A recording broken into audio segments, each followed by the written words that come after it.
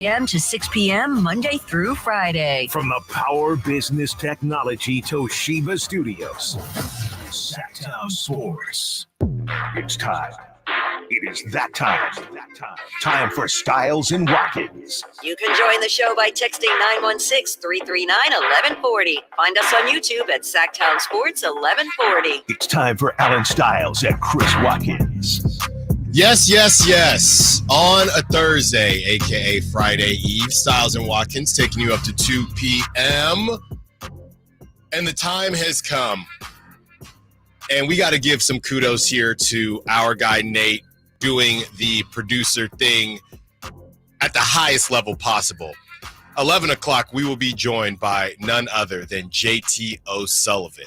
Okay, he is a guy who played in the NFL. He played for UC Davis, and he has a wildly successful YouTube channel, the QB School, with 350,000 subscribers. JT O'Sullivan breaks down a lot of different film on a lot of different guys. He's broken down your favorite quarterback. We can tell you that much. And he will be joined, or we will be joined by him at 11 o'clock. And that is going to be a lot of fun. So we wanted to come off the top, let everybody know you don't want to miss it. We got UC Davis questions. We got Brock questions. We got quarterback play questions.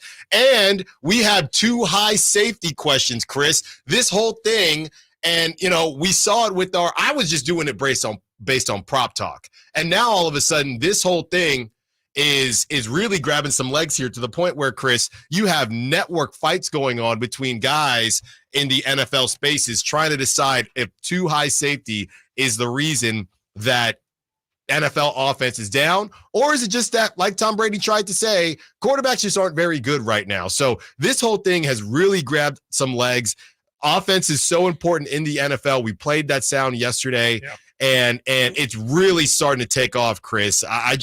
It escalated quickly, as Will Ferrell would say. How are you doing, Chris? Good. Watkins? Yeah, I'm excited to get, first off, JTO on the show. That should be a really good time. I've watched some of his videos throughout the years when, there's some special quarterback performances. I remember last year when Josh Dobbs had his first really big game with the Vikings. One of the first things I did was hit up YouTube and go to JTO's page because it's crazy, man. I mean, I know you always give me a hard time for the LeBron JJ pod, but it really is almost like a football version of that. If you ever tune into his YouTube channel, it's crazy the amount that you can learn and just the amount of, as we talk about just the responsibilities of quarterbacks and everything that goes in, the processing and everything, he breaks it down about as simply as you can. And at the same time, you just feel like you're constantly learning. And the dude literally breaks down just about every single quarterback every week. So really excited to get his thoughts. We obviously talk about quarterbacks a ton.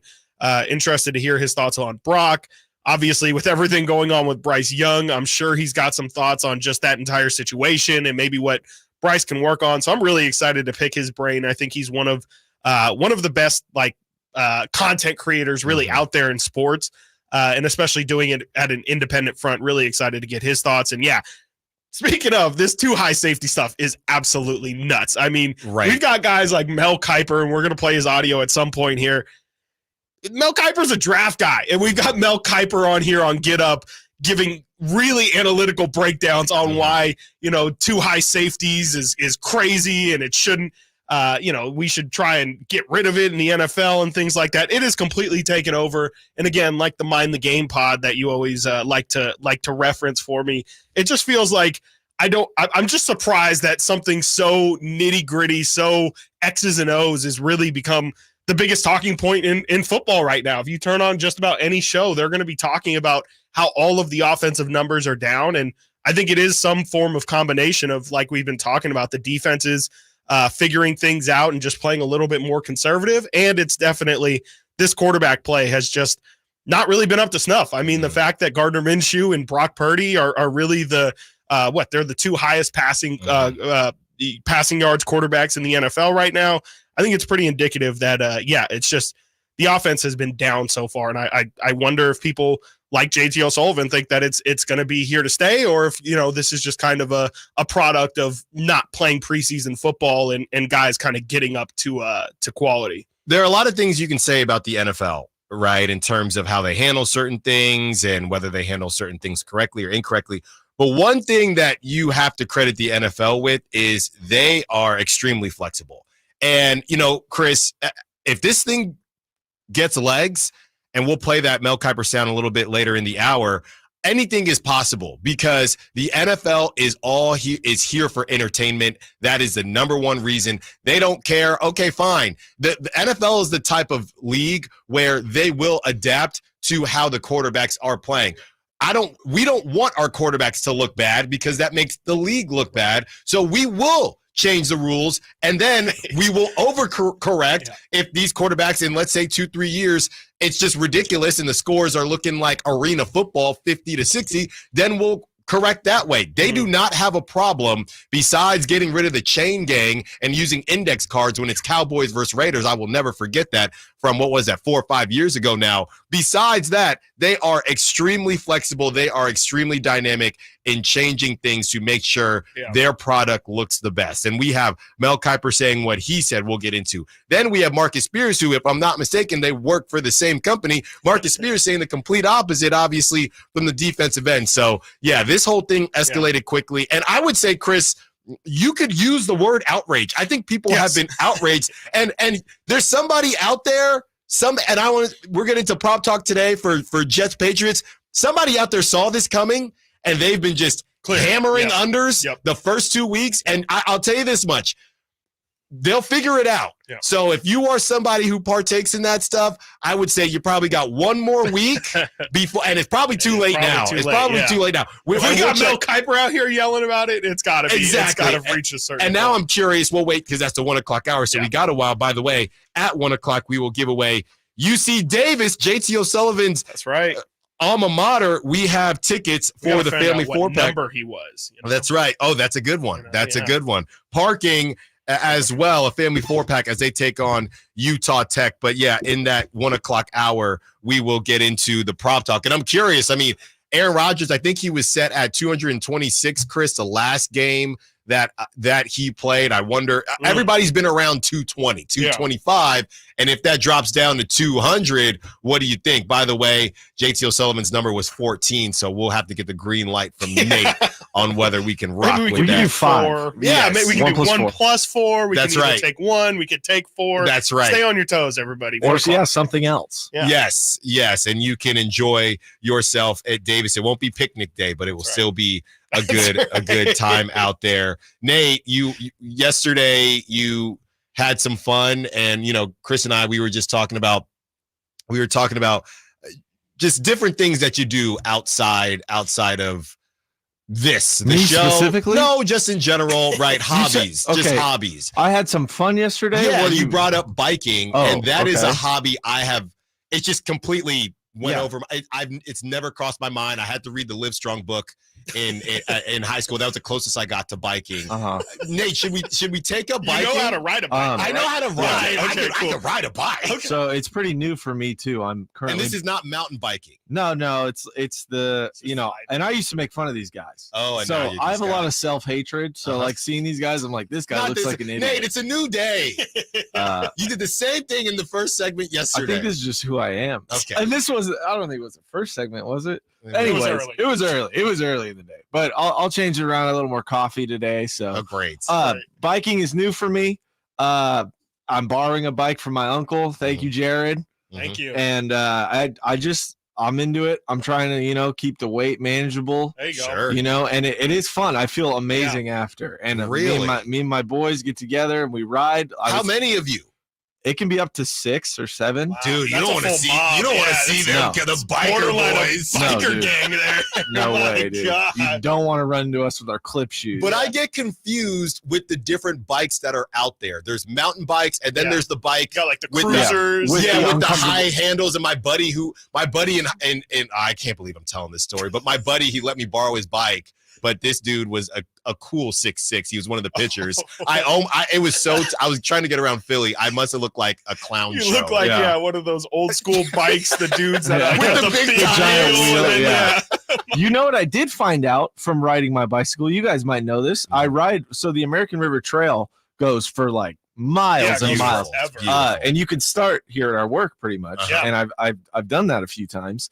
they're building an entire golf course, it seems, on the American River here, like new behind course? Cal Expo. They already had one. It's Campus Commons. Are they revamping it or something? Interesting. I didn't even know that. Campus Commons has been like a passion project. I literally, this is crazy. I can't believe I'm saying this. I literally almost emailed the city or the county about getting Campus Commons back up. Yeah, because dude, it used to be. Wait, so it's not. It It's used right to be here. a golf course. It's probably the I don't know. I don't want to disrespect the course, but it was Sure. very easy, very short. I would say if you were a beginner to golf, it's a great Yes. course to play. Run through it. It was super cheap, much Yeah. like Great the for course that we're gonna college play. kids. Great for It's college right kids. next to It's Sac State. You literally can walk across there. the street Sure. from Sac State. And they closed it down during the pandemic because it was already, Mhm. not super well ran or anything like that, super well maintained. But as Nate just kind of laid out, it is literally right next to the river. Wow. Dude, it's honestly a great spot. I know the Sac River can be a little gross, but like just the grass, everything looks nice over Yeah. there. So they're I'm looking actually forward- working on it then. Dude, I didn't know what it was because I'm riding over the summer, early summer. Oh, There's man. nothing there. This I is saw great news. construction. I thought maybe housing or Yeah. something.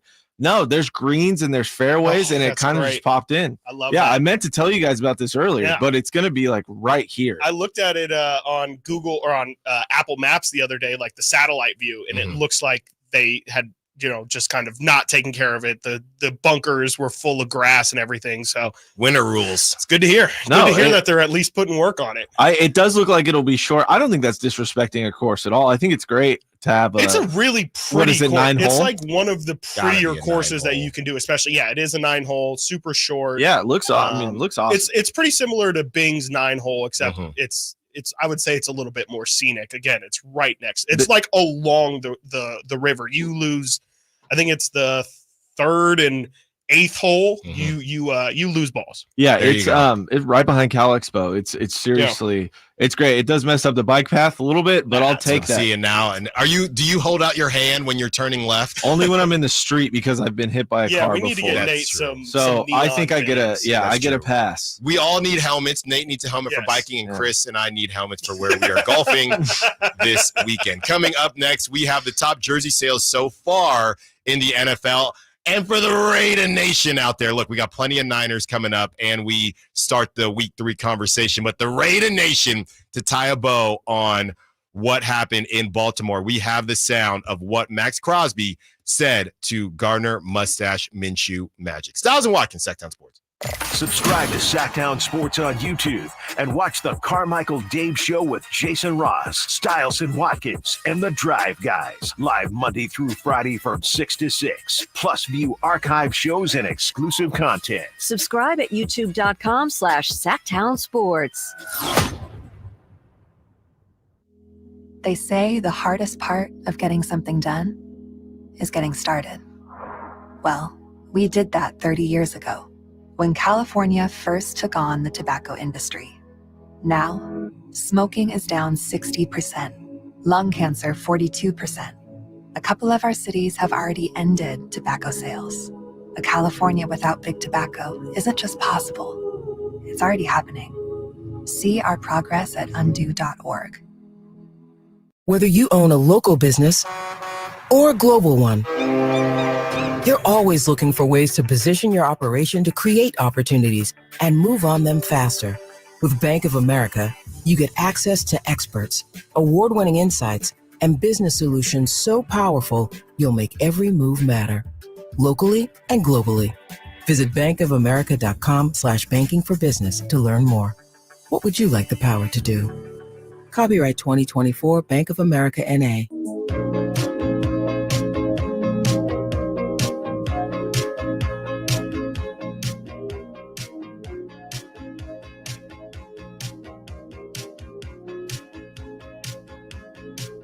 Sacktown Sports. Call or text at 916-339-1140.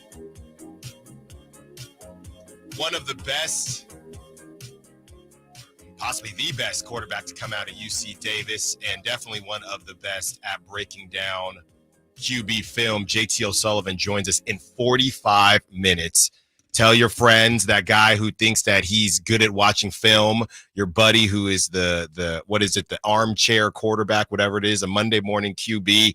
Tell all your friends that JT O'Sullivan will be on these airwaves in about 45 minutes, really breaking down the ins and outs of Brock Purdy. We may get into this too high safety thing that we keep teasing. We're also going to break down, or have JT O'Sullivan break down, what is happening in the NFL right now and why numbers are down the way they are. And the numbers are up for these jersey sales that we're about to get into.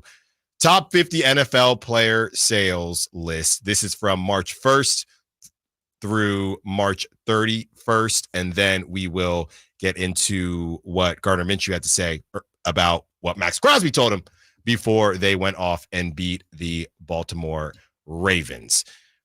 Chris, I think you saw this list. Nate, I don't know if you did. If you want to guess who's number one, this is from March through May. Any guesses on the text line and on the SAC chat, 916-339-1140? Who is the number one jersey being sold, or that was sold between March and May in 10, 9, I 8, believe, 7, I think I did see this list the other day. 6. Isn't Mahomes 2? Yes, 7, 5, 4, 3, Danny Dimes. 2. Stop it. CJ Stroud at number That makes 1. sense. Yeah. Does it make sense? A new star coming in, a young guy, like, someone kids can get behind. I think a lot of jersey sales Is there any come from that. NFL team? You know how, we've talked about the Pelicans and how, the Pelicans, do they, really jive with the city, and how much does Orlando care about the Magic? Is there any NFL team that you feel like maybe they don't care as much, or is every NFL team, every NFL team just hits, man? Because to me, I'm a bit surprised. Yeah. I guess Chargers is the answer, because to that point, Nate, I guess what I'm getting at is, if CJ Stroud was on Jacksonville, I feel like he'd still be number one. I think Chargers might be the only one, Chris. I think you're right. Okay. I guess those kind of feel like different arguments. You think just like a team alone can prevent someone from buying a superstar jersey? I guess just no matter how good they are. Think about Kansas City, though, 10 years ago.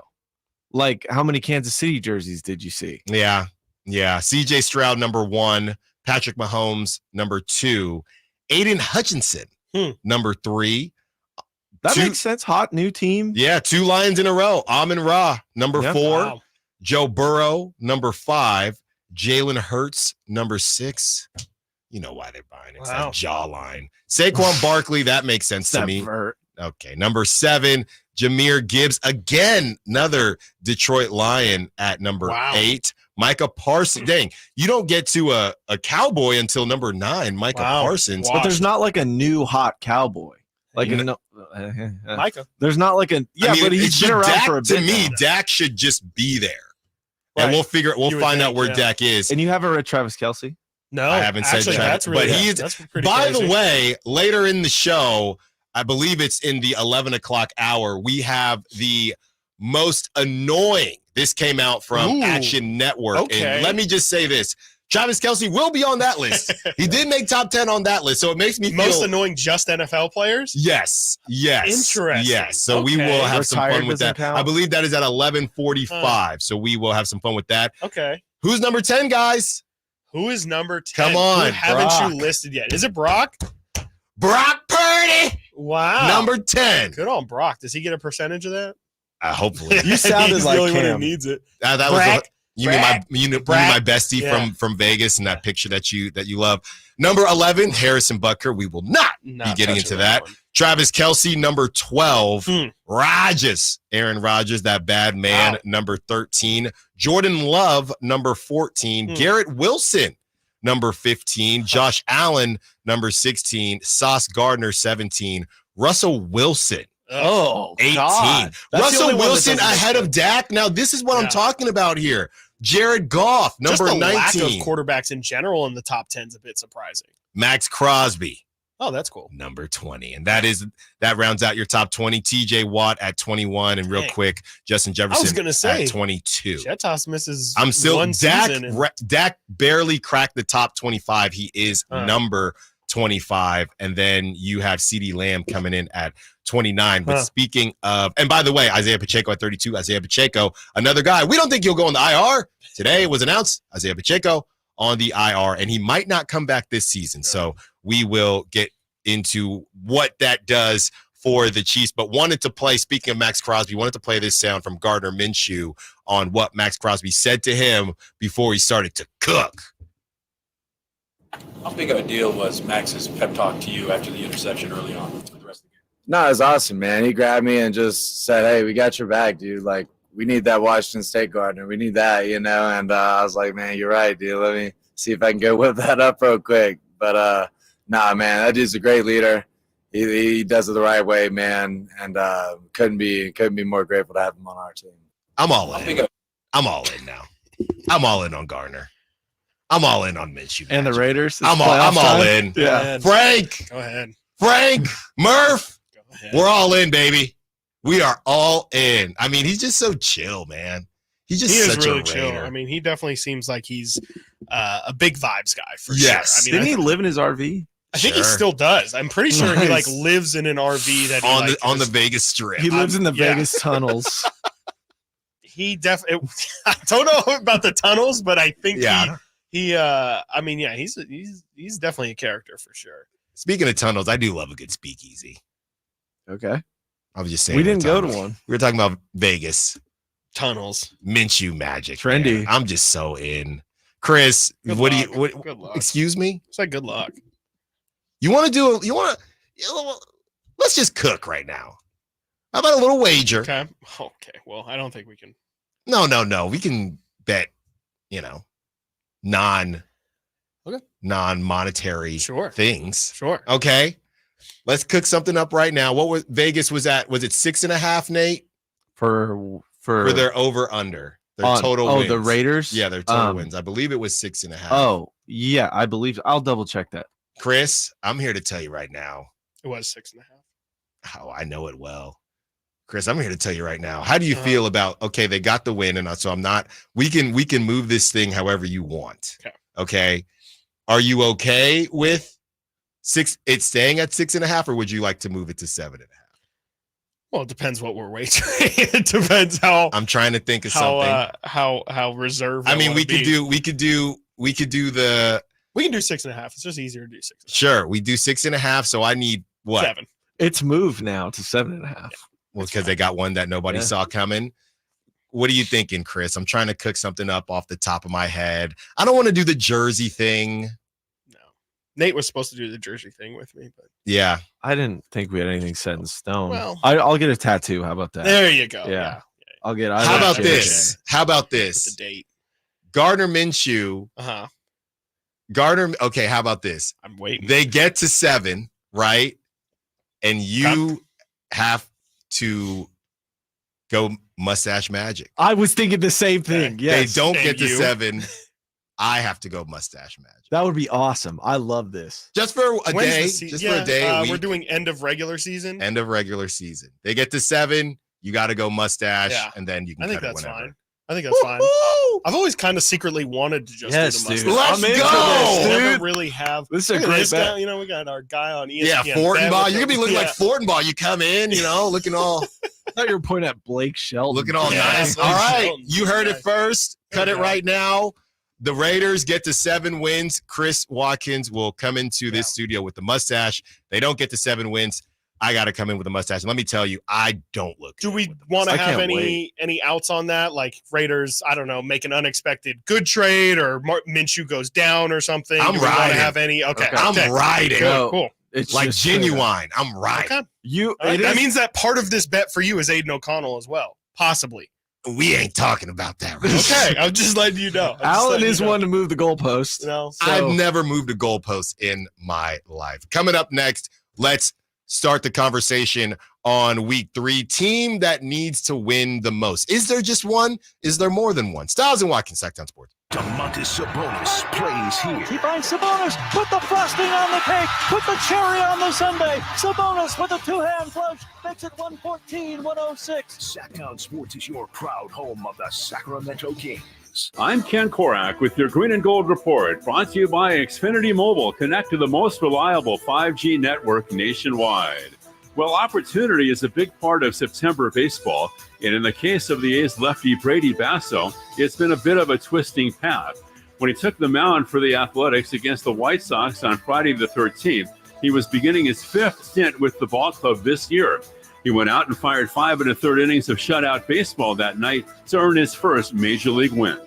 Want to save on some of the biggest names in streaming on the network made for streaming? Now through September 21st, get 150 megabit Xfinity internet for 12 months with a 1-year contract. And for just $15 a month, add the new Stream Saver. That includes Peacock, Apple TV Plus, and Netflix for just $35 a month. Switch at Xfinity.com today. Restrictions apply. Requires paperless billing and autopay with stored bank account. Equipment, taxes, and fees extra. After promo, regular internet rates apply. Currently $54 a month. Actual speeds vary. Stream Saver requires Xfinity internet or TV and price subject to change. Hey, get ready. Here comes your Sacktown Sports live events calendar. You don't want to miss Winona Judd at Hard Rock Live on September 28th. And on October 4th, comedy legend Rob Schneider is bringing the laughs to Hard Rock Live Sacramento. Space out with Weezer for the Voyage to the Blue Planet Tour 2024 at the Golden One Center on October 8th. And looking further ahead into October, Alec Benjamin brings his soulful vibes to Hard Rock Live Sacramento on the 16th. Then on October 17th, catch the hilarious Ronnie Chang at the Bob Hope Memorial Theater in Stockton. On October 20th, Renee Vaca brings his hilarious stand-up to the Crest Theater in Sacramento. And finally, gear up for the ultimate Halloween bash with a $5,000 costume contest. It's Sinners and Saints Saturday at Thunder Valley on October 26th. Costumes, music, and plenty of thrills. Get all the event details at SacktownSports.com and stay locked on to Sacktown Sports for your chance to win tickets. When shopping for a new car, what do you want? A great selection? A low monthly payment? More for your trade? At Northern California's #1 Honda dealer, Stockton Honda, you get it all. Model year-end savings are going on now. It's savings you just can't say no to. Come in today or go to StocktonHonda.com. Anytime, anywhere, it's all here. StocktonHonda.com. Number 1 claims based on 2023 total new and Honda certified pre-owned vehicle car sales from American Honda Motor Company sold on report. When an overwhelmed injury victim calls Ashton or Price, we immediately remove their legal burden and introduce them to the very best medical care in the region. They focus on their health and we handle all the rest. When they reach the end of their medical journey and are reunited with happiness and hope, we unleash our decades of legal experience to obtain maximum compensation. We are real, local, experienced litigators and snappy dressers too. Consultation's free, and there's never a fee until we win. Remember, for the best advice, don't think twice. Call Ashton and Price. What's going on? We're talking to Chad Hoblet of Hoblet Dodge, Chrysler, Jeep, Ram. Chad, what's happening for Jeep Adventure Days? Right now, save up to $12,000 off MSRP on new 2023 Dodge Charger SXTs, starting as low as $28,715. These are some of the most fun cars you'll ever drive, and there's just a handful left, so don't wait and miss your chance. Any other big deals? Save money and gas when you save up to $17,000 off MSRP on all remaining new 2023 Jeep Grand Cherokee 4xEs, which get up to 56 MPGE. Don't miss this savings. See their full inventory at HobletDodge.com. Unbeatable prices, unbeatable selection. Nobody beats Hoblet. Period. 12,000 total net savings after 3420 factory rebates and 8580 dealer discount. Rebates may include 500 trade-in assistance. Must have qualifying trade-in. 17,000 total net savings after 4250 factory rebates and 12,750 dealer discount. Rebates include 3750 federal EV tax credit offered by third party, subject to change without notice. Consult a tax professional for eligibility. 5H net savings. See dealer for details. At aimyourdigital.com, we'll help you target the right audience, build your leads, and crush your quota. Take your business to the next level.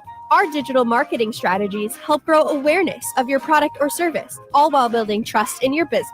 Our approach involves leveraging multiple tools and strategies to deliver exceptional results that are customized to your unique business needs. Don't wait to run out of sales leads. Keep your business growing. Get started with aimyourdigital.com today.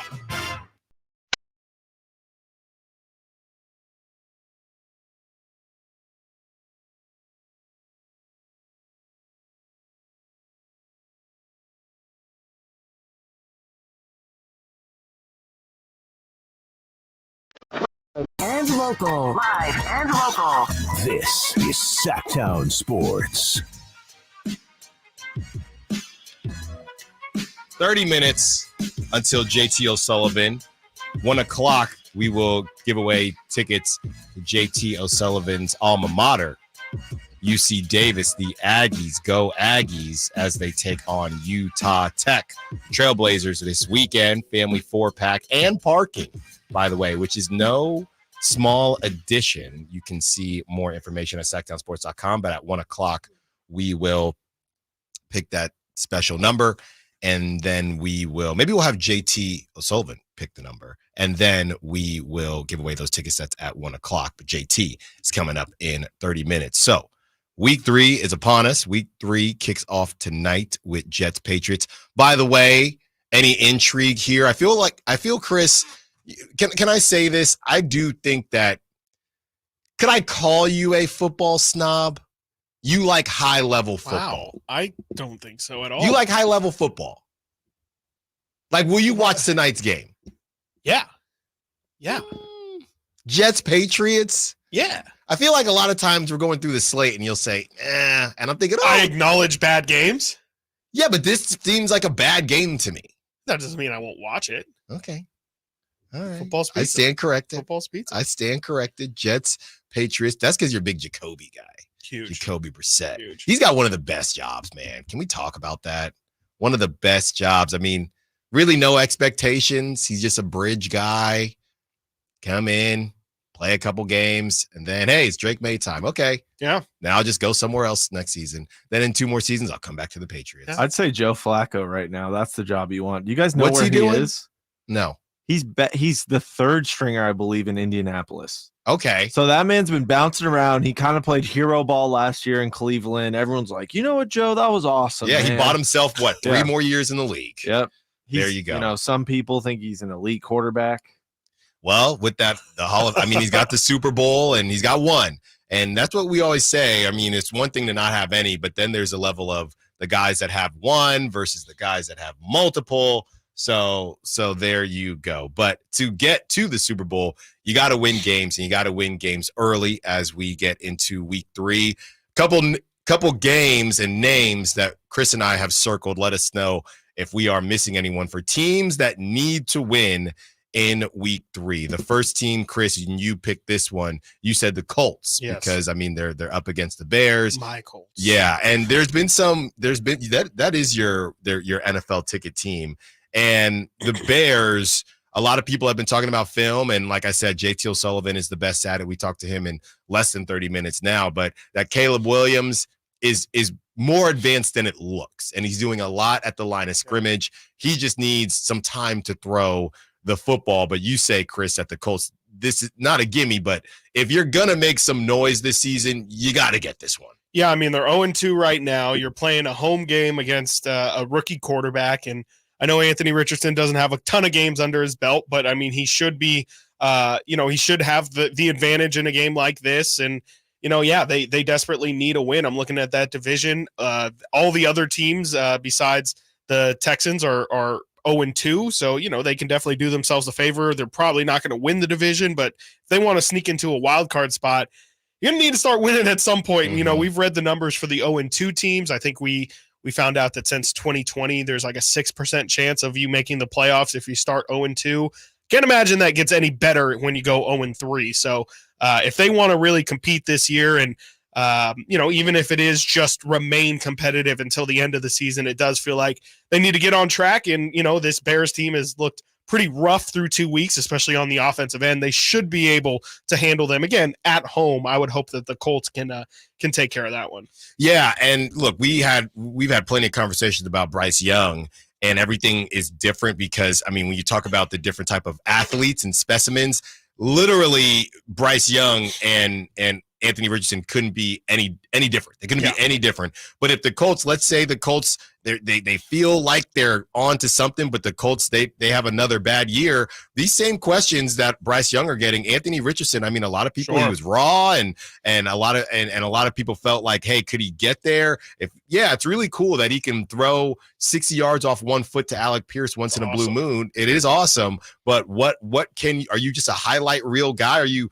just a house of highlights guy, or are you actually going to win football games? Next on the list, Chris, and this one, I don't know how strongly I feel about it, but I do have the Niners on there. I think that it's a divisional game, and you're down bad, but the Rams are down worse. And if you want to make sure that you're in a decent position already with the Seahawks, you're going to get your chance against the Seahawks. They're already 2-0. I don't know if the Seahawks are fraudulent or not, but the Niners, you probably should get this one because the Rams, they could not be more injured. Yeah, no, and it's kind of a it's kind of a 2-for-1 in a way. You get the win, you get to keep pace with the Seahawks, who are playing a down Dolphins team this week, and at the same time, you get to push down the Rams also, and I think that's a huge advantage because at some point, knock on wood, I say at some point because you would think at some point the Rams are going to get healthy, but at some point, if they do get healthy, they could definitely make a run. They have enough talent, but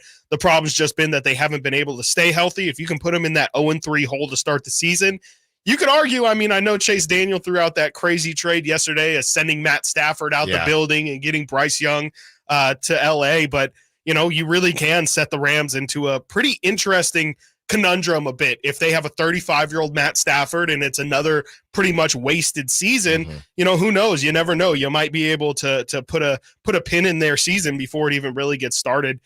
I don't disagree. I see why you're definitely conflicted. Like when you say must win, right? Is it like 100% gotta have it? Probably not, but it does you a whole lot of good if you can take advantage of, like you said, a really downed Rams team, especially when you yourselves aren't 100% healthy. It could definitely be a really big win for the Niners. Something tells me, and I don't really think the Bryce Young thing is going to happen to the Rams, but something tells me that just Sean McVay, the way they go about business, I know they sold their souls for that Super Bowl, but every year they kind of just mess around. Something tells me they're going to find themselves with a good quarterback, and you still have Cooper Jimmy Kupp, G's their backup, man. They might already have I just think they're not going to continue to do the Band-Aid thing. And yes, Cooper Kupp is no spring chicken, but Puka Nacua is. And something tells me they're going to make a move to just have and I'm not talking about Stetson Bennett here. Yeah. They're going to do something, not this season, but down the line. I just don't think they're going to sit with a bad QB, not in LA. They're going to figure out how to make something happen there. Next on the list, these two teams is quite obvious. They're both 0-2 with the Ravens and the Bengals. And the Ravens, Chris, this is the witching hour for the Ravens because it's, you're going up against a Cowboy team that just got smacked, and the Cowboys are looking to win at home. Look, the Cowboys, I still don't know what they're doing as far as their running back room and their wide receiver room outside of CeeDee Lamb, but I'm also not that high on Lamar Jackson, or I could be higher on not necessarily Lamar, but how much I trust that offense. How many, you're just going to throw to Zay Flowers, and Mark Andrews just still has not necessarily returned to form yet. So Ravens need it more than the Cowboys because of the division, but I think the Cowboys need it too. You can't drop 2 at home, especially after you got beat down. But the Ravens, you lost to the Raiders. Ravens need to get this done. Yeah, that's how I feel. Looking at the spread too, Ravens are favored by 1. So people are, Vegas is clearly feeling like the Ravens, like you said, they come off that loss. They definitely have a little bit more to play for. But Cowboys starting 1-2 is definitely not ideal for them at all. Philly has given them a little bit of a window of opportunity to maybe drop some games, but that is probably the game of the week. I would say that this one, maybe besides the Vikings Texans, has to me the biggest long-term implications. I think this could, again, much like I said about the Rams, this could really hurt the Ravens long-term. They're probably not going to go into any sort of rebuild, retooling, or freaking out or anything like that. But starting 0-3 in that division, I know the Bengals are 0-2, but you just don't want to kind of get behind the 8 ball. And again, a team like the Ravens, especially when you think about the AFC playoffs, not to put the cart before the horse, but you definitely don't want to go into as those lower seeds. You're not going to have home field advantage going against the Josh Allens, the Mahomes, and all that stuff. Feels like if the Ravens kind of want to get this thing back on track. They would do themselves a lot of favors by taking down a Cowboys team that did look pretty shaky, and that defense has looked pretty weak these first 2 weeks. So who knows, Lamar, if anybody's going to make that defense again look like it's got some holes, I could see Lamar being the one. This is a pretty darn good slate this week, Chris, or at least there are a couple games that definitely stick out. Some competitive ones. Yeah, as we talk about the Cowboys, Eagles have to go to NOLA. They got to go to New Orleans, and that's the Fraud Watch Bowl. Yeah. And we're going to figure the Fraud Bowl to figure out if the Eagles are actually going to be something this year or if the Saints are legit. And last but not least, quickly, Chris, I mean, this one is a quick one. Commanders at Bengals. I mean, Bengals, you just have to.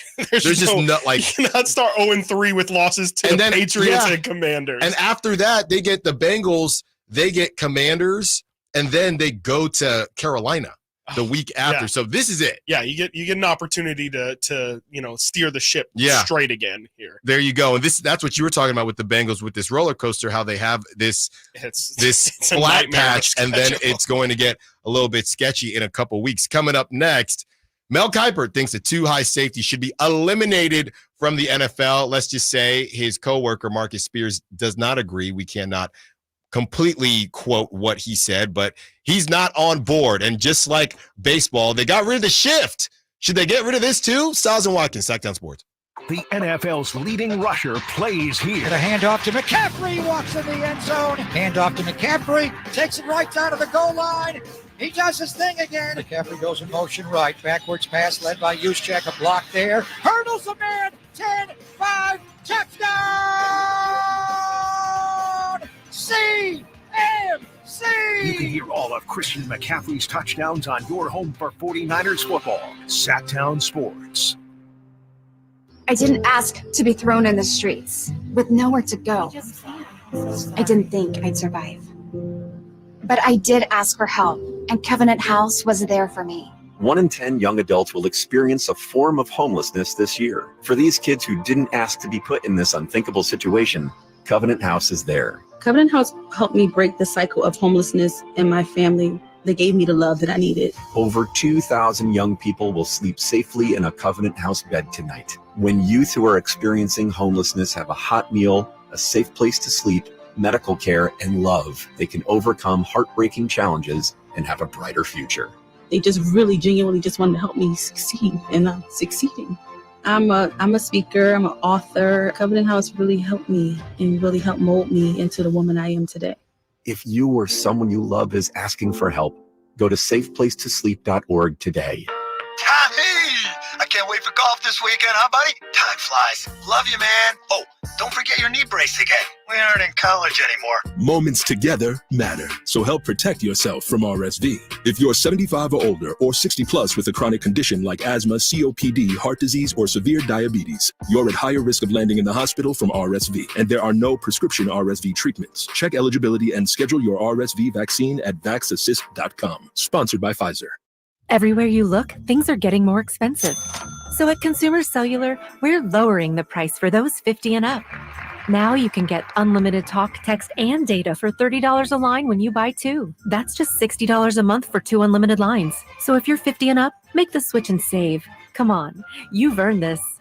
Call 1-888-FREEDOM or visit consumercellular.com today. Requires 2 lines of service, age validation, and credit approval, subject to system and area limits, taxes, and other fees apply. When I want to stretch out after a long day, my sofa needs to be comfortable, but it also needs to look attractive and inviting when guests come to visit. Hi, I'm Frank LaRosa with a word about Naturewood Home Furnishings. We spend so much time on our living room sofas that we forget they're a focal point and a hint to our decorating tastes. Right now, during Naturewood Home Furnishings sofa sale, you can save on every sofa, including gallery-exclusive custom-ordered flex steel furniture. Whether you're interested in a new sofa, sectional, or recliner, you can choose from hundreds of colors and fabrics. Nobody has more styles and choices than Naturewood Home Furnishings. And when it comes right down to it, it's all about choices and always about quality. Shop Naturewood for the look you love at a price you'll love even more. Visit Naturewood Home Furnishings right now for this remarkable sofa sale. Off Highway 50 at Hazel, look for the water wheel. She used to meet me on the side. Khalid, live in concert. See him performing at the venue at Thunder Valley, Saturday, October 5th. Get tickets now at ThunderValleyResort.com. Don't miss the sensational Khalid for one night only at the venue at Thunder Valley, Saturday, October 5th. For more, visit KhalidOfficial.com. Sacramento, Dirks Bentley's coming to town. Getting drunk on a plane. For his only show in California this year, Saturday, September 28th at Heart Health Park for Country in the Part 2. What was I thinking? And he's bringing some friends. Carmelie. I want to close your eyes for this. Tyler Rich. Be the difference. Dasha.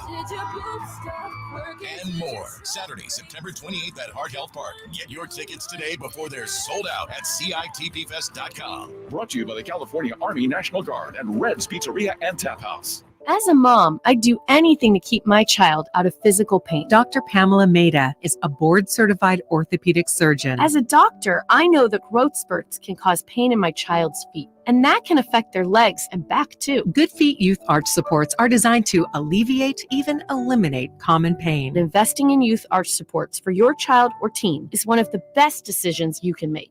Come to the Good Feet store now for a free fitting and test walk.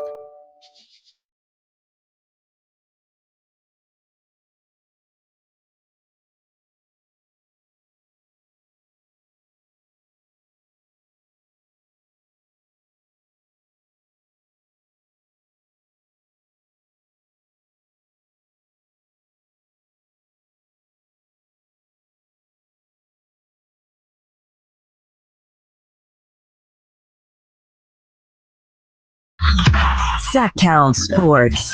Check us out on YouTube. Search Sacktown Sports and subscribe.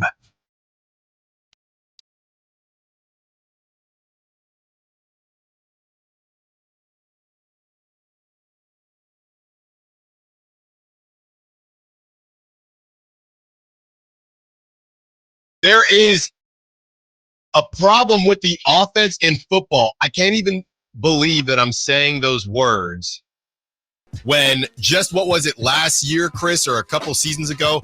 This is going to turn into flag football. Defenders can't do anything. Now all of a sudden there's an offensive problem. We definitely have to get JT O'Sullivan's thoughts on that, who joins us at 11 o'clock. JT O'Sullivan of the QB School, former NFL quarterback, played for the Niners as well, and of course for the UC Davis Aggies. We will get his thoughts on the Aggies, and we're giving away tickets to his alma mater in honor of JT O'Sullivan. That's at 1 o'clock. But at 11, JT O'Sullivan joins us. Mel Kiper, who we were talking about this before the show, guys.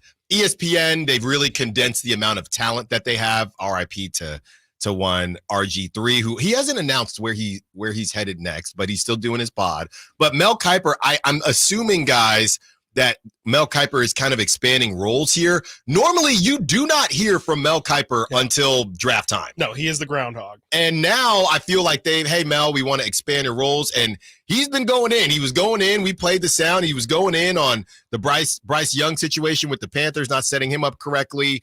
And now he's talking about this too high safety thing. And some people are kind of feeling him. Some people think that he is out of his mind. Here is the audio from Mel Kiper this morning regarding the too high safeties and just the lack of offense in the NFL right now.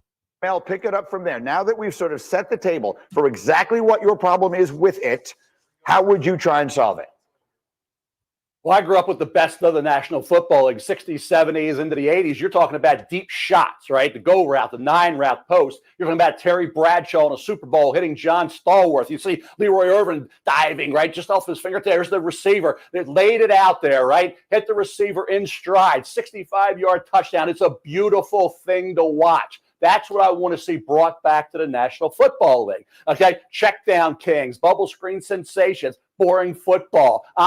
Game manager, I get it, but I want to see those deep shots. That's what the NFL was built on. I grew up with John Unitas, Fran Tarkington, Ken Stabler, Darryl LaMonica. You talk about quarterbacks, Joe Namath. It was just right. Brett Favre when he was doing what he did. Burt Jones with the Baltimore Colts. You think about those quarterbacks who would throw the ball down the field. I'd say what Bradshaw did with Stallworth and Swan, Roger Staubach. That's what I want to see brought back. Say, well, you can't do that, right? Well, you got a 5-yard rule with the quarterbacks, right? The Mel Blount rule, right? Now with the push thing with Hurts, you got to be a yard back now. So don't tell me you can't have those safeties closer to the line of scrimmage than they are. I was at games where I'm thinking, hey, Too high? They're out in outer space. I couldn't even find us. And they're playing with 9 guys, right? Where are the other 2? Oh, the other 2, they're so daggone far back, and even though they're part of the damn play. I'm telling you, we got to change this thing, and we got to have, hey, you can warn them. Enough for, they come up, hey, guys, you got to get up a little bit, right? You're too far back. Warn those safeties, but you got to figure out, competition committee, somebody, Dano, somebody's got to figure out what that depth is, but it's too far back right now. The NFL is being ruined by these too high safeties. The NFL is being ruined.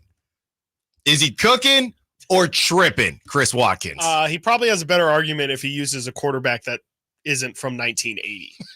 Hey, it was a little strange that he just gapped out like 30 years of football there. You would have thought, like, has he not watched? Did he not watch after the ball? He's on the Baltimore Colts, brother. That's your reference. That was good football. Crazy. That was man. Not Drew Brees. No, that was man not Peyton football. Manning. No, let's go Johnny football. U.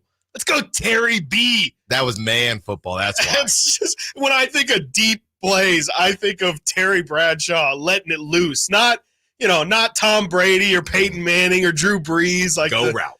He mentions Brett Favre after mentioning the Baltimore Colts quarterback. So he goes from 1978 to 1993. So is he tripping or not? I mean, yeah, a little bit. I don't know. His solution is for the refs to tell, hey guys, scoot just up like a little. baseball, you can't be on this side of your shortstop can't be on this side of second base. Well, I got a question. Then throw it in front of him. Like, I mean, run routes. That's what they're doing. Look, Justin Jefferson didn't have a problem. No, didn't seem to have an issue. No. Well, it's really weird. So, like with the new kickoff, you have to declare you're doing an onside kick, right? Yes. So everyone's prepped for it. You can't just do a surprise like in the Super Bowl with the Colts or whatever. What about a prevent defense? Like, what if you're trying to guard only the Hail Mary? It's allowed under 10 seconds or something like that. I think that is a huge problem with trying. And to change look at this. Look at this weekend, guys. Or earlier this week, the Eagles, they burned themselves by playing too deep. Right? I mean, they don't play that deep. Maybe Kirk doesn't moonwalk to the other side of the field. So the situations, look, Mel's going to get killed for this. I do think he might be onto something. I think the issue is it's just bad. You have to find a way to power through it because everyone isn't having issues. Yeah. It's just bad quarterback play right now. And Tom Brady tried to tell us the same way. And I think to me, this is even worse. This makes less sense than the argument from, and I've heard it before. Oh, well, Ty Cobb or whoever it is, they didn't pull every pitch. You didn't need to fix these rules because they just hit the ball. Mickey Mantle, they just hit the ball where it's pitched. Yeah, well, they weren't facing Aroldis Chapman and Paul Skeens throwing 102 miles per hour. So even that to me made more sense. That argument made more sense than this. There are so many ways, and we played it yesterday. The expected play average is higher for running plays right now. So just adapt. I don't think you just get rid of something where this hasn't been this wasn't always a problem, so now it's a problem. Do I think that the NFL could? Like I told you in the first segment, I think anything's possible in the NFL. Yeah, sure. I think they want to put the best offense, they want entertainment. If they get into their own room, their secret society room, which is probably in a speakeasy, and they say, yeah, the quarterbacks stink right now, so let's make them look better, right? I think that's possible maybe for the time being, but yeah, Mel Kiper, I think he's going to get killed for this, and I'm really curious what JT Sullivan has to say. Yeah, definitely excited to hear what he has to say about it because, he, like we've said, I mean, he definitely breaks down the X's and O's just about as good as anybody, and I'm sure he's definitely at least got some theories as to what's going on, and I also have some numbers here that do back up the fact that the offenses are down. Passing touchdowns through 2 weeks since 2019, 105 in 19, 110 in 2020, 110 passing touchdowns through 2 weeks in 21, 105 through 2 weeks in 22. These past two seasons have gone down tremendously. In 2023, through the first 2 weeks, there was 86 passing touchdowns. This season, 69. So in the past 2 years, we've gone from 105 to 69. Some other numbers, 69 touchdowns is the fewest since 2006. The average depth of target is the lowest on record at 7.1 yards. 41% of plays are designed runs. That's the highest since 2008. 30 seconds time of possession play. That's the slowest since 2008. 545 blitzes have been called. That's the fewest on record. 46% of calls on defense have been too high safeties. That is also the highest on record. Yards per game are down 15 yards per game. First downs are down per team about 1.3 yards per game. Per team is plays run per team is down 2.8 plays as well. So just everything offensively across the board is down. And yeah, I mean, that might speak more to just too high safety. Maybe it is, again, just the way that offenses are being called. It could just be completely different right now as well. Coming up next, JT O'Sullivan joins us, former NFL QB who was born in Burbank but played for your UC Davis Aggies, and now he is the content creator for the QB School. He breaks down all of the QBs right now on YouTube. You can go check him out and go subscribe to his YouTube. But he joins us when we return. Lots of questions. If you have any specific questions, throw them in the Sack Chat. Throw them in the text line as well. Stiles and Watkins, Sacktown Sports. Can the Niners build off their NFC Championship appearance from last season? How will the quarterbacks perform throughout the year? Purdy back, now going to throw for the end zone, wide open, Brandon Ayuk is on fire! Will the defense lead this squad again? Intercepted! Ball got tipped up and taken by Fred Warner! Get all your 49er coverage throughout the NFL season on Sacktown Sports and SacktownSports.com.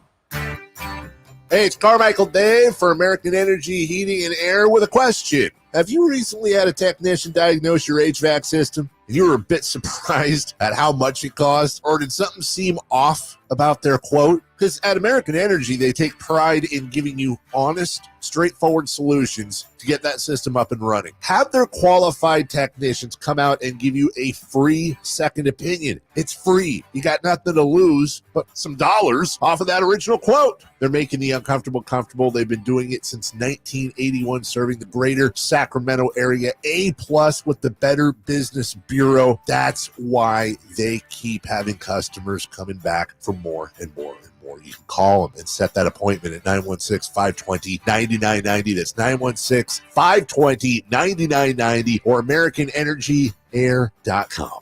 Call 916-520-9990 now. Model year end pricing is back at Folsom Lake Honda, your one-stop Honda shop. During the model year end event, lower interest rates at Folsom Lake Honda make lower payments. It's no wonder why Folsom Lake Honda is your one-stop Honda shop. Come in today or check out our entire inventory online at FolsomLakeHonda.com. Get an instant cash offer for your trade at FolsomLakeHonda.com. We'll buy your car whether you buy from us or not. Folsom Lake Honda is your one-stop Honda shop. Folsom Lake Honda. Go to FolsomLakeHonda.com. Your one-stop Honda shop. Deftones. North American Tour 2025, live in Sacramento. Golden One Center, Saturday, March 1st. With special guests, the Mars Volta and Fleshwater. Get tickets this Friday at 10 a.m. at Ticketmaster.com. For more, visit Deftones.com. Did you know your skin is the largest organ of your body? Huh? That's why you should shower with Old Spice Super Hydration Body Wash instead of plain old bar soap. Love your skin by super hydrating it with vitamin B3 and glorious notes of vanilla and shea. Did you know that my super hydrated skin is the second largest organ of my body? The first is my heart. Old Spice. Men have skin too. Old Spice Super Hydration Body Wash. 24/7 renewing moisture with daily use. I had been starting to be sick all the time at work, so I went to the doctor. He asked if people in the office smoked. He identified it as being exposed to secondhand smoke. I decided to sue. It was worth it in the end, California being the first state to be smoke-free in workplaces and restaurants in the country. Andrea was part of a historic movement to ban smoking in the workplace. Learn how she and other Californians are fighting big tobacco at undo.org. Celebrate Sacramento Rivercats baseball during our 25th anniversary season and join the fun at Sutter Health Park. For a full promotion schedule and to buy tickets, visit rivercats.com. We'll see you there. KHTKAM Sacramento, KYMX HD2 Sacramento. From the Power Business Technology Toshiba Studios, your flagship station for the Beam Team. Should we light the beam? Light the beam, baby. Sacktown Sports.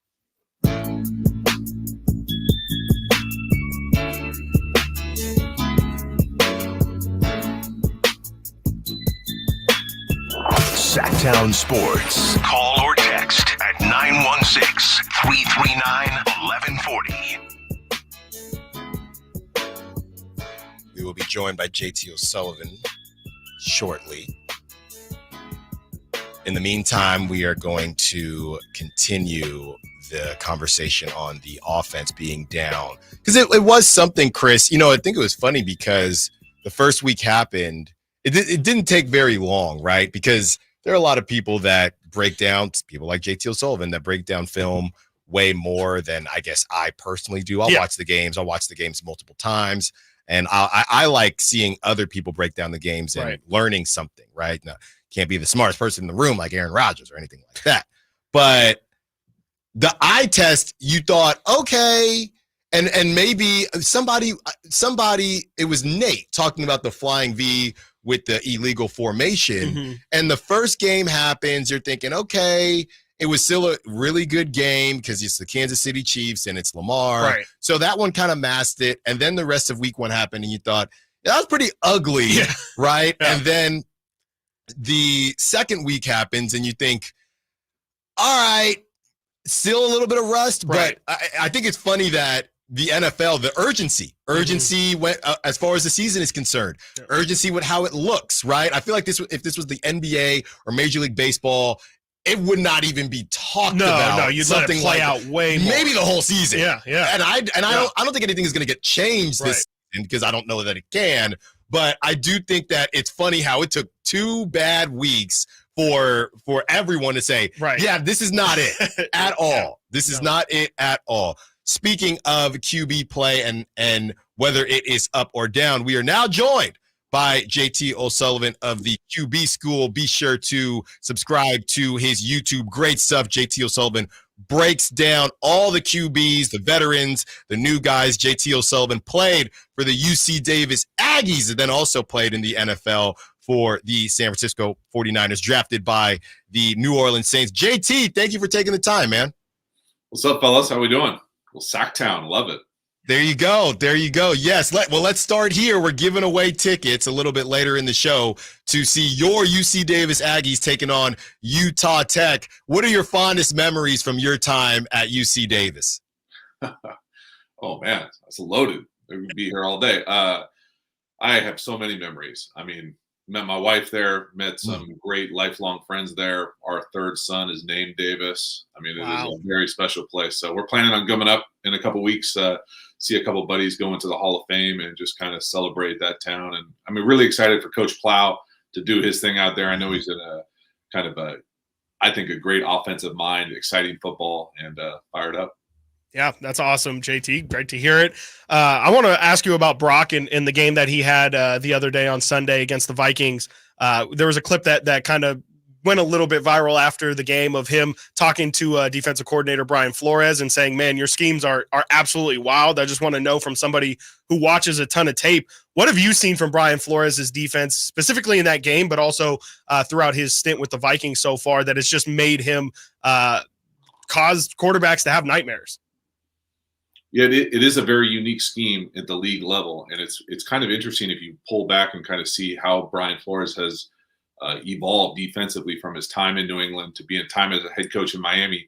I think there was a gap year for him where he was in Pittsburgh, and when he was in Pittsburgh, the story about how the defense evolved was, as he's coaching with the Steelers, they share a building with the Pit, and Narduzzi, the head coach there, is famous for this kind of cover zero.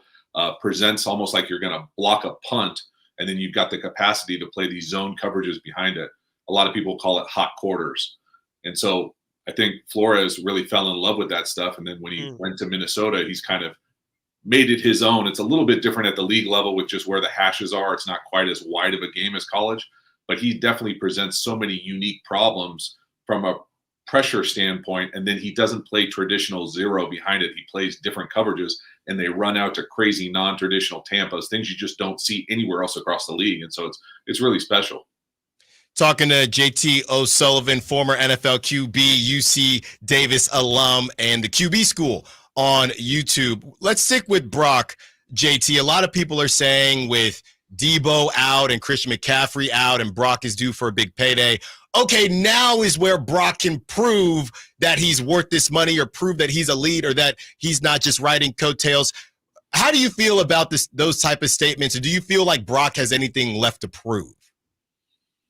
You know, I don't know if we're ever going to get an answer to that question until we see him with like a different cast of characters. And that might not come until, you know, later in his career. I mean, there's no denying the fact that that team is loaded really all over the place. But offensively, I honestly joke around that they're just, you know, they got Avengers out there on the perimeter and all over the place. And so even when a few of them aren't there, they're still able to be really special. Now, it will be interesting to see what it looks like without McCaffrey and without Debo and how they kind of piece that thing together.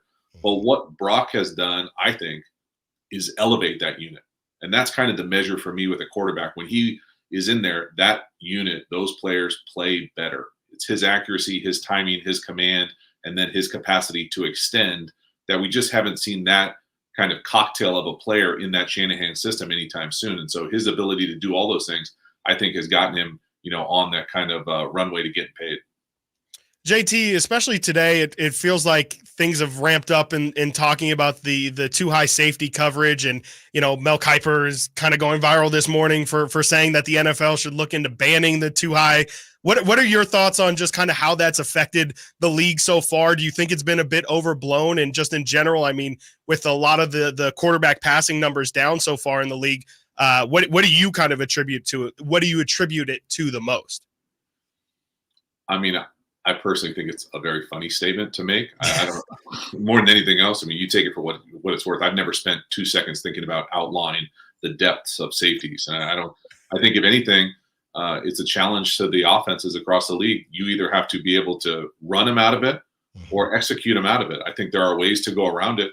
You know, him like reminiscing about his childhood and throwing deep balls to guys, you know, who just put. He talked about the Baltimore Colts. I was like, this is crazy. I mean, it was, you know, it is what it is. I guess if that's your thing and you like that kind of rant, then that's where you need to be. But for me, it's more, hey, this is how the game has evolved. I think the defense has swung back to kind of be able to kind of handle what the offense has evolved to and felt like they were on kind of the front foot for so many years. And now you feel like these schemes, these defenses are so multiple. It's not just, hey, they're in a 2-shell.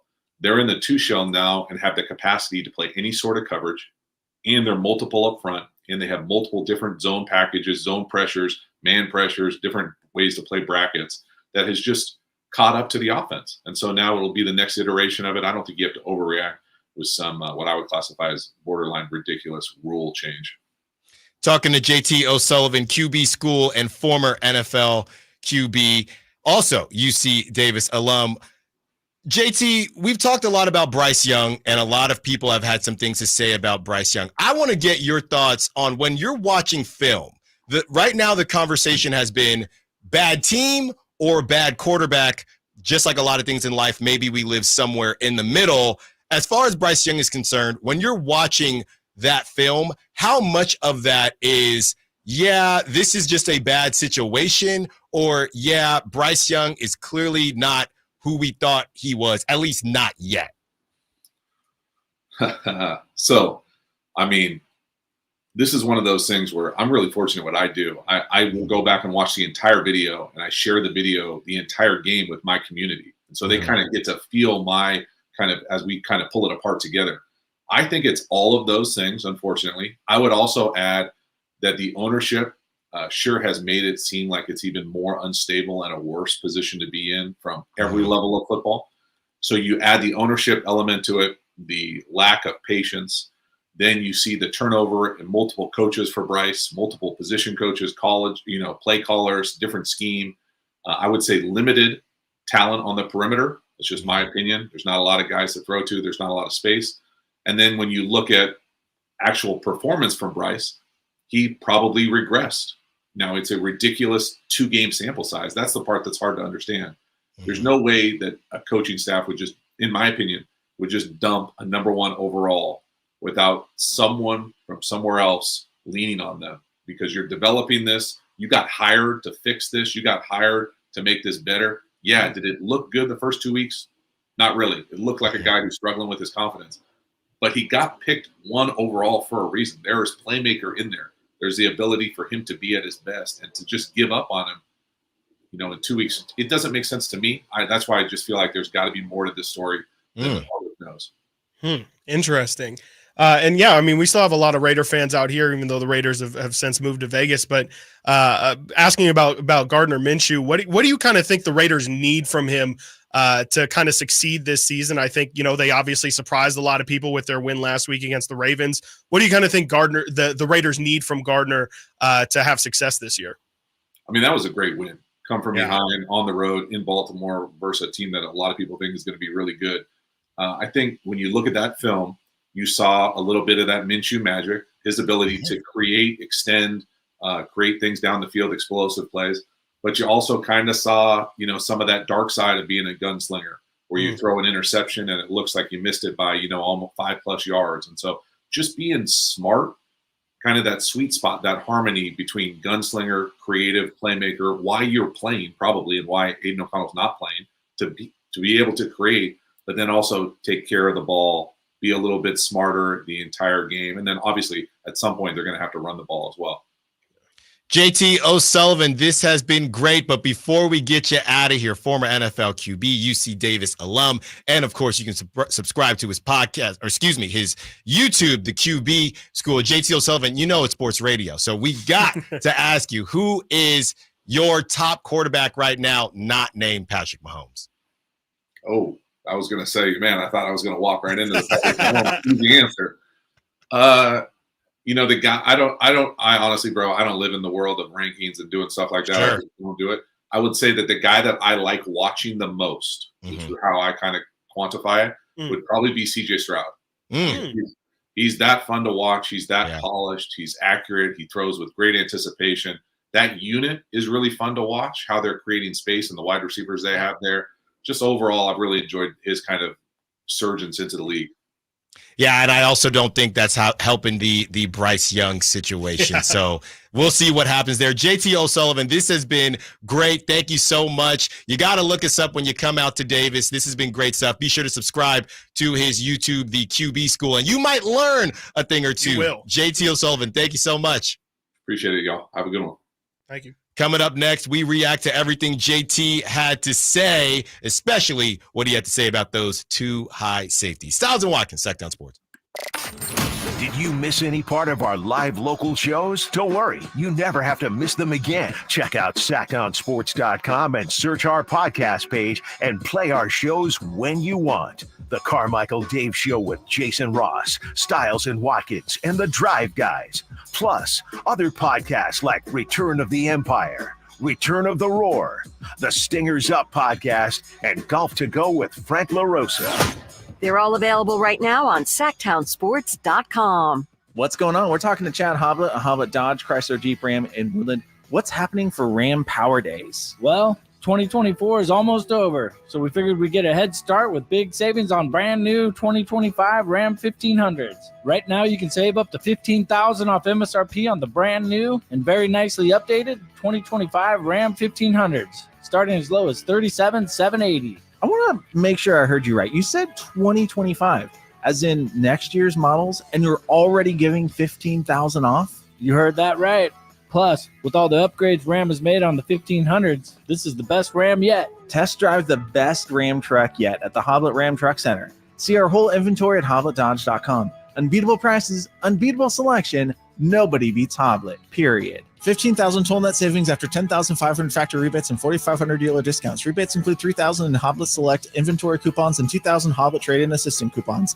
Must have qualifying trade-in. At least 5 of this net savings. Coupons only available while supplies last. See dealer for details.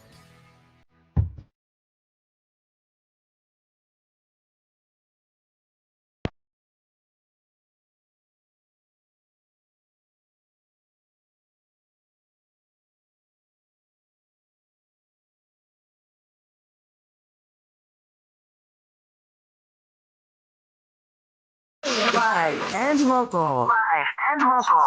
This is Sacktown Sports. Great stuff from JT O'Sullivan. Be sure to subscribe to his YouTube channel, QB School. And if you have a QB and you're not sure, I think it looks good, but I'm not really sure, JT O'Sullivan will let you know whether it actually got a nice bookshelf looks too. good or not. You know, Chris, one of the main things that I was interested in what JT O'Sullivan really broke down was the Brock Purdy situation. Yeah. And he was very honest. You know, I do think that we can live in a world and be honest with ourselves that Brock does have a crazy cast. Yeah. The Avengers. That's who they are. And the idea that we'll probably never know about Brock and until these guys are gone. And if the Niners continue to hit, right, if Jacob Cowing ends up being a dude, if Ricky Pearsall ends up being a dude, I do think it would be different because they wouldn't be established and they would essentially grow together. Mm-hmm. So I do think that it would be looked at differently because it would be, okay, well, this, what was it, a third or fourth round pick and Jacob Cowing. So the Niners are they're just that good at drafting and we're not going to give Brock any credit. Let's say Debo moves on and Brandon Ayuk is still young. So Brandon Ayuk holds down that number one spot. And let's say Ricky Pearsall's a tough one because he was a number one first rounder, but at the same time, people got to keep the same energy. The Niners were getting clowned, and it was viewed as a bit of a stretch. Yeah. So if Cowing or Ricky Pearsall, if they end up having that synergy and that connection with Brock, I do think it would help the Brock situation. Sure. And McCaffrey, I mean, he's 29 years old. I mean, McCaffrey, I don't know. Not going to be around forever. Not going to be around forever. Yeah. So I don't. Yes, and JT wasn't saying a different team, just a different cast. So we will definitely see Brock with a different cast, but I think in the short term, I don't think that JT felt like this stretch with Debo. He said it's going to be interesting, but I don't think it's really going to change anything because they're going to come back. Yeah, exactly. Yeah, it's not the end all be all. Exactly. Yeah, and they're going to come back. So yeah, it's good information to know, right? Yeah, okay, Brock does struggle when Debo's out, but like you said, he's coming back. So it's not really something that you need to worry about long term, at least right now. And I definitely, it's unfortunately you and I can't live in that universe where we wait and see on Brock. We have to talk about it on a week to week basis, but. Absolutely. I mean, that's probably the reality of the situation. Just like, guys like Jared Goff and things like that, we really don't know who they're going to be until, they're year 8, year 9, year 10 into the NFL. And Brock has a great cast right now, but like you said, it could end in 3 to 4 years. And I think that could maybe be where we really have a better answer on where exactly Brock is. But at that point, he'll already be paid. So I just don't think anything's really going to change the fact that, that's probably going to be the reality of the situation. We just won't know for a while here, but definitely I think it's a good problem to not have to figure out because they are absolutely stacked and kind of like you laid out. You didn't even mention Jordan Mason either. I mean, as McCaffrey, you say Cowings and you say Pearsall, like I think at this point, JP Mason needs to be thrown into that as potentially the next crop of players that this offense is going to run through. And probably won't be for a couple years down the line, but it's definitely going to be interesting to see how Brock performs these next couple weeks. It's really important. And the one thing when we talked about the too high safety, and we kind of talked about it before. I mean, Mel Kiper, he was just kind of on his soapbox. I don't think there are a lot of people that are going to really take what he said seriously. It doesn't seem like it right now. I just know that the NFL, they don't mess around when it comes to their product. And if they don't think their product looks good, they will do something about it. They will fix it. They'll fix it. And then if it becomes ridiculous, like I said, it turns into arena football, then they'll fix it in the other way as well. Pass interference rule, right? Exactly. They had it so you could challenge the pass interference, and then it was crazy, and they did not wait around. They ended that thing quickly. Yes, so quickly. Sometimes I have dreams of whether it actually happened or not. I can't remember which way it goes. It's like, oh wait, okay, is it now? Like, it's a mess. 916-339-1140. Let's get to Dwayne, who wants to be a part of the conversation. What's up, Dwayne? You're on Stiles Watkins. What you got for us? Hey, what's up, guys? It's a good day today, except for the 49ers, man. Oh, no. I want to talk about it's bad for them now, man. Debo's out. We know what happens with Brock Purdy. One thing, he has tendencies. When Trent's not playing, bad things happen. When Debo's not playing, bad things happen. He needs his whole repertoire in order to get it done, bro. You know, that's what Brock Purdy, because you don't think to a certain extent. You don't think that he could prove some people. Here's the thing, though. We gotta go to break, guys. Here's the thing, though. No, we don't. Yeah, I think, yeah. Dwayne, here's the thing, though. You have the Rams, who they're missing. You know, they're a laundry list of players missing, right? And then after that, you get the Patriots. So we can live in a world where maybe they're not good enough to beat the Chiefs right now, but they might be able to sneak by these next 2 games, though. Maybe 2-2 after that. The problem is a lot of these teams got better. That's why the points are down. These secondaries, check the depth charts. These secondaries got real good because of that draft. Mm-hmm. So, you know, it's hard to pass now, especially when you have pressure on the quarterback.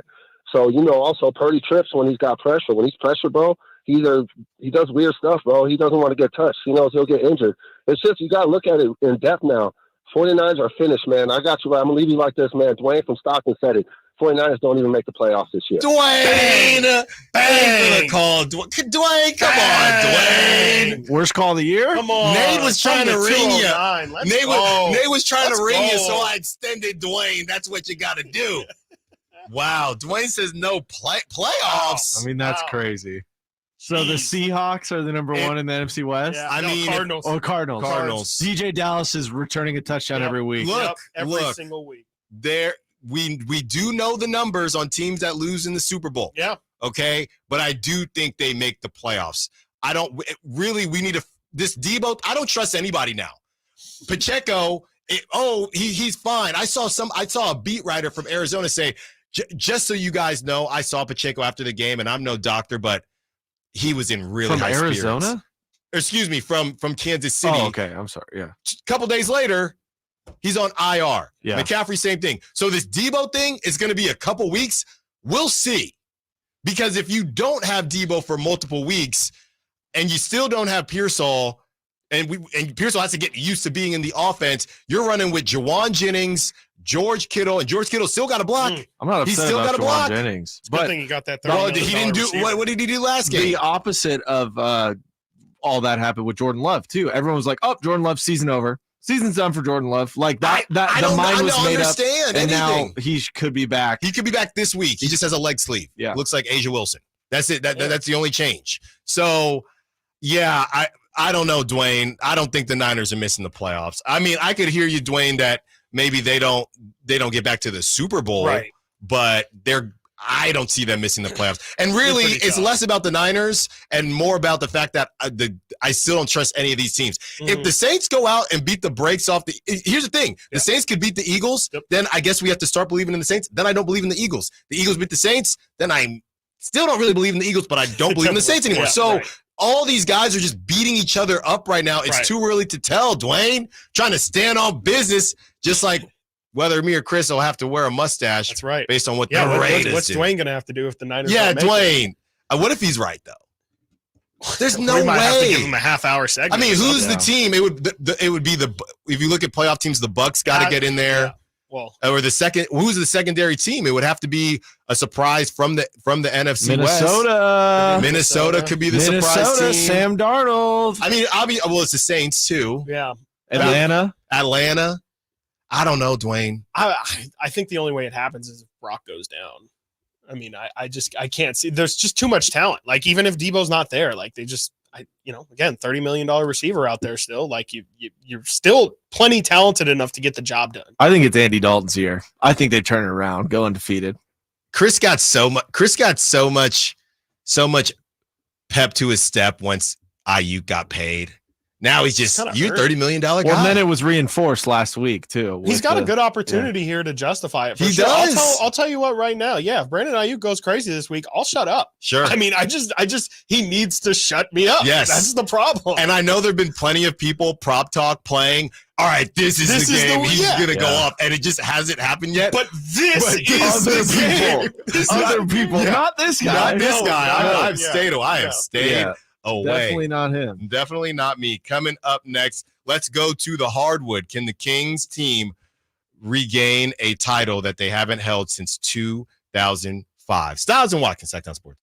Our first year as the radio home of the San Francisco 49ers is one we will never forget. Going deep down the sideline for are you?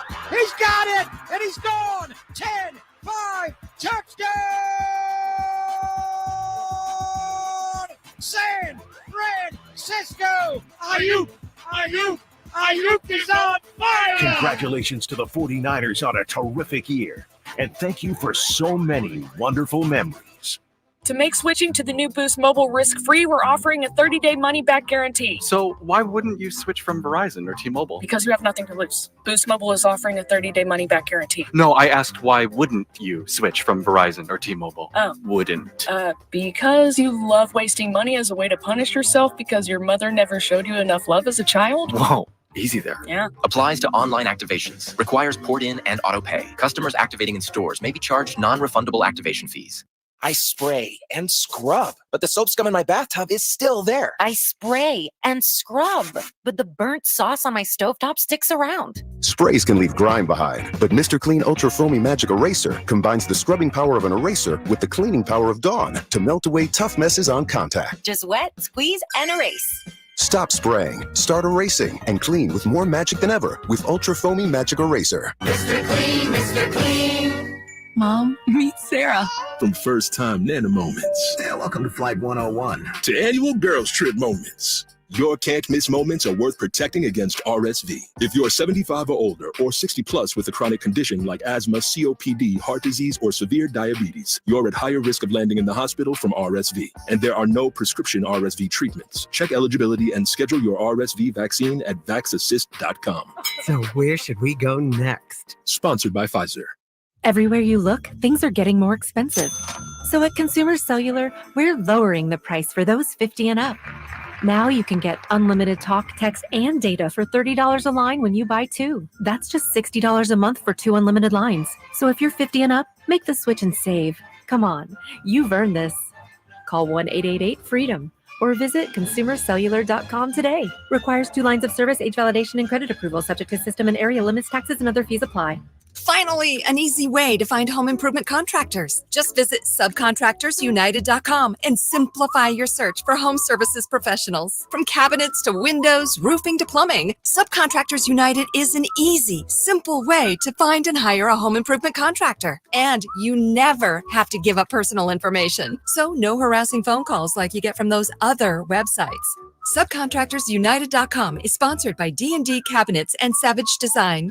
High Voltage live boxing action returns to Northern California Saturday, September 21st at the venue at Thunder Valley with Thunder Showdown, featuring the undefeated 12th-ranked welterweight in the world, Amari Jones. Get tickets now at Ticketmaster.com. Fight cards subject to change. Sacramento, Dirk Bentley's coming to town. Getting drunk on a plane. For his only show in California this year, Saturday, September 28th at Heart Health Park for Country in the Park 2. What was I thinking? And he's bringing some friends. Carmelie. I want to close your eyes for this. Tyler Rich. Dasha. And more. Saturday, September 28th at Heart Health Park. Get your tickets today before they're sold out at CITPFest.com. Brought to you by the California Army National Guard and Red's Pizzeria and Tap House. Hey, it's Carmichael Dave for American Energy Heating and Air with a question. Have you recently had a technician diagnose your HVAC system and you were a bit surprised at how much it cost? Or did something seem off about their quote? Because at American Energy, they take pride in giving you honest, straightforward solutions to get that system up and running. Have their qualified technicians come out and give you a free second opinion. It's free. You got nothing to lose but some dollars off of that original quote. They're making the uncomfortable comfortable. They've been doing it since 1981, serving the greater Sacramento area. A+ with the Better Business Bureau. That's why they keep having customers coming back for more and more and more. You can call them and set that appointment at 916-520-9990. That's 916-520-9990 or AmericanEnergyAir.com. Call 916-520-9990 now. Mega Chevy saves you $13,000 off MSRP on every new half-ton Silverado LTZ in stock after rebates. All of them. Silverado savings spectacular now at MegaChevy.com. Together, let's drive. See dealer for details. Ends 9/30/24.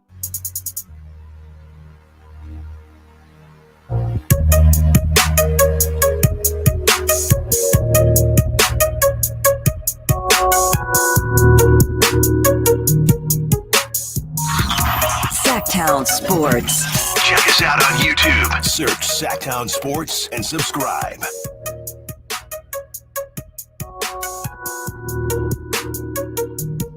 1 o'clock. I forgot to ask JT O'Sullivan what number should we pick. I feel like that would have been a little too silly. Okay. 5 is good. Well, we can't tell the people yet. Oh, I thought we were off air. Well, they're going quick. I mean, we did 3 yesterday and they flew off the shelf. So we want to make sure that we diversify the numbers. You're making my life hard here picking someone. It's tough. It's going to be 14 next time. It's going to be number 14. Keep talking. Yeah. That's right. Going to throw it over to Chris Watkins here, who has some Kings talk for us. Yeah. Chris Watkins. So this stemmed, as you said, leading into the segment. Can the Kings regain a title that they haven't held since 2005? And what is that title, you may ask? Well, on NBA.com, they are doing 30 days, 30 teams. And today, the team of choice is your Sacramento Kings. They break down the offseason, what last season looked like, the summer summary, and who the spotlight is on this year. And then they said something pretty interesting in the section that said, how far can the Kings go? Here's what they write in NBA.com story. Sacramento is built to compete with the top half of the West. Last season may end up being a small setback, especially with DeRozan aboard. He'll give the team an added dimension, leadership, and a source of reliability in the fourth quarter. Those factors could make all the difference in the seedings. And this is what sparked my interest. Do we dare suggest that the Sacramento Kings are the best team in California?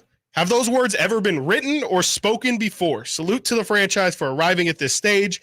If it all goes well, the Kings could sneak into late May, but that's a best case scenario. So I thought, when was the last time the Kings were the best team in California? And let me tell you, it's been a long time, longer than even the playoff drought. I looked it up.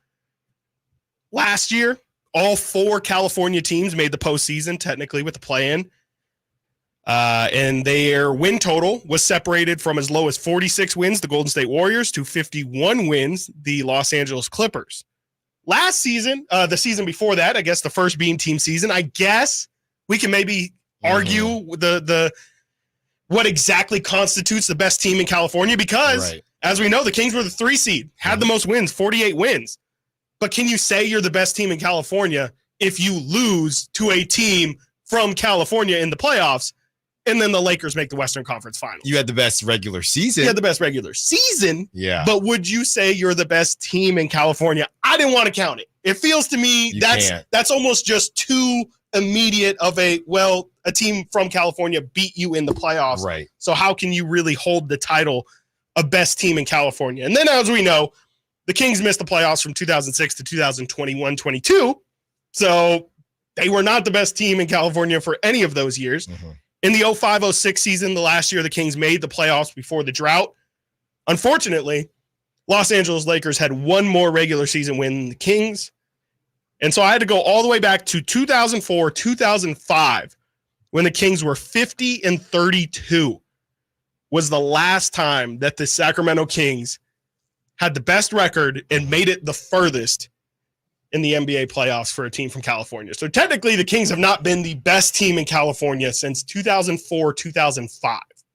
That's a long time. Yeah, and Frankie Cardicelli pointed out to me this morning, that's the year that these jerseys are coming from, the classics that we're wearing this year. So maybe there's a little bit of synergy there, you know. Last time you were the best team in Cali, and maybe this is the year. Of course, you know, as we kind of determined with that first Bean Team season, it's not just about the regular season, though. So the Kings can have all the success they want in the regular season, but this title is earned after the year is completely over. They have to make it past the playoffs, make it past all the other California teams in the playoffs. Yeah. So, Alan, question goes to you.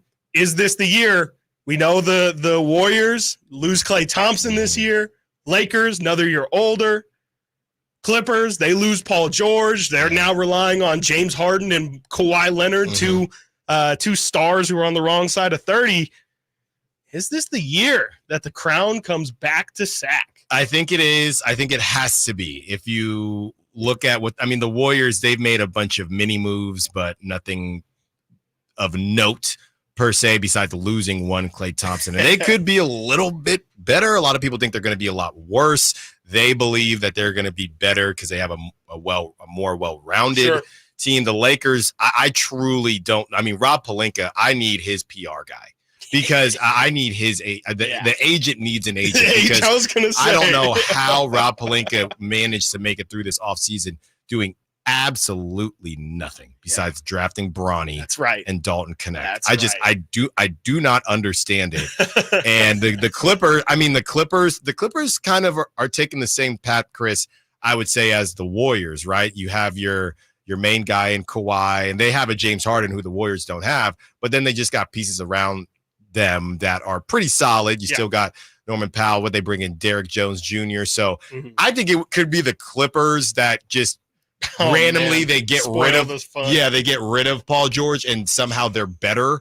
That would be some weird Clippers stuff to happen. But besides that, it's now or never for the Kings. It is now or never. You're not wrong. And the Clippers last year 51-31. We'll see how that season goes. Again, they had about 4 games clearance from the Lakers, and again the California teams went 4 seed, 8 seed, 9 seed, 10 seed. So they are all pretty much jumbled up. And again, I do feel like with that being the case, I do think the Clippers definitely took a step back. We'll see. If maybe for some reason, I can't see how, but maybe it is addition by subtraction by letting Paul George walk. I think that's going to be a really tough season just from a health perspective for the Clippers to be kind of competitive as the Kings. And I do think that the Warriors are going to be a pretty scrappy regular season team. We'll see about where they can end up in the postseason. But to me, again, this does also go to the last sentence that is written in that NBA.com article. The Kings, if all goes well, could sneak into late May, more saying they could be a second-round team. That's the way, to me, that they definitely earn the title. If you make the second round, I don't see any of these other California teams making it out of the first. I can't see a way, maybe if it's the right matchup against an injured team, I could see Golden State maybe pulling off an upset. When you have LeBron and AD, maybe they can pull off the upset. But I think the Kings have a legitimately good shot of making the second round. And when you add DeMar, you have De'Aaron and Malik Monk as well in big moments in the fourth quarter of those playoff games. I just don't know how many other teams are going to be able to stack with that. I'm hoping it's this year. It feels like it should be this year. It feels like everything is built up as the Kings are rising. Those other teams are all a little bit in a decline, or at least in a figuring it out process. I'm hoping this is the year, man. I really need it to be. And I am, the more and more I see these jerseys, these classic jerseys that are coming out, I just feel good about the year. I'm liking the jerseys. I'm liking the look. I'm liking the vibe. I'm almost done with DeMar's book. It's feeling right. It's feeling like all things are coming together, and this team is just feeling like they're going to make their mark this year. And I do think that this is really an opportunity for them to kind of take the crown of best team in California, but also say we're going to be here to stay for the next couple seasons. I'm really struggling with the team that I think, obviously, outside of the team that could spoil this for the Kings. And really, it's about the Kings taking care of their own dang business, not anybody spoiling it. But as I said, the Clippers, I'm trying to figure out who is the team out of the Clippers, the Lakers, and the Warriors that I would guess could surprise some people. And based on, I don't trust Kawhi and I don't trust James Harden. So I just refuse to say the Clippers. I refuse. And then you have the Lakers, who I don't want to bet against LeBron. So it's between the Lakers and the Warriors for me to surprise. I just think LeBron has less in the tank than Steph. I think that their roster might be better, but slightly. But I think that LeBron has to pace himself. And he's just, we're going to slide into the play-in, and that is what it is. So I guess I could be convinced that the Warriors maybe get hot and flame out, or whatever the case may be. I mean, Steph has to stay extremely healthy. That's number one. And you get a jump from Kuminga with his blonde hair and Pajemski, and maybe that's the only team that I I think could spoil it. I just talked about the Clippers, but you know what? I'm not buying the Clippers. No. And I'm not buying the Lakers. And we just saw Steph perform at a high level in the Olympics. And I'm not as high on pods as the Warriors front office is, but I probably would. And that's not to say I think they're going to, but if you're making me choose a team that's not the Kings, I just would choose the Warriors just to see what is it that they're going to be able to pull off. Coming up next, we're going to have some fun. We are going to have a lot of fun here. Ooh. Action Network did an NFL survey and fans weigh in. The most annoying teams, players, and behaviors in football is your most annoying team, player, or behavior on this list. Stiles and Watkins, Sacktown Sports. On the move? Got somewhere to be? Take Sacramento Kings basketball with you. The Sacktown Sports app will let you stay connected to your passion. Never miss a moment of Sacramento Kings basketball with the Sacktown Sports app. $5,000. That's the average amount of money people in the U.S. are now spending on gas in a year. $5,000. That's crazy. If you drive, you have to download Upside, the free app that gives you cash back every time you get gas. That's right. You can earn real cash back with Upside just by buying the gas you're already buying. You can literally start earning cash back today. I use Upside every time I fill up, and I've already made around $300. You're putting gas in your car anyway. Why not get real cash back? If you like free money, download Upside. I'm saving the cash I earn from using Upside to help pay for a vacation later this year. Download the free Upside app now to earn cash back every time you buy gas. Use promo code CLEAN to get an extra 25 cents per gallon on your first tank. You can cash out anytime right to your bank, PayPal, or a gift card for Amazon and other brands. Just download the free Upside app and use promo code CLEAN for a 25 cents per gallon bonus on your first tank. That's code CLEAN for a 25 cents per gallon bonus. What sets Ashton & Price apart from other injury law firms? I'll tell you. From beginning to end, all important legal decisions are made directly between our clients and their experienced local attorney. A gate agent flying the plane, the receptionist performing surgery, not a chance. There's simply no substitute for the unique power of the direct attorney-client relationship offered by Ashton & Price. And there's never a fee until we win, and between you and me, we win a lot. Remember, for the best advice, don't think twice. Call Ashton & Price. Do you have old baseball cards and sports memorabilia from the 50s and 60s collecting dust in your closet? They could be very valuable in any condition. Find out at the Sports Cards Roadshow. We'll be in the Sacramento area to evaluate your old and modern sports cards. Visit sportscardsroadshow.com today to schedule your appointment. Ask about your free on-site sports card evaluation. For large vintage and modern collections, we can come to you. Skip the garage sale. Sports Cards Roadshow is buying. Call 1-800-560-3272 today or visit sportscardsroadshow.com. Deftones. North American Tour 2025, live in Sacramento. Golden One Center, Saturday, March 1st. With special guests, the Mars Volta and Fleshwater. Get tickets this Friday at 10 a.m. at Ticketmaster.com. For more, visit Deftones.com. Sacramento, Dirk Bentley's coming to town. Getting drunk on a plane. For his only show in California this year, Saturday, September 28th at Heart Health Park for Country in the Park 2. But what was I thinking? And he's bringing some friends. Farmally. I want to close your eyes for this. Tyler Rich. Be the difference. Dasha. Did your boobs stop working? And more. Saturday, September 28th at Heart Health Park. Get your tickets today before they're sold out at CITPFest.com. Brought to you by the California Army National Guard and Red's Pizzeria and Tap House. Sky's the limit at Sky River Casino in Elk Grove. Enjoy over 80 table games, more than 2,100 slot machines, and our thrilling high-limit room with Sky River rewards that add up and up, and 18 elevated restaurants and bars. There's something for everyone. Visit skyriver.com today. Gambling problem? Call 1-800-GAMBLER.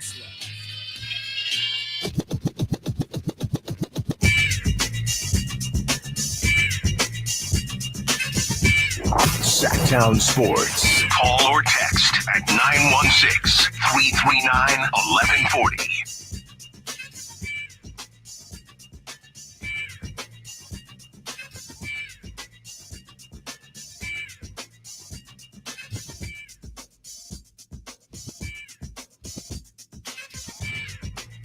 $1:00.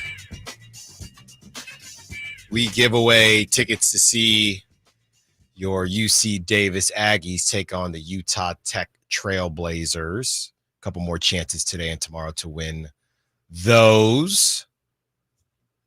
And don't forget, sacktownsports.com as well to check out the Thunder Showdown. We gave away some tickets last week. You can still find out more information on that. That is Saturday.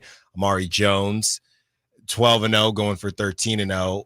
Heck of a slate of fights there. So we will be in the building. We will be hanging out. So if you run into us, we could definitely have some fun. I wanted to get into this guy. Speaking of having fun, and this is so funny. This is from Action Network. NFL fans weigh in the most annoying teams, players, and behaviors in football. In the world of the NFL, fandoms run deep. And with that passion comes a set of strong opinions. The team at Action Network has conducted a survey of football fans across the country, revealing some heated takes on everything from the most annoying fan base to off-field personalities that grind their gears. Let's just go pretty basic here, guys. Annoying visiting fans. Which fans are the most annoying visiting fans, would you guess? I say this out of love because I would not say annoying, but I would say passionate. I would potentially say the Raiders, potentially. I would also probably say the Cowboys would be my official answer. Raiders are at number 3. Cowboys are at number 1. There we go. Coming in number at 2. Yeah, coming in at number Chiefs? 2, Philadelphia Eagles. Okay. Number 4, Green Bay Packers. Yeah, I can second that. And number 5, the Pittsburgh Steelers. Terrible towel. And this is the fan base they find most annoying. So for Niners fans, they find the Cowboys the most annoying. Chiefs fans find the Raiders. Dang, they have it broken annoying. down like that? Yeah, that's crazy. The Raiders find the Cowboys surprisingly most annoying. The Cowboys are on a lot. Yeah, some random ones. Bucks find the Eagles most annoying. Huh. Detroit Lions find the Packers most annoying. Yeah. And the Vikings find the Packers Sure do. the most annoying as well. Okay, here we go. What behaviors drive NFL fans crazy? So this whole thing is broken down. This is a vote share situation. Okay. So I'm going to start down and work my way up. Okay. Mid-game proposals got 10%. Only 10%. I can agree with that. Those are a bit much. Loud chewing got 15%. Come on. Okay. What are we talking Over the top. Football game, how loud are people chewing? Yeah. Over the top displays of public affection at 18%. Okay. And just real quick, over half of the respondents, 52%, agreed that obstructing their view is the most annoying. Oh, for sure. Behavior. So that's at 52%. And then this is a vote share as well. So repeatedly entering and exiting their seat. Yeah, I mean, that's kind of the same thing. Forth, that's kind of the same 35%. Spilling food and drinks, 39%. Sure. Cursing inappropriate language, 46%. Yelling at and taunting other fans at 50%. This is so funny to me, man. And now they have the fan base that hates over-the-top displays of affection the most. What? Carolina Panthers, 23%. Read that one more time. The fan base that hates. Yeah, so they broke down the annoying things by fan base. Yeah. So the Denver Broncos, Denver Bronco fans hate public displays of affection the most at 31% than the other team. Tennessee Titans come in at number 2. The either fan base either strongly or somewhat believes their actions influence results. Tennessee Titans, 49%. I would not have guessed the Titans. Buffalo Bills, 45%. What about the Music City Miracle, dude? Yeah. They don't believe in that? Falcons are on this list at 44. Bengals on this list at 44. Colts on this list. I would have thought, I would have thought maybe the Vikings or the Niners or the Packers Raiders, somewhere. I don't know. These fan bases hate mid-game proposals the most. Arizona Cardinals at 16%. New York Giants at 16%. That is a very Arizona thing to do. Tampa Bay Buccaneers at 16%. Denver Broncos With at 16%. turquoise. And no one hates mid-game proposals more than the Jacksonville Jaguar fans at 19%. Okay. As we continue on here, teams the most annoying players. Ooh. Did you guys see this already? I have not seen this. I know the first two. I have not seen this at all. Okay, Chris. We had the Travis Kelce shout earlier. So where does he fall? You want me to tell you? Just Travis. It's 5 because we called him earlier. Just give a guess. I would say Travis probably falls at. He might be number 1. I mean, it's not even his fault really, but I'll say number 1. He's got to be number 1. He's number 2. Number 2 Yeah, is number 1. Pat. The number 1 is super obvious. Russell Wilson. No, Oh, he Ayahuasca. should be up there. Yeah. Oh, yeah, sure. Aaron Rodgers Okay. is the number 1 most annoying player. I've just been dealing Number with it for 3 so long. is so bizarre to me. I'm not even gonna have you guess it. Huh. Odell Beckham Jr. People still don't people like do him. Not like He doesn't Odell even play at all. anymore. He dances too much, Alan. And he be hitting it too. Stop dancing. Number no 4, Marquette King. number 4 was your shout at Patrick Mahomes. Oh, okay. And you want to guess at number 5? He's a QB, and he's the QB for a team that everybody hates. The Cowboys. That's right. Dak Prescott. Dak Prescott That's is kind of shocking. Dak's Yeah. not that bad. yeah, and Most annoying. It's the Mhm. here we go. Yeah, Here we sure. go. That is annoying. and we have the vote share player. I'm surprised Kirk isn't on that list. Yeah, Come yeah. on. With Player the they Kirk find chains most and everything. annoying by team by the vote share. Yeah. The Who do the Niners find most? Russell Wilson. It's got to be Russell Wilson, right? That's a good He's the shout. Niners. annoying. I mean, no. The Not Niners. They anymore, hate Aaron but- Rodgers the most.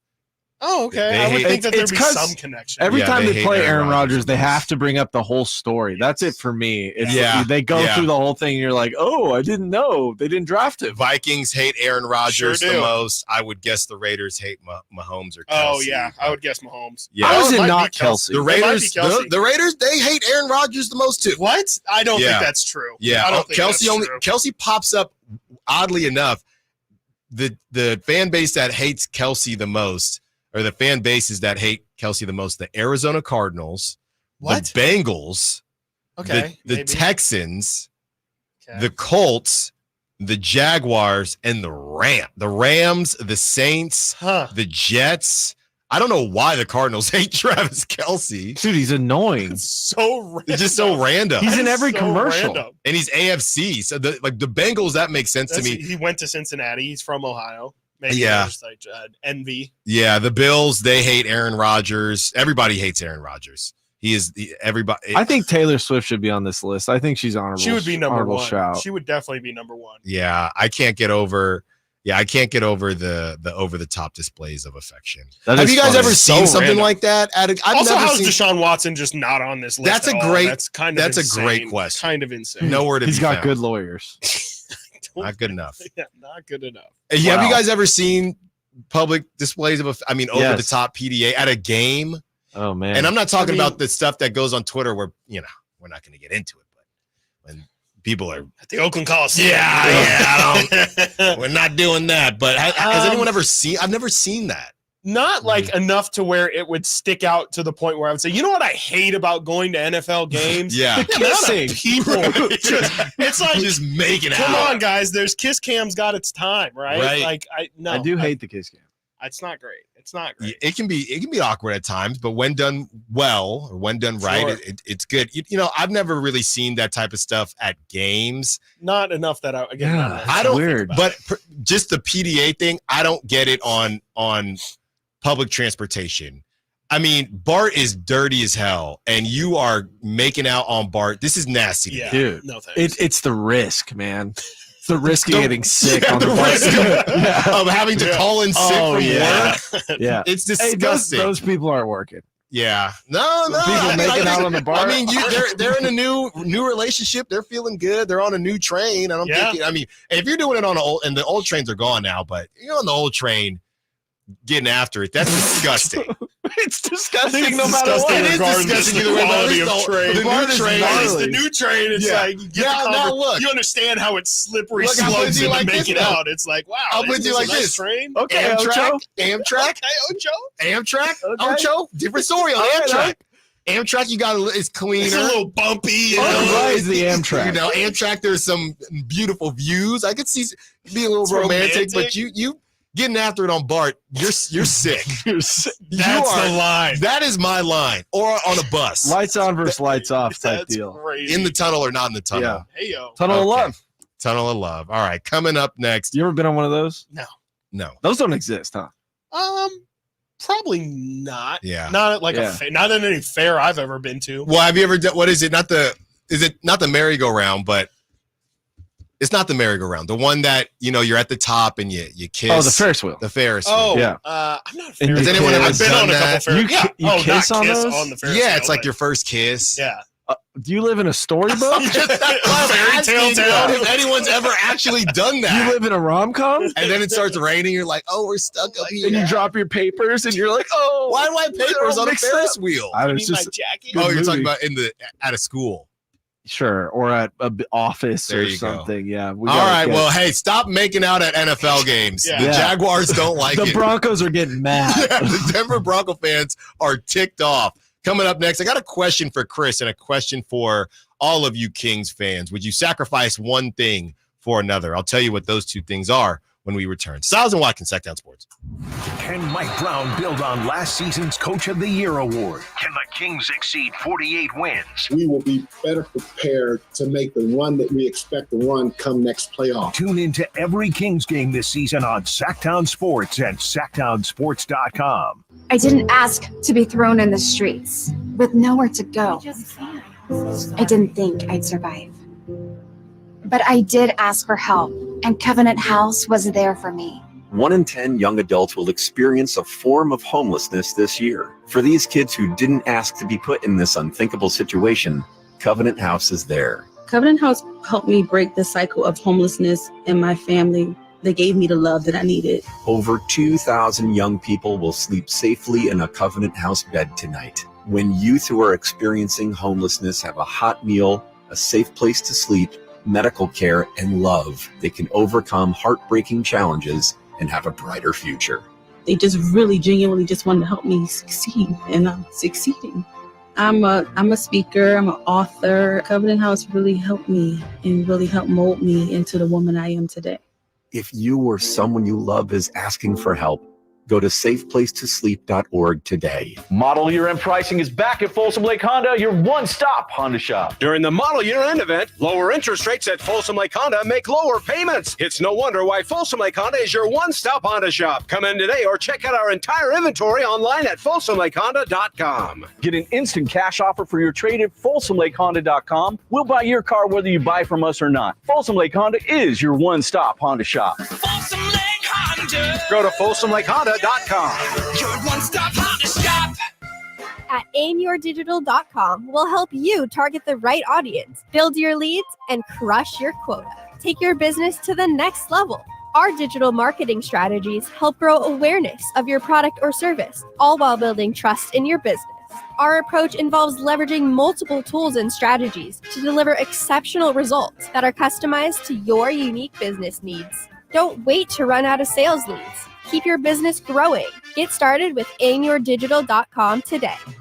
For most of the people that walk in our store, it's been an ongoing, nonstop issue, and they're finally walking into the Good Feet store. Okay, the guy that came into my store last year that has had plantar fasciitis for 30 years. I looked at him, I said, "Are you kidding me? I've been here for 14. Where have you been?" I helped relieve a problem that's plagued him for 30 years.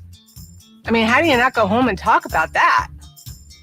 Come to the Good Feet store now for a free fitting and test walk. Hi, this is Greg Papa. Disasters hit every day. If your home, business, or building has suffered from any disaster, SunPoint Public Adjusters can help. SunPoint prepares, presents, and negotiates your claim with the insurance company, working only for you, making sure you get everything you're entitled to and letting your focus be on what's most important, your family or your business. Call SunPoint today at 888-247-7865 or contact us at sunpoint.us. SunPoint Public Adjusters, the gold standard in public adjusting. License number 2N14884. From the Power Business Technology Toshiba Studios. KHTK AM Sacramento. KYMX HD2 Sacramento. Sacramento's official home for the San Francisco 49ers. Touchdown! San Francisco! Sacktown Sports.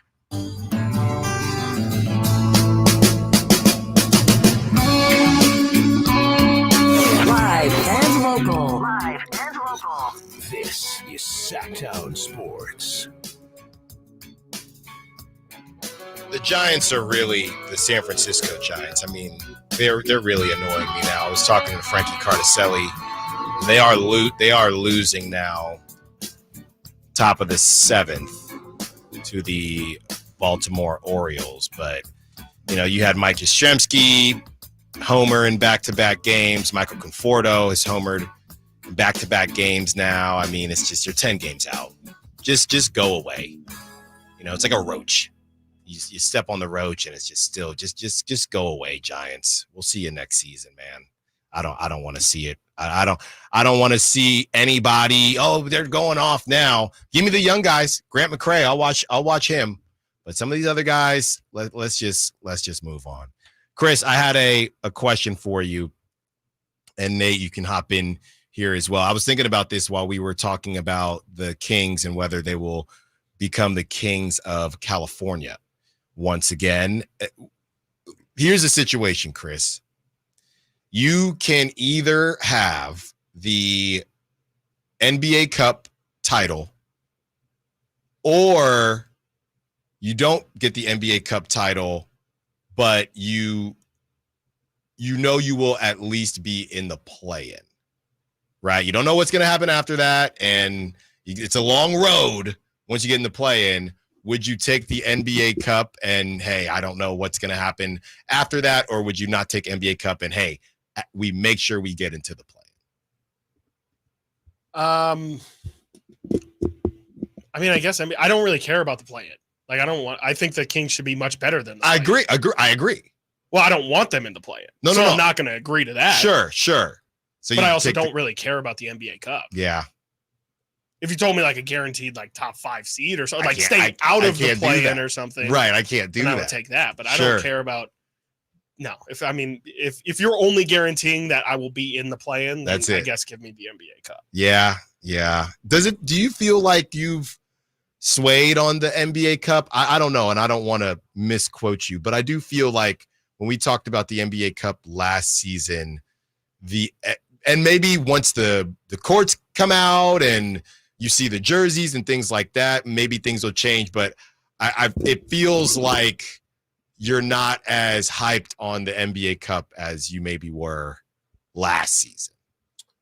It still means something. Like, it still can tell you that your team is to a certain level, but I think I now know, like, with a year being into it, that doesn't really mean much of anything. The Lakers won it last year. It didn't mean anything for their long-term success. They didn't make the playoffs. They didn't make any noise in the playoffs. They made it as the 8th seed, didn't do anything once they made it there. And I don't know. I just think it would have been really cool to win the first one. I think that was a lot of the excitement, was that we didn't really know what it was. You want to get in early and kind of put your name in the history book early. But, now it just doesn't feel like it also last year would have meant more to the Kings because they didn't have DeMar. It would have been a nice little, hey, we are again continually building towards something. Here's a trophy to show that, again, we are taking steps in the right direction. Now that they have DeMar, feels like something that early in the regular season really doesn't matter for them. It's all about the postseason. It's all about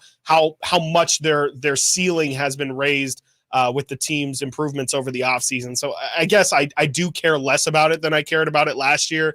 But most of it is just because the novelty of it is, I won't say worn off, but there's not really anything significant about winning it anymore. Well, I don't think I think it's bad in terms of what the NBA is trying to build with the NBA Cup, but I think it's good in terms of why you feel that way, because you feel that way with DeMar DeRozan here. Yes. Last season, it felt like the only thing we might be able to pull off is sneak an NBA Cup win. Right. This season feels like, I think we could make some real noise, so I don't give a rip about the NBA Cup. That's what I'm getting from you. Sure, yeah. It's also just, again, like when you're a young team, you do kind of need those proof of concepts. You need to make sure that, hey, yeah, justification that what we're doing is the right thing. We're moving in the right direction. And they just don't feel like they're that young of a team anymore. When you get DeMar here, Sabonis is entering his prime. De'Aaron's just on the outside of his prime. Malik's now re-signed.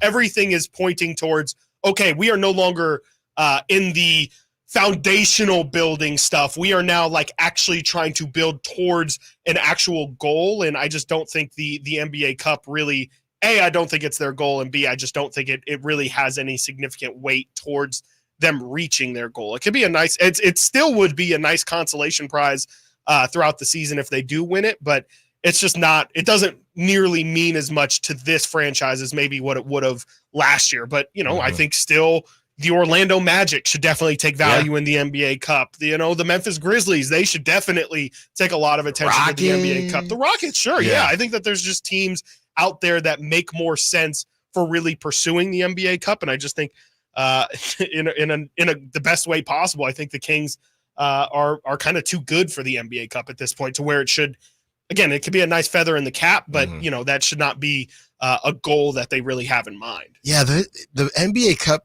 the team that you were naming off, because in theory, I feel like everybody feels like they're too good. The Rockets, they got Fred VanVleet. I mean, they have, they have veterans. So Chris, I am just very confused on what they're going to do with this NBA Cup, man.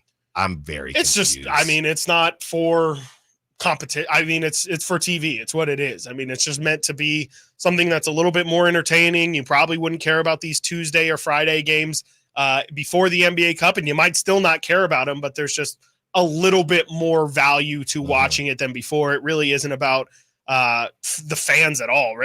They'll sell it like it's for the fans, but in reality, it's just another thing, as we've talked about throughout the summer with a new TV package coming up next season. Not this coming season. It's really just, hey, here you go, Amazon. You guys can have this package that didn't exist before, and we literally created it to just add value to our product. I think the core of it was, you're right. It's all connected to the TV deals because that's why they're playing 82 games because the fans are saying, hey, the season's too long. Players also are and the players are saying, hey, that's why we don't play every game because the season's too long. And Adam Silver's saying, okay, but what if we hold on? What if we made the games, certain games mean more? Yeah. Right? We're not going to get rid of them because we can't do that, but we're going to make certain games mean more. Right. And by the way, some of them you're not even going to be able to watch if you don't have Peacock or some of these other things. But we're doing this. We're doing this for you. So it's a weird situation, man. And by the way, should we be talking? Is it always in Vegas? I think so. Yeah. Because maybe we should change our tune a little bit because I think that if the Kings do get there, someone's got to cover them while they're out there. Absolutely. And who else to be boots on the ground? Are you talking? We've got the experience. Stiles and Watkins out of the Excalibur Hotel. Part two. The show. Now we not the Excalibur. Yeah. Well, in Vegas, the budget calls for. I'll take anything. Yeah. If we would have been a little faster, we would have got the pyramid. Yeah. So maybe we can still stay at the Tropicana. Maybe they haven't completely torn it down yet. We'll set up a tent. Just outside the Trop. Or use the rubble, make a little fort. And the reason I bring it up is because the same way Whitey and his feeling was incorrect on the Kings winning the NBA Cup last season, I kind of feel like they're going to be in the mix. I don't know why, but I just have a feeling they're going to be in the mix, and we're going to be very torn as to how we should feel. It's going to feel great in the moment, but it's going to feel as if, hey, we know that this doesn't mean anything. Look what the Lakers did. But at the very least, the Lakers did get into the playoffs. So, they didn't miss the playoffs. So if that means anything at all, but yeah, a couple things to kind of monitor here as we're moving closer to the season. 916-339-1140. Let's get to Steven, who wants to be a part of the conversation. What's up, Steven? What you got for us? Not much, boys. How you guys doing on this fine, Friday Eve? Yes, sir. That's right. Doing great. Oh, boy. Friday Eve. Let's get it. So, I'm going to be honest, man. Kind of forgot the reason why I was calling because I've been on hold for so long. Oh, Steve. It's okay. It's okay. It's only been 90 minutes. You know what I'm saying? Steve. How do you get to JT O'Sullivan? We had JT. You're high up, dude, Steven, but JT's higher JT up. O'Sullivan. Yeah. JT O'Sullivan, he played in the NFL. I am chump change. I work at a dealership. So, No, Steve. Steven, you got to rack your brain. All right. Get us the question on the text line, and we will answer it. How about that? I appreciate you guys. Thank you for your time, man. Always. Thank you. Expeditiously. Thanks, Steven.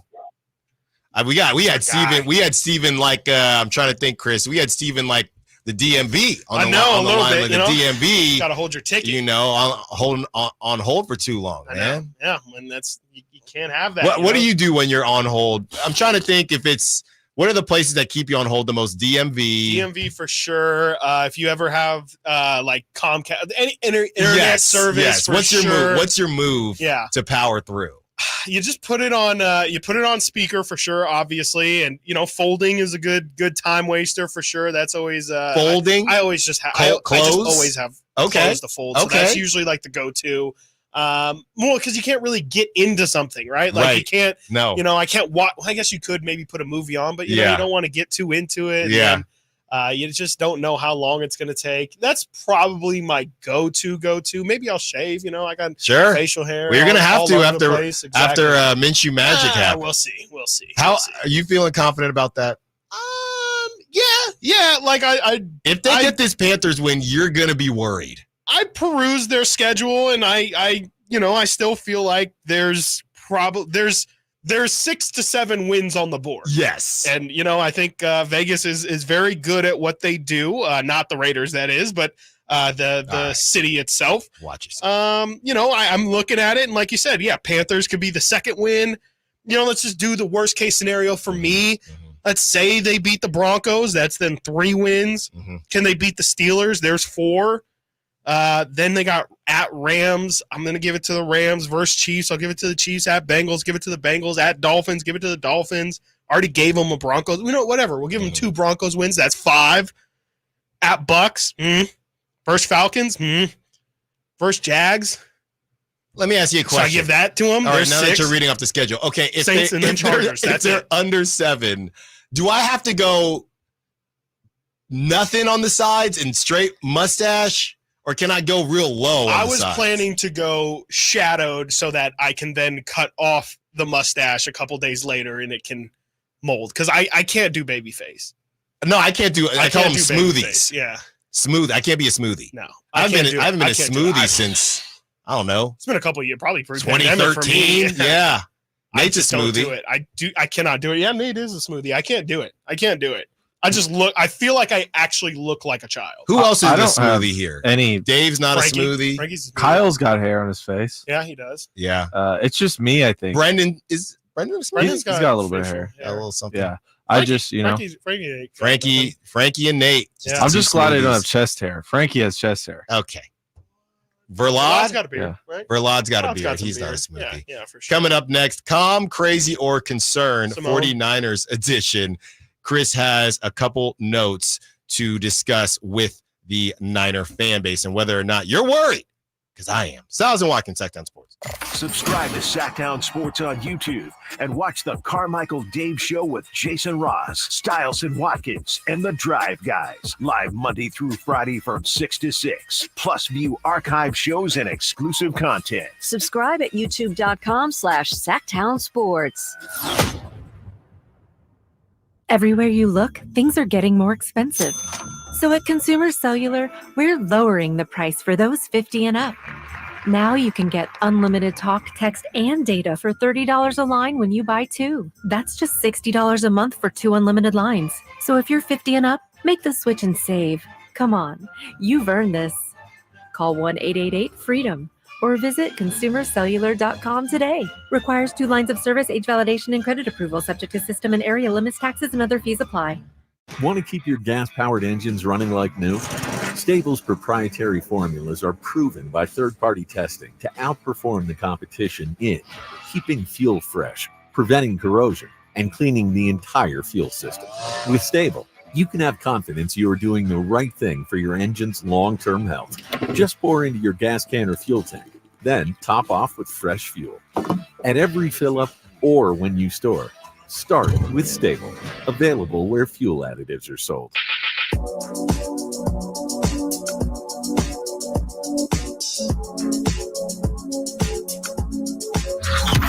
Sacktown Sports. Check us out on YouTube. Search Sacktown Sports and subscribe.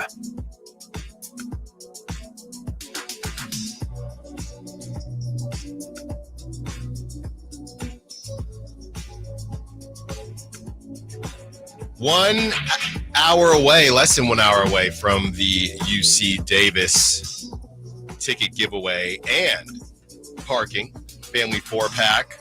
Check out UC Davis, alma mater of JT O'Sullivan. If you missed our JT O'Sullivan conversation, it was a good one.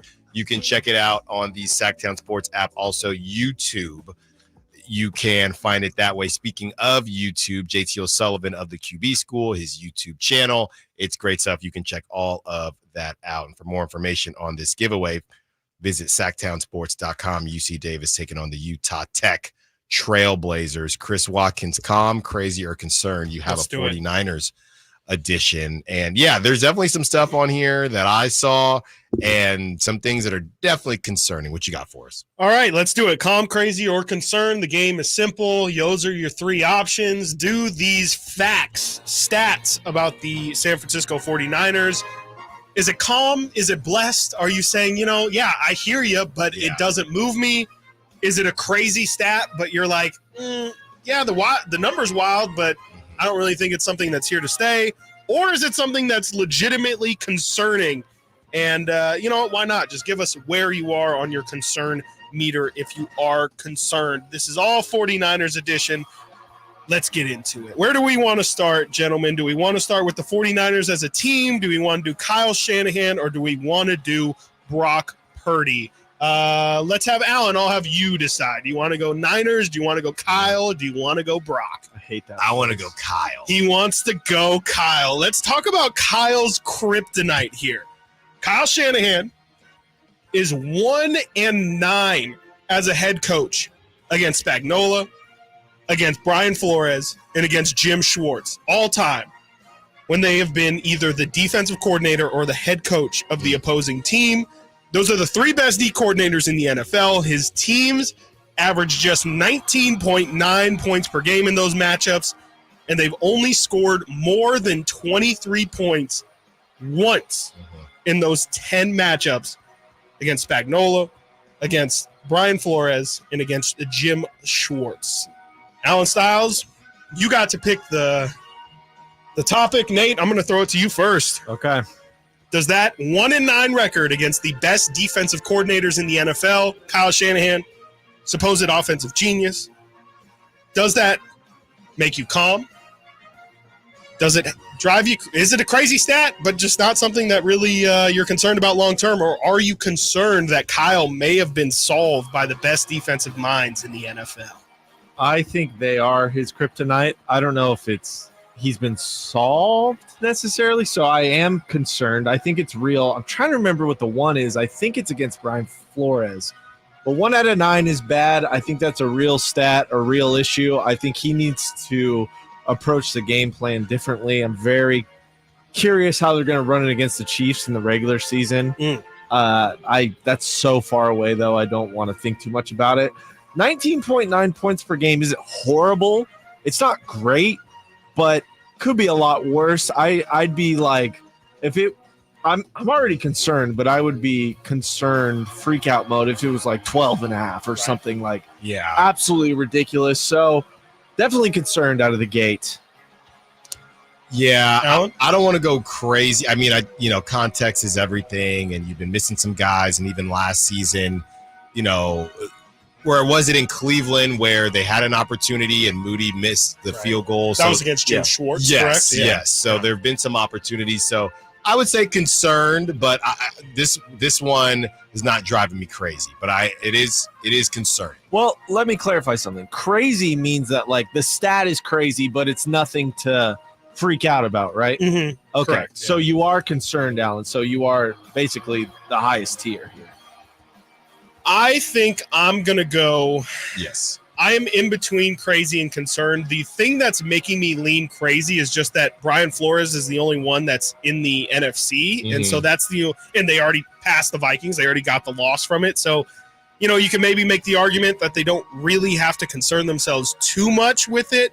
But again, I'm going to say concerned just because the Chiefs have one of those guys. They got one of those guys, and I think the Browns, they do not look great this year. They looked a lot better offensively in week 1, but that defense, I mean, there was a chance last year if they had better quarterback play, the Browns could have been an AFC contender at a high level. I kind of am concerned by this, and, it is a copycat league, so it wouldn't surprise me. I don't know how much you can take from Brian Flores' system, but it is a bit concerning, and probably a lot of the league is going to catch up. So let's move on. I'm sorry. We just did Kyle's segment. Kyle Littlefield. Nate, would you like to go Niners as a pick. team, or would you like Brock?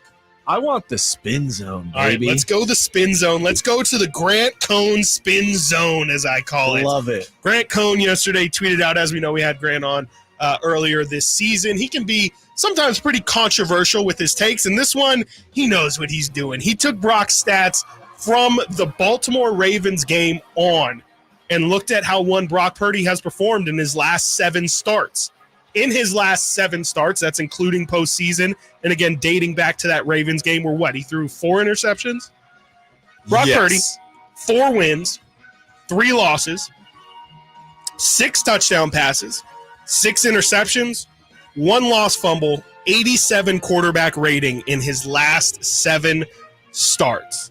Alan, are you concerned that maybe the league has caught up to one Brock Purdy, 1 game above 500? He's got a 1-to-1 touchdown to interception ratio his last 7 starts. A lot of those, again, I will say the spin zone, a lot of those did happen in the Ravens game. If you look, if you take out the Ravens game, 4 wins, 2 losses, 6 touchdowns, I believe 2 interceptions. Right. The numbers miraculously start to look a little bit better.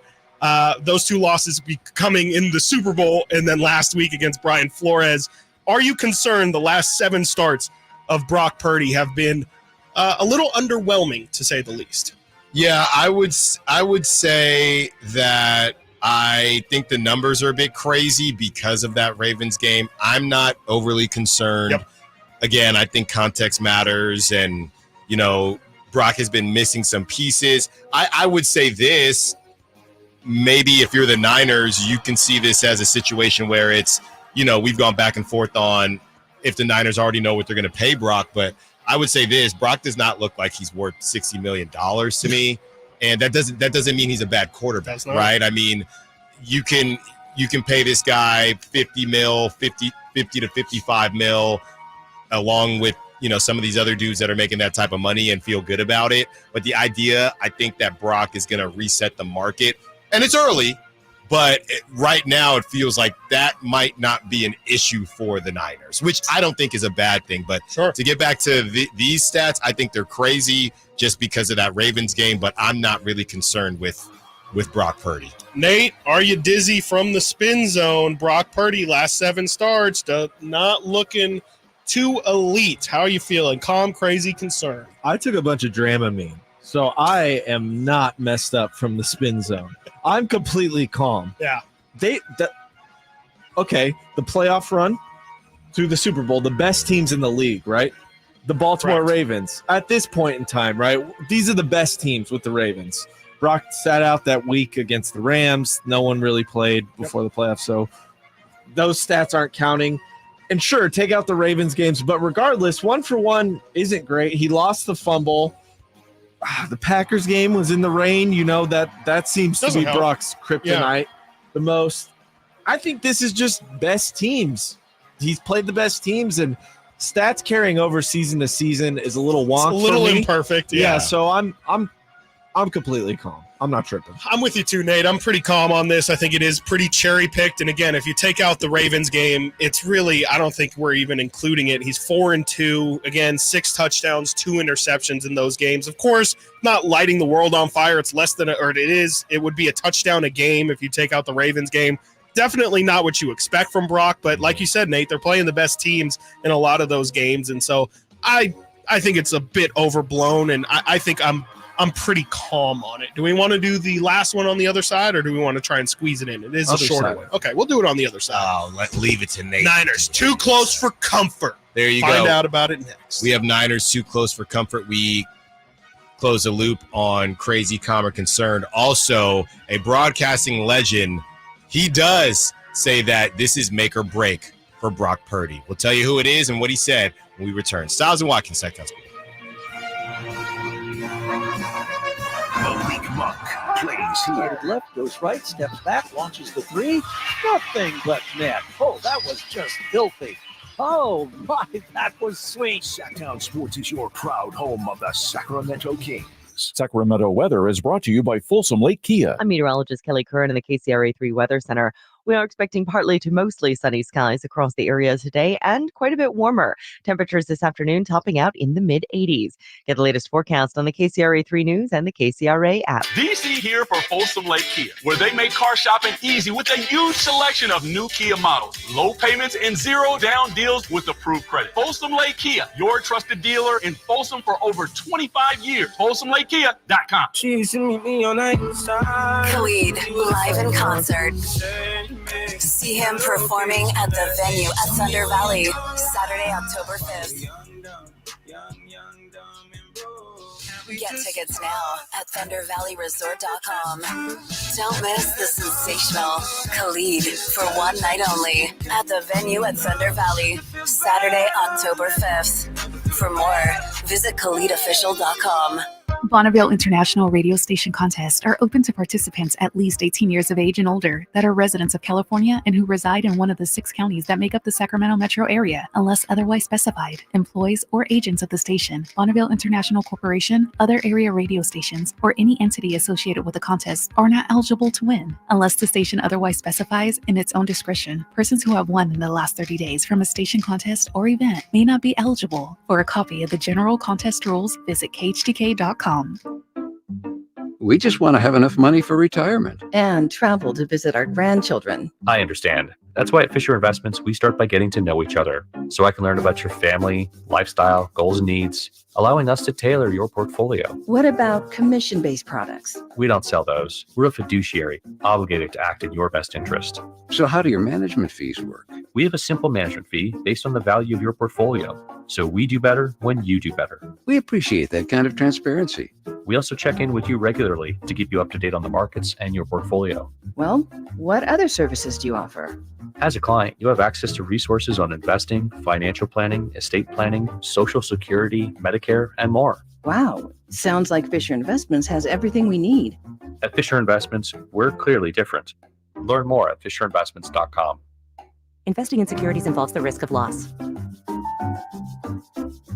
High voltage live boxing action returns to Northern California Saturday, September 21st at the venue at Thunder Valley with Thunder Showdown featuring the undefeated 12th ranked welterweight in the world, Amari Jones. Get tickets now at Ticketmaster.com. Click card subject to change. Sacramento Dodge Chrysler Jeep Ram off Business 80 next to Hagen Oaks or online SacSuperstore.com. Big inventory and the right deal. Experience it for yourself and see why their customers drive away smiling. It's the Sac Superstore difference. Sacramento, Dirks Bentley's coming to town. Getting drunk on a plane. For his only show in California this year, Saturday, September 28th at Heart Health Park for Country in the Park 2.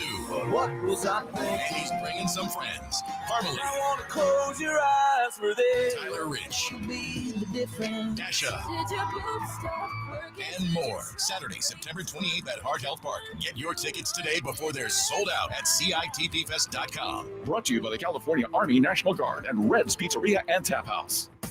Sponsored by Xfinity Internet. Enjoy ultimate control of your home network. Personalize your Wi-Fi name and password. Assign user profiles. View and control connected devices and more with the Xfinity Internet app.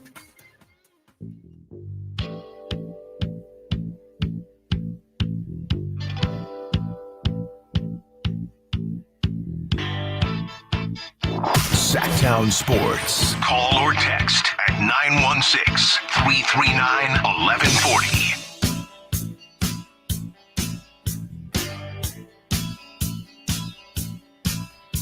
Stiles and Watkins, Sacktown Sports, taking you up to 2 p.m. We are finishing up Calm, Crazy, or Concerned. We have gone over the Spin Zone from one Grant Cohn, the Kryptonite of one Kyle Shanahan. And Chris, what is the last one? Too close for comfort. San Francisco 49ers are 3-5 in single possession games dating back to last season. The wins, Lions in the conference finals, Packers in the divisional round, and then the Rams in week 18. Their losses of single-digit possession games. The Minnesota Vikings this past week, the Chiefs in the Super Bowl, the Rams in 2023 as well, the Vikings in 2023 as well, and then that Browns game last season. So there you go. 3 wins, 5 losses in single possession games. Alan, you talk all the time about the Niners staying on schedule, and they're a much different team when they're winning than when they're down, especially late in games. I think that number I just read out, 3 and 5 in single possession games dating back to last season, does kind of scream out to me a bit of what you're saying. Yeah. Are you calm? Do you think it's just a crazy stat, nothing to be concerned about long term, or is it something concerning you about this Niner squad? Yeah, I'm definitely concerned because you've been listening to this show because you're on the dang show, Chris, and that's exactly what I've been saying. The Niners win a specific way. And these one possession games, that tells you that something did not go the way that it typically goes. What we saw against the Jets, that's how things typically go for the Niners. That's what Kyle Shanahan likes. And it's not that the Niners, it's not that other teams, everybody likes to be on schedule, but it feels like the Niners are they're more crippled when they get off of schedule than other teams. And that becomes what people are saying. Hey, if Brock is going to be worth this money, he's got to do stuff that Kyle Shanahan might not have scripted. Now, does he need to get that blessing from Kyle Shanahan? I'm not sure. It feels like that's what Kyle Shanahan wants, but don't do too much, right? And maybe that's why they like Brandon Allen, who I still have never seen throw an actual football. So I am concerned with this because this speaks to everything I've been saying. You can only win a certain way, it feels like, with the Niners. The Chiefs, they get down a couple years ago against the Texans, they figure out a way. They get down against the Niners, they figure out a way. And I understand that's Mahomes. And look, that's the thing. That's the whole thing, though. You have people out there, and we're going to get into this other piece as well. You have people out there that want to put Brock into these conversations. So you can't put Brock into these conversations and then not think about this part of it when it comes to the single-digit games. This is where greats make their money and butter their bread. So I am concerned because this is what I've been talking about for a while now, a couple years now. Nate, I think you're the one that put this stat on our radar. Too close for comfort. The Niners are 3 and 5 in single possession games dating back to last season. Are you calm about it? Is it a crazy stat, nothing to be concerned about long term, or is this something that you are worried about with your San Francisco 49ers? Here's my reaction. Whoa! I think it's crazy. Yeah. I think I have excuses for a lot of these games in here, and I'm just going to go through it. So you got the Vikings this year. Yep. I think that's a straight-up loss. I think also technically, is it really? It was a single possession game, but it was the last-minute drive. Yeah, it doesn't. Yeah, sure. Chiefs Super Bowl. I don't have an excuse for that. It's not Brock's fault. It's not Jawan Jennings' fault. I don't know, CMC fault. Whatever. Okay, take that one off the list. Rams 23. No one played that game. That was the backup bowl. Didn't matter. The Vikings game, I'm not going to blame the zero blitz. I'm going to put a lot of that on Brock. Brock was concussed in that game. There's video of him just getting hit in the head, and then he's just throwing straight to the defenders. I think his head wasn't in the right place, lost the game. The Browns game, weather was horrible. Jake Moody misses the kick. Brock's whittle hands, to quote Chris Watkins texting me last weekend. And then you look at the wins they had in the close game. So those are the 5 they lost, the wins. The Lions comeback, big comeback. You had the fluke to Ayuk. They orchestrate a pretty amazing comeback. Same thing with the Packers, and they did it in the rain. So that, I thought it was pretty impressive. The Rams game last year, the Rams. Week 2 win. Yes, it was a close game. The Niners defense just didn't show up really that game until late in the third quarter and kind of locked down Stafford. Stafford threw a pick late. That was the Puka Nacua the comebaut game too. Yeah. I think he had 12 receptions or something crazy. Puka.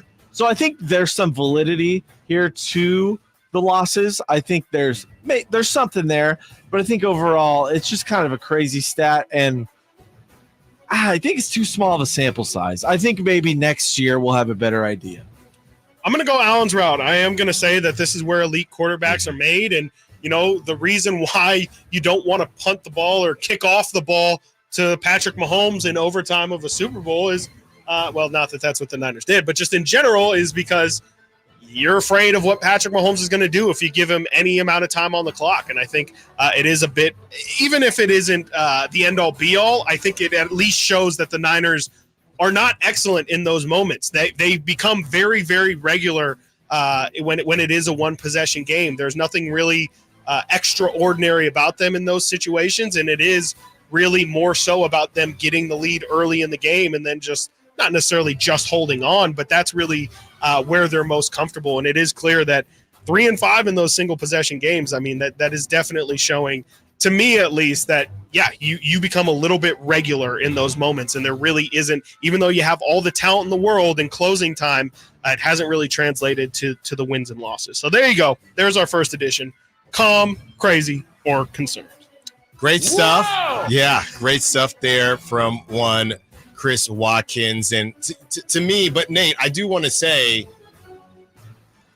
as far as whether you think it's a small sample size or not, do you agree with what I've been harping on as far as when the Niners, as a fan, when you're watching and the Niners seem to get pushed off their plan or they get off schedule, do you feel less confident in their ability to figure it out? You're watching the Jets game and it feels, okay, everything's in control. Everything's in control. I didn't feel like that the whole time. I felt like once Aaron threw that touchdown, I was worried. Sure. And that happens a lot in the wins. It's just they clamp down. That's why I said crazy. I didn't say calm because I think there is validity to what you're saying. I think there is truth in what you're saying.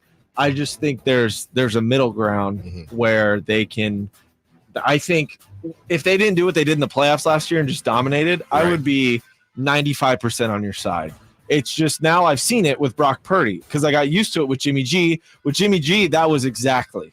They were rarely coming back from games as far as I can recall. Yeah. So with Brock, I think that changes a bit. Right.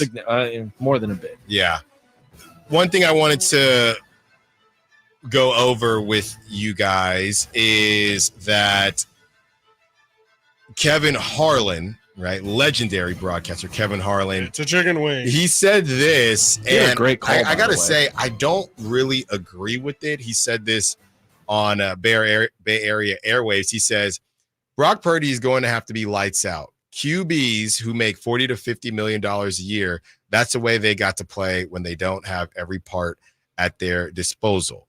These next weeks are incredibly revealing. I think it will solidify his place, not just for this year, but for the rest of his career. This is where he's going to be tested as much as any time because he doesn't have the things that make him and that offense special. If he can survive this and this team can get over the 500 mark, I think you can see what could be another QB in the historic line. On the cusp of a big contract, this puts all worries aside that he is the right guy. So JT, so a couple people saying that this isn't going to make or break Brock. He's already done enough. Kevin Harlan kind of saying that this could definitely help this situation. But here's what's funny to me, Chris, and I don't want to get too deep into the weeds with what Kevin Harlan had to say because we understand the larger picture.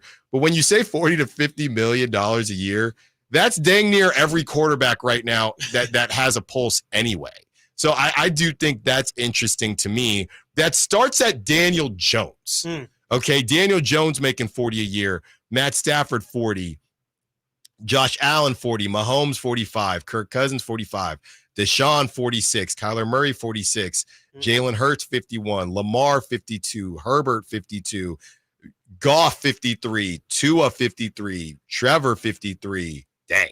Jordan Love, 55. Burrow, 55. And Dak Prescott now with 60. Yeah. So what's funny to me is that Kevin Harlan is right in theory, but because of the market, you're paying guys 40 to 50 or more, and they're not doing that. So I don't think it really affects Brock because, again, if you want to get into that 60 range, Dak just got smacked by the Saints, but the market, you don't even have to do that. He's still going to get paid. Yes, regardless. He's getting – to me, I mean, especially after hearing that list, to me, it sounds like 50 is where the conversation. If Brock is being generous, he allows the Niners to sign him for 50. That's probably like the most fair in terms of like where the other quarterbacks that you listed are. Like it feels like Brock is in that should be, I should say, in that Jordan Love pay range and things like that. But with the success that the Niners have, and if it is going to be successful these next couple of weeks with Debo out, $60 million is it's just happening. It just is going to happen. I mean, Trevor Lawrence, sidebar, 55 to me, year. It's either 50, crazy. 55, or 60 for Brock. It's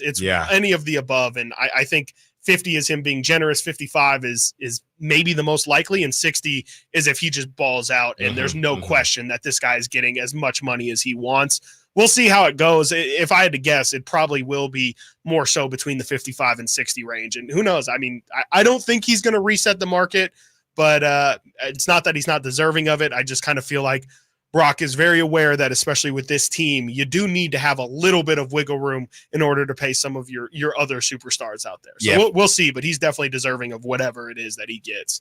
I could see him doing something funny and getting 56 a year. Yeah, just to have totally. a little bit more than Jordan Love, Joe Burrow, and Trevor Lawrence, but I don't need 60 because the Cowboys, they're just a mess. Coming up next, I got to take it to the baseball diamond where Shohei Ohtani is trying to do something that's never been done before. But why does nobody care? Is baseball cooked? Stiles and Watkins, Sacktown Sports.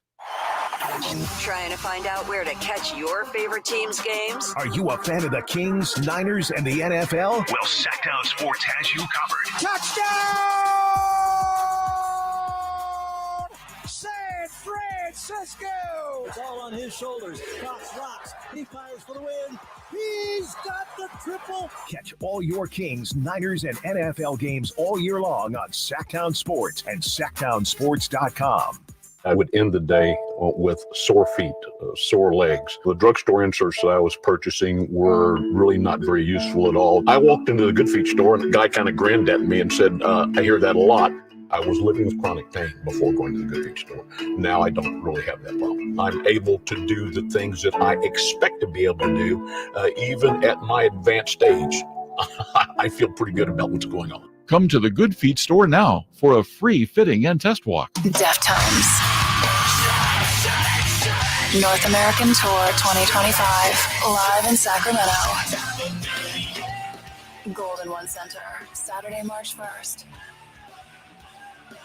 With special guests, the Mars Volta and Fleshwater. Get tickets this Friday at 10 a.m. at Ticketmaster.com. For more, visit Deftones.com. A new Honda? Nice. Well, it was like this. It was a super hot day, so we all stopped for some ice cream. When bam, the AC went out. My dad started sweating and was all, man, I stink. And my brother was like, I hate this car. And my mom was all, I'm dying in here.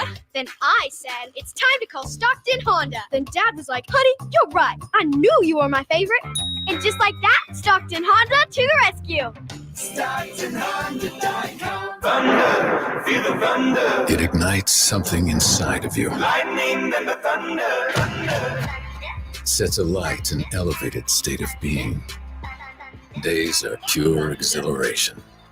And the nights, they're simply electric. See it, hear it, feel it. Thunder, feel the thunder.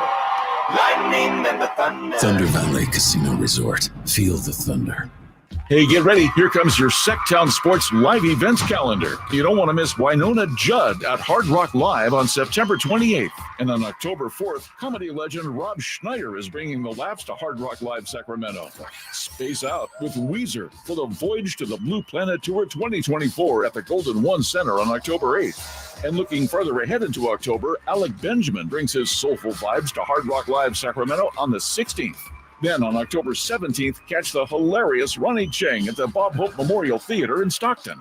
On October 20th, Renee Baca brings his hilarious stand-up to the Crest Theater in Sacramento. And finally, gear up for the ultimate Halloween bash with a $5,000 costume contest. It's Sinners and Saints Saturday at Thunder Valley on October 26th. Costumes, music, and plenty of thrills. Get all the event details at SacktownSports.com and stay locked on to Sacktown Sports for your chance to win tickets. It's a myth to think you don't play golf well enough to get fitted for golf clubs. The professionals at the Hagen Oaks Player Performance Studio would argue that playing the game with golf clubs properly fitted to your body and swing characteristics is the best way to improve your game and have more fun on the golf course. With a professional staff of fitters, all the major brands of equipment, and cutting-edge technology featuring TrackMan, The indoor-outdoor Hagen Oaks Player Performance Studio is worth a look. See for yourself, Fulton Avenue at the Cap City Freeway. Schedule your fitting at 916-808-2531, 808-2531. Pros, now's your chance to save big during Pro Savings Days at Lowe's. Right now, save big on appliances like the GE Stainless Steel Kitchen Suite. Plus, save $40 on 5-gallon pails of Valspar Reserve, Valspar Defense, and Valspar Stain. Shop Pro Savings Days today for big savings on everything you need to get the job done right. Because Lowe's knows pros. Valid through 9/27 while supplies last. Selection varies by location. Seems like there's more identity theft in the news every day. Another major healthcare breach was reported today, resulting in the exposure. Now, 1 in 4 consumers have been a victim of identity. That's because there are endless places that could accidentally expose you to identity theft, in a breach, or simply by mistake. LifeLock monitors hundreds of millions of data points a second. If your identity is stolen, we'll fix it, guaranteed or your money back. Save up to 40% your first year with promo code NEWS at lifelock.com. Terms apply. Increase leads and get more customers. We create tailored digital marketing strategies that deliver results. On your next campaign, aim higher. Go to aimyourdigital.com and get started today. aimyourdigital.com.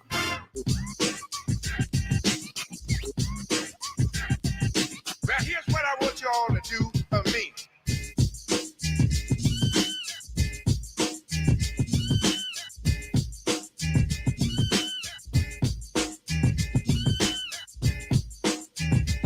Live and local. Live and local.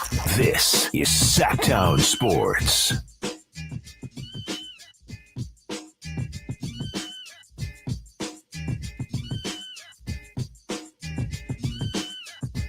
"15 minutes away from UC Davis football ticket giveaway.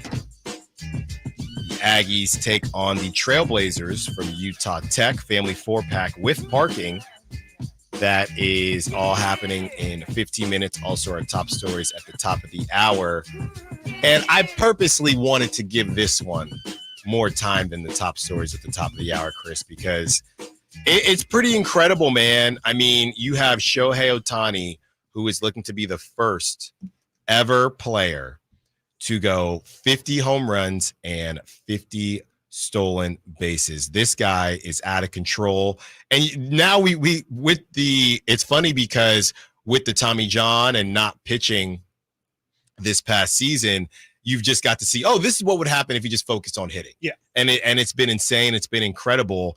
He is currently at 48 home runs, 49 stolen bases, and he has 10 games left. It feels like a safe bet, Yeah, he's got it. and he would be the first one to do it. There have been players like our guy Barry Bonds, who he did it in total, but not in the same year.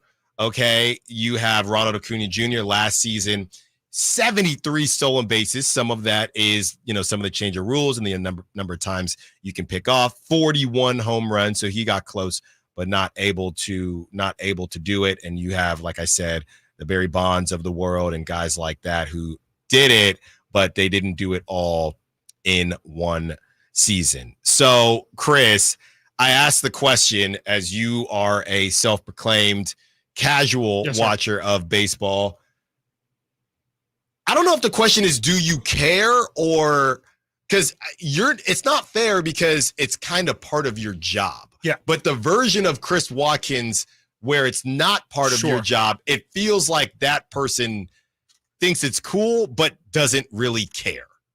Yeah, that's exactly what it is. It's definitely cool. It's definitely something I would acknowledge and would be willing to talk about with friends and things like that. But it's also just a little bit, I mean, I guess especially for a casual, it's just a little bit tough to know, okay, am I supposed to watch these? Am I going to watch every Is there game? a ticker? Yeah, is there a ticker? When Barry Bonds was chasing, the home run record, or when he had the 73-run season, it felt like, literally SportsCenter would cut in and say, Barry Bonds is at bat, and we're just going to show you the live at bat regardless. Right. And it just doesn't really feel like, while it is obviously a huge talking point, and, especially if you love baseball, it's incredibly historic. It's just, I don't know what it does for outside growing the game. I don't know. It doesn't feel like, it's getting the casual audience to really tune in for something that is historic, which is strange though, because I will say during Aaron Judge's home run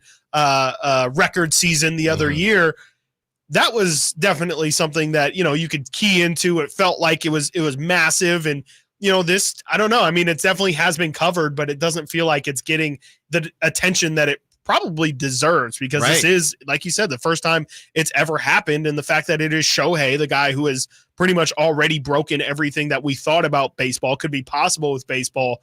It does feel like this should just be more talked about, but instead, they're talking about NFL over-unders this week, and it's getting ready for the NBA season to start. And it does feel like, yes, it's obviously a massive story in baseball, but doesn't quite feel like it's really caught from a huge Nationals perspective.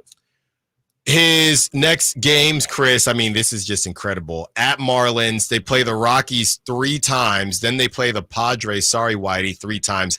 Then they play at Rockies. And he might be able to bunt a home run. He might be able to just half swing. Ever play pepper? He might just pepper one over the fence there just for fun. I mean, it seems like he's going to get both. And again, Chris, it's not a matter of baseball being cooked, I guess. It's just a matter of, I just don't know if there's anything they can do to grow this thing.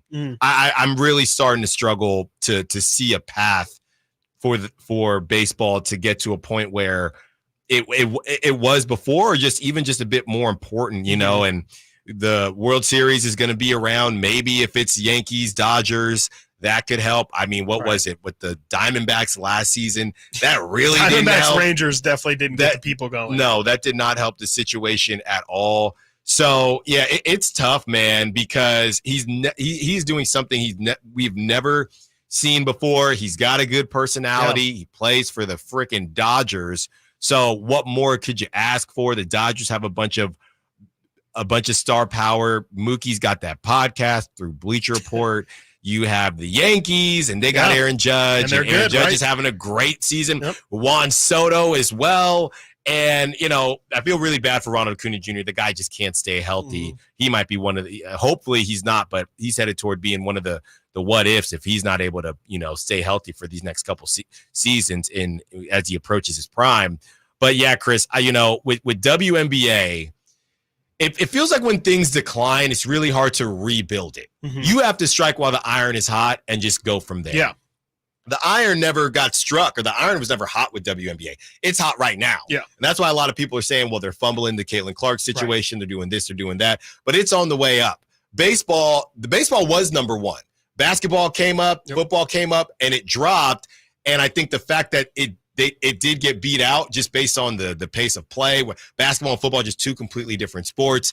I just don't know. I truly think baseball, if I was in those meetings, and, maybe one day I will be, but I just think that their goal right now is to just hopefully get a chokehold on number 3 and pray that the WNBA, we all thought it would be MLS, and pray that the WNBA does not pass you by. Yeah, I mean, I don't even know if the WNBA is the next one up, but it feels like there's a window of opportunity for whoever it is. I mean, who knows? It could surprise us. Maybe could still be these MLS. Pickleball leagues or whatever can take off. Stop it. You never know. Golf has never been more popular, it feels like, in terms of playing. Driving past, we were driving back from Tahoe. I don't know if it was in El Dorado Hills or Folsom. Oh, there's like a whole pickleball complex. Yes, I saw that too. It's in Folsom. Yeah. It's insane. Get out of here with that. Massive. Like it's absolutely. It looks like it would be like the Kings training facility or something. I can't take a ground ball. Crazy. Jay's back here. He's here early. I need to ask Jay to hit me ground balls. But you can play pickleball wherever you want. All day. Give me a break, man. Not to cut you off. No, it's crazy. Ridiculous. It's absolutely crazy. But I just think that it could be, they've left the window of opportunity open for anyone to walk through, and we'll see. I mean, I think there are a couple sports that definitely have the opportunity to take that mantle, but baseball still does have its standing in the sports world, in the landscape of everything.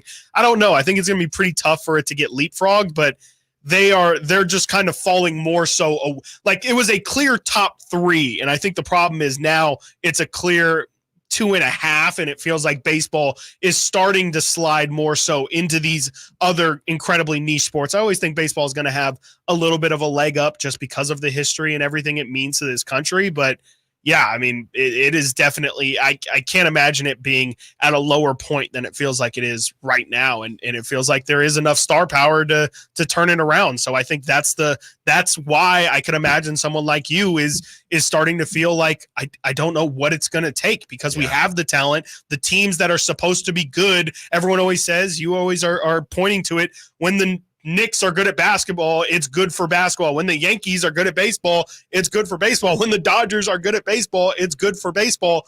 Those things are true right now, and it doesn't feel like it really ultimately is moving the needle. You know, another part of this is the actual players and the discourse behind players. When you fire up a First Take or well, Undisputed's gone now, but any of those shows, there's never any player arguments, right? Yeah. I mean, there's just, for some reason, nobody cares. And I don't know if this would help or not, but this is why Aaron Judge is actually better than Shohei. Right. Or this is why this. Or is Aaron Judge a better Yankee than Alex Rodriguez? Right. You know, whatever it is. And I don't know if that would help. But it feels like there are no – I think NBA does this too much. Yes, way too much. Major League Baseball just doesn't do it at all. There's no discourse. Yeah. There's no oh, well, this person's the GOAT. That person is just – it's Babe Ruth, or you acknowledge that Babe Ruth maybe didn't face everybody. Right. So I don't know what it's going to take, Chris, but it's a bit sad, because – this is, you could argue, and I've said this from the day I sat in this chair, the golden age as far as the athletes are concerned for baseball, and it ain't hitting, Chris. It is just. It's crazy, too, that on the inverse of the Shohei thing, I mean, we're not talking, or it feels like in general, there's not a lot of talk about the 50-50 season. Feels like, again, in the inverse, nobody's talking about how terrible the White Sox are either. And it feels like that would have at least been something to latch onto and be like, this is in its own way historical with how terrible it feels. And I, again, think that that's another bad case for where the league is at right now, that, you know, you can't even make the bad things interesting. And, I don't know how you fix something like that. Yankees, Dodgers, or someone's complaining about the A's. That's basically the rotation for Giants, Major League Baseball. Coming up next, top stories at the top of the hour. We got a little shots being taken from Wilbon to Pat McAfee. Let's hear Stiles Watkins, Sacktown Sports. The only place you'll find Keegan Murray is Sacktown Sports. Out to Keegan Murray, straight away for three, and Keegan knocks down the triple. Hey, Sacramento, it's Keegan Murray, and you're listening to the home of Sacramento Kings, Sacktown Sports. Your local sports leader. I didn't ask to be thrown in the streets with nowhere to go. I didn't think I'd survive.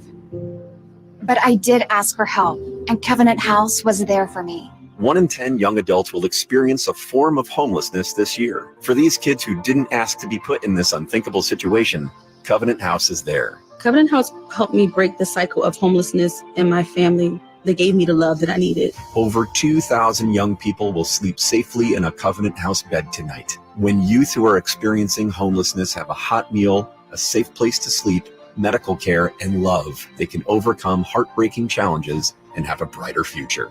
They just really genuinely just wanted to help me succeed, and I'm succeeding. I'm a speaker, I'm an author. Covenant House really helped me and really helped mold me into the woman I am today.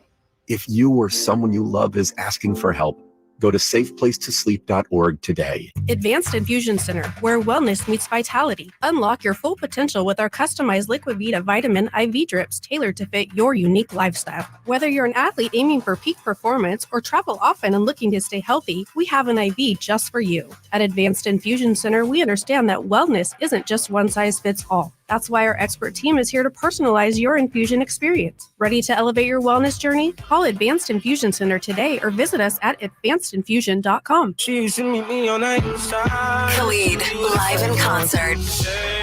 See him performing at the venue at Thunder Valley, Saturday, October 5th. Get tickets now at ThunderValleyResort.com. Don't miss the sensational Khalid for one night only at the venue at Thunder Valley, Saturday, October 5th. For more, visit KhalidOfficial.com. Hey, it's Carmichael Dave for American Energy Heating and Air with a question. Have you recently had a technician diagnose your HVAC system? You were a bit surprised at how much it cost? Or did something seem off about their quote? Because at American Energy, they take pride in giving you honest, straightforward solutions to get that system up and running. Have their qualified technicians come out and give you a free second opinion. It's free. You got nothing to lose but some dollars off of that original quote. They're making the uncomfortable comfortable. They've been doing it since 1981, serving the greater Sacramento area. A+ with the Better Business Bureau. That's why they keep having customers coming back for more and more and more. You can call them and set that appointment at 916-520-9990. That's 916-520-9990 or AmericanEnergyAir.com. Call 916-520-9990 now. If you're not looking for a brand new car, at Elk Grove Honda, we've acquired some of the best pre-owned cars we can find. We've kept only the best of our trades, and our buyer has found some of the finest pre-owned Hondas available in Northern California. You can see for yourself at elkgrovehonda.com. Whether you purchase a brand new Honda or a like-new pre-owned Honda, your car buying experience will be the same. We have the right Honda at the right price. You'll find us in the Elk Grove Auto Mall, Highway 99 and Elk Grove Boulevard. I gotta get an Elk Grove Honda. Golf to Go is brought to you by the Hagen Oaks Golf Super Shop. Here's Frank LaRosa. Since you probably can't afford your own sports psychologist, Golf Monthly's Fergus Bissett offers 5 golf psychology tips to help you play better. First, stay in the present. If your mind is ahead of you, how can you focus on the shot at hand? Second, every shot is a new challenge. The objective of every shot is to get the ball in the hole in the least amount of strokes. Go do it. 3, the past is the past. Many of us dwell on the past. Not good. Clear your mind and move on to the next shot. 4, never surrender. Some give up on their rounds too quickly. Your fortunes on the course can change with one swing or one decent break. Lastly, stay positive on the greens. If you're having one of those days where the putts don't drop, focus on the positives. If you're putting on your intended line, that's a good thing. Keep it up and they'll begin to fall. And remember, it's a game, so go out there and have some fun. That's your Golf to Go. I'm Frank LaRosa. Sacramento, Dirk Smedley's coming to town. Getting drunk on a plane. For his only show in California this year, Saturday, September 28th at Heart Health Park for Country in the Park 2. What was I thinking? And he's bringing some friends. Carmelie. I want to close your eyes for this. Tyler Rich. Dasha. Did your boobs stop working? And more. Saturday, September 28th at Heart Health Park. Get your tickets today before they're sold out at CITVFest.com. Brought to you by the California Army National Guard and Red's Pizzeria and Tap House. From the Power Business Technology Toshiba Studios, KHTKAM Sacramento, KYMX HD2 Sacramento, the only station in Sacramento giving you local sports coverage from 6 a.m. to 6 p.m. Monday through Friday. Sacktown Sports.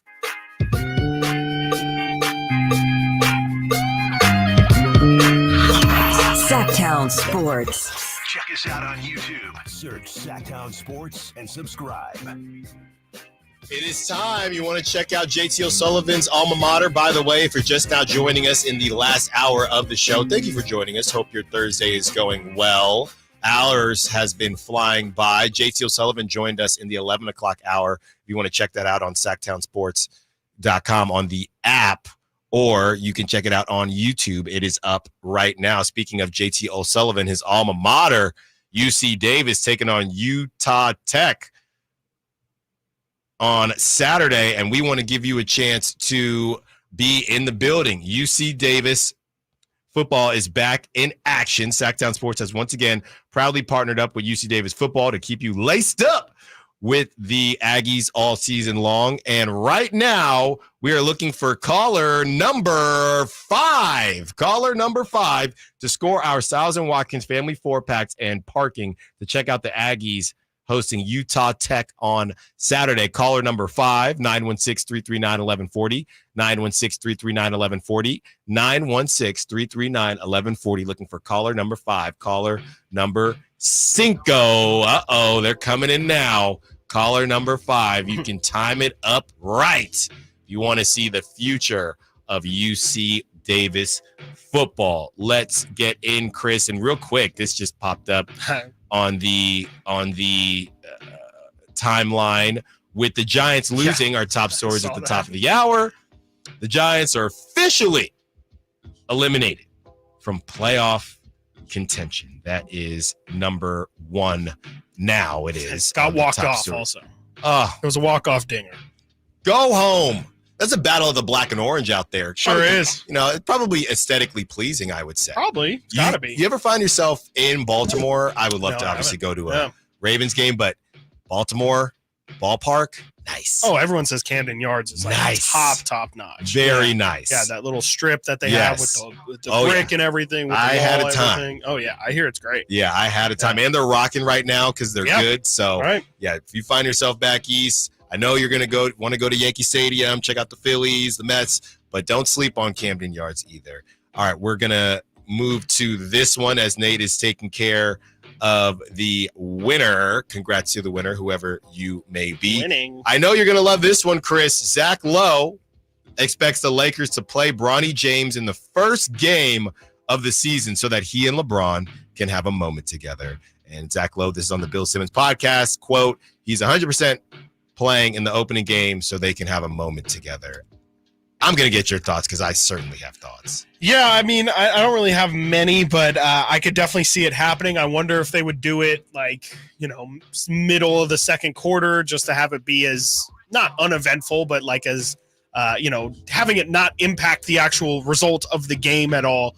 I would imagine you want to get it out the door so it's not really something that's hanging over and, you can get all the history out of the way. You never know if Bron's going to get hurt in the second game of the year or whatever. So maybe get it out of the way early. It's no longer a storyline in terms of, when's it going to happen? Hey, let's track Bronny when he is moving up and down to see when history could happen. That's the only reason why I think it might happen game one. But, I mean, we both know that realistically Bronny should not be playing opening night. No, it's a good point. It's a really good point because when I initially, before you gave kind of your take on everything, I thought it was completely ridiculous. It sounded to me completely unnecessary to do in the first game, especially you cannot sell. I understand it's a long season, but it ain't that long and you can't afford to, no disrespect to Bronny, but based on how the game is going, I mean, do you just check him in and check him out? I feel like that's more disrespectful because who's he going to check?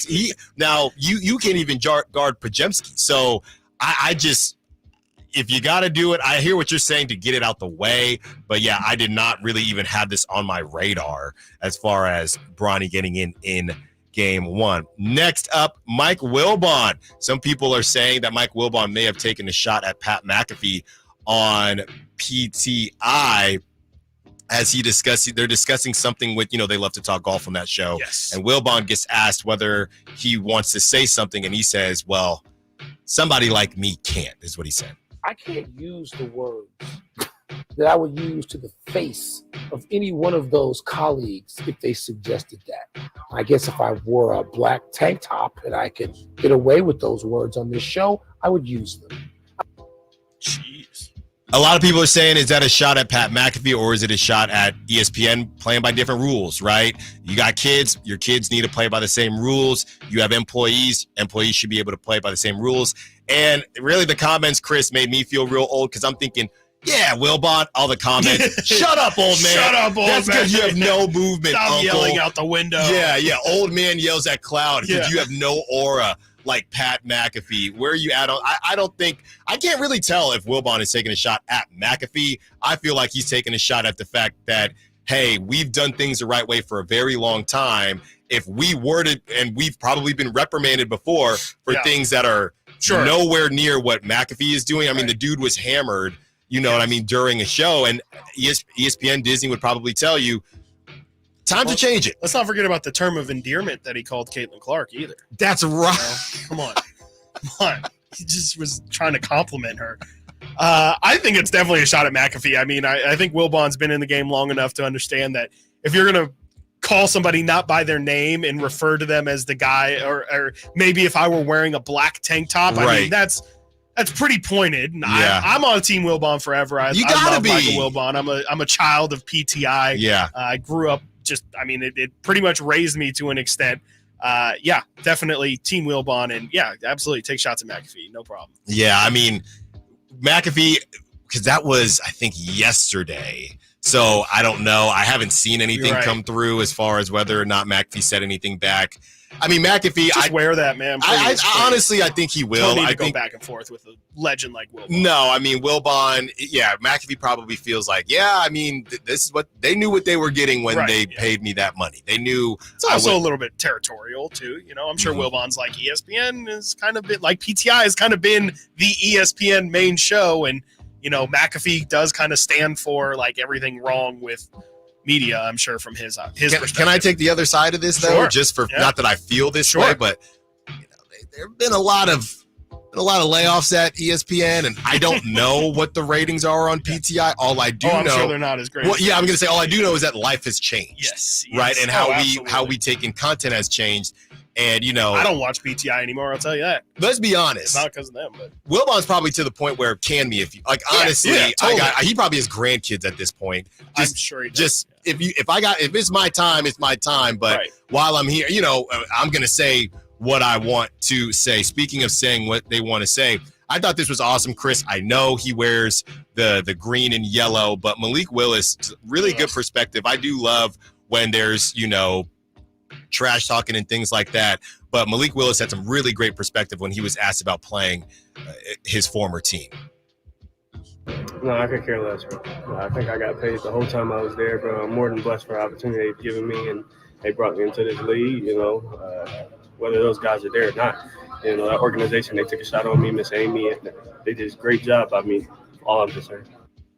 I do love to hear that. I mean, sure. There's a part of me that does love, because Jordan Love is questionable. He might play. There's a part of me that does love. Of course, I want to stick it to him. Of course, but there is also a part of me that feels if you're Malik Willis, what do you go to Liberty? Kind of a smaller school. He's got, you know, and he had some hype around him, but not really. Hey, man, they took a chance on me. It didn't work out. I'm in Green Bay.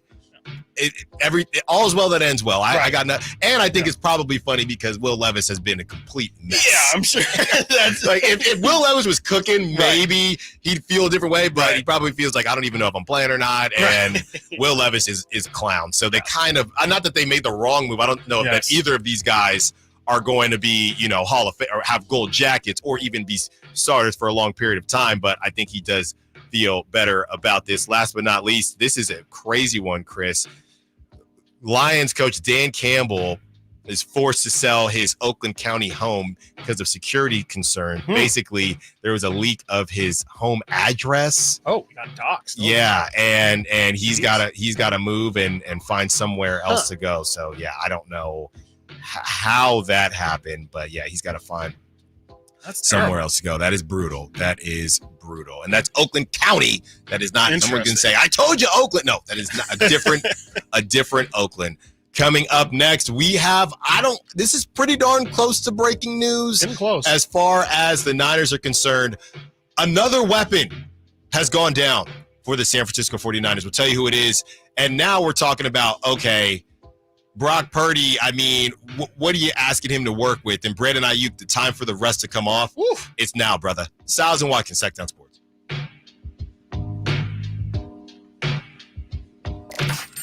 Did you miss any part of our live local shows? Don't worry, you never have to miss them again. Check out SacktownSports.com and search our podcast page and play our shows when you want. The Carmichael Dave Show with Jason Ross, Stiles and Watkins, and The Drive Guys. Plus, other podcasts like Return of the Empire, Return of the Roar, The Stingers Up podcast, and Golf to Go with Frank LaRosa.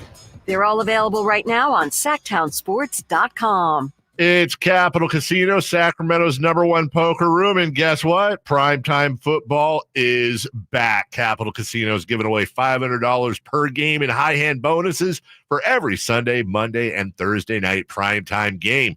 As always, offering the best food, the best service, and the best action with the most variety of games in the region, conveniently located in downtown Sacramento. So check them out, Capital Casino, and always remember to gamble responsibly. 1-800-GAMBLER. Model Year End pricing is back at Folsom Lake Honda, your one-stop Honda shop. During the Model Year End event, lower interest rates at Folsom Lake Honda make lower payments. It's no wonder why Folsom Lake Honda is your one-stop Honda shop. Come in today or check out our entire inventory online at FolsomLakeHonda.com. Get an instant cash offer for your trade at FolsomLakeHonda.com. We'll buy your car whether you buy from us or not. Folsom Lake Honda is your one-stop Honda shop. Folsom Lake Honda. adventure. Go to FolsomLakeHonda.com. Your one-stop Honda shop.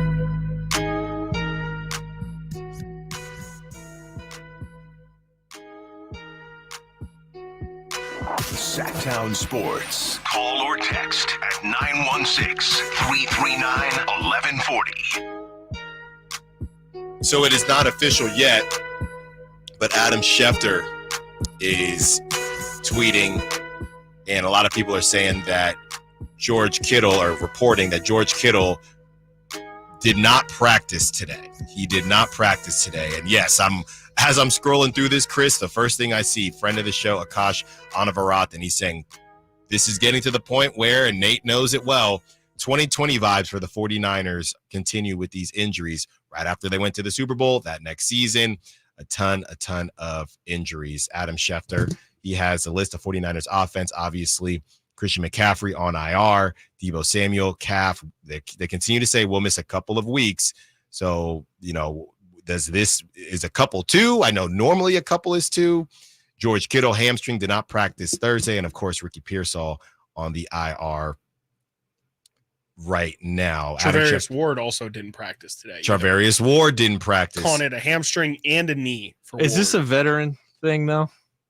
Is this like a veteran? The Niners do this sometimes. Like they give... You're saying a load management game in week 3? Would Adam Schefter be talking about this if it was? Well, there's already a lot of injuries floating around this. He might just be okay. Adam Schefter went out of his way 4 minutes ago to say the 49ers and Rams play on Sunday in Los Angeles, and the game is likely to be without Christian McCaffrey, Cooper Kupp, Puka Nacua, Deebo Samuel, George Kittle, Steve Avila, Jonah Jackson, amongst others. And then he has a space and says it's week 3. He's making it a point to include George Kittle. Okay. I miss Woj.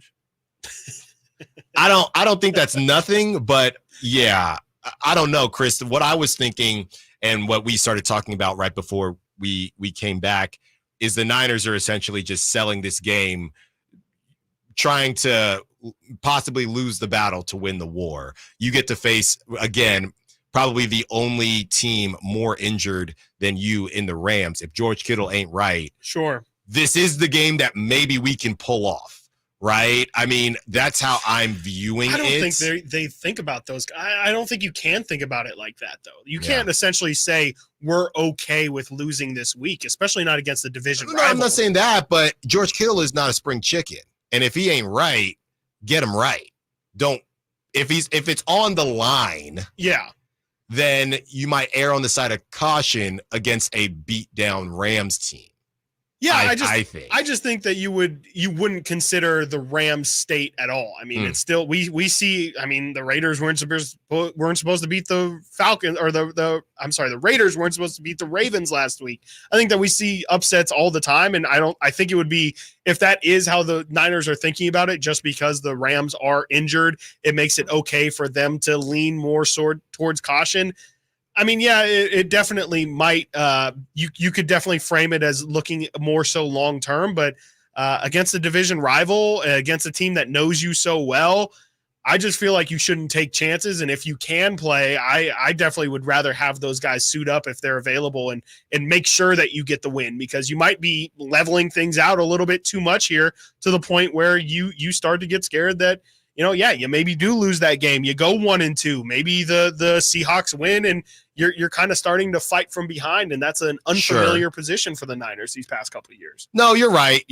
I always think about that. It just feels like I'm using the Rams because of the situation, but ultimately it's really early and it's week 3. I mean, week 3. Yeah. You got to make sure that these guys are right before you get into the throes of the season. And I do feel like this is a game where, I don't know, if it's the Chiefs, maybe George Kittle says, all right, we're already down a number. If it's the Lions, okay, we're already down Deebo, we're down CMC. I got to be out there, coach, versus, and I know Kittle wants to be out there either way, but versus a Rams team, hey, look, we don't want to lose this game, but we are going to get the Rams again. So, as far as tiebreaker is concerned and things like that. So there's worse situations to be in if you want to play it safe, I guess is all I'm saying. Yeah, I mean, I definitely get the logic behind it. I just think that the Niners, maybe if they were 2-0, they could afford to play with a little bit of house money. But, I just don't think you want to get caught from behind this early in the season. It's only week 3. I definitely understand having a little bit of a longer term image, but I'm more just saying if it's a borderline situation, and I just don't think they should treat the injury any differently just because of the Rams situation. I think the Niners should still be focused on trying to make sure that this thing keeps going the right direction and that the wheels don't fall off, because I do think right now with the Kittle injury, you start to kind of have these feelings of, oh man, is this a season from hell? Oh man, another injury stacking up for the Niners. I do think mentally maybe it can do you some good.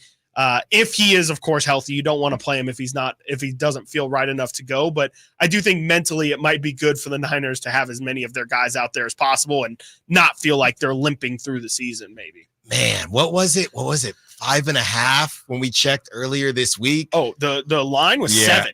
Oh, I checked earlier goodness. today, and the line is 7. Should have got it in early. Has it changed? I mean, the Kittle news is pretty fresh, but looking at ESPN, go. Looking at ESPN bet, it still is a 7.9. You better go now. Yeah. You better go now if that's something that you are into. This is crazy, man. And I think these injuries are, you see the obvious ones, and you say, okay, I remember seeing him get injured. Then there's some that just, I rewatched the play where somebody said, I think this is the play where Debo got a bit injured. And the thing about the Debo thing, we're still dealing with that scary term, Chris, the calf, right? I mean that you cannot get away from this stuff. Not great either. No. So I just, this is going to be a rough one.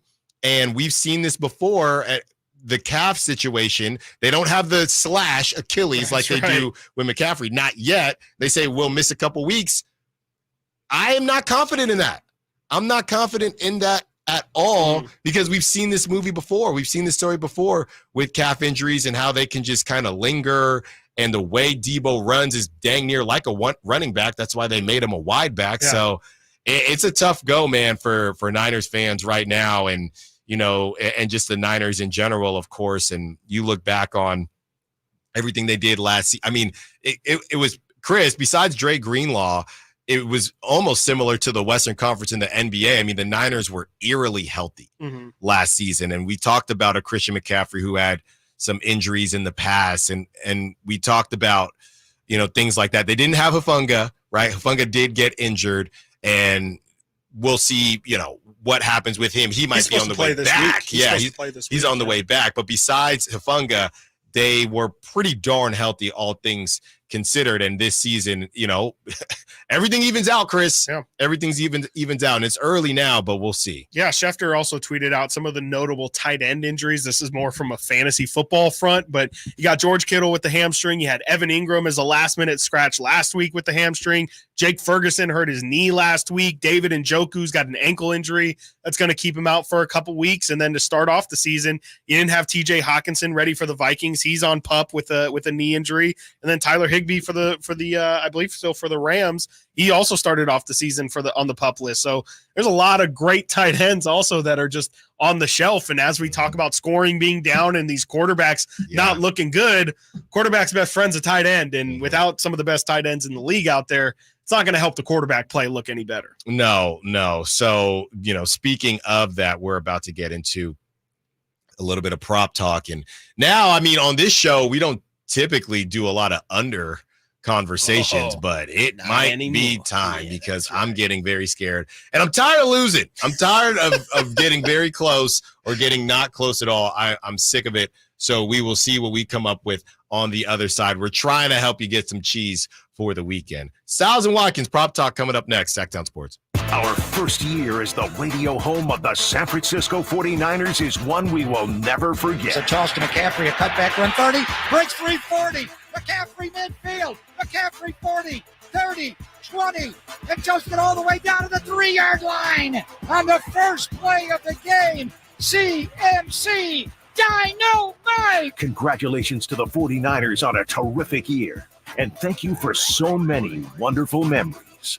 What's up? We're talking to Chad Hoblet of Hoblet Dodge Chrysler Jeep Ram. Chad, what's going on for Ram Power Days? If you've been looking for the right, hard-to-find Ram heavy duty, great news. We have them. And right now, you can save up to $15,500 off MSRP on the new 2024 Ram 2500s. You always seem to have the best deals and biggest selection of Ram trucks. That's why we are California's #1 Ram truck dealer and #3 in the nation. Plus, we have over 400 new Ram trucks available, including those hard-to-find heavy duties. Your perfect truck is waiting at the Hoblet Ram Truck Center. Find your new heavy-duty Ram in the Hoblet Ram Truck Center. See their whole inventory at HobletDodge.com. And remember to check out the Hoblet Used Car Super Center in downtown Woodland with over 50 cars under 20 grand. Unbeatable prices, unbeatable selection. Nobody beats Hoblet, period. $15,500 total net savings on select new Ram 2500 tradesmans after $9,000 factory rebates, $6,500 dealer discounts. Rebates include $3,000 Hoblet select inventory coupons, $2,000 Hoblet trade-in assistance, must have qualifying trade-in, and $2,000 on-the-job incentive for qualifying business owners. At least 5 of this net savings. See dealer for details. High Voltage live boxing action returns to Northern California Saturday, September 21st at the venue at Thunder Valley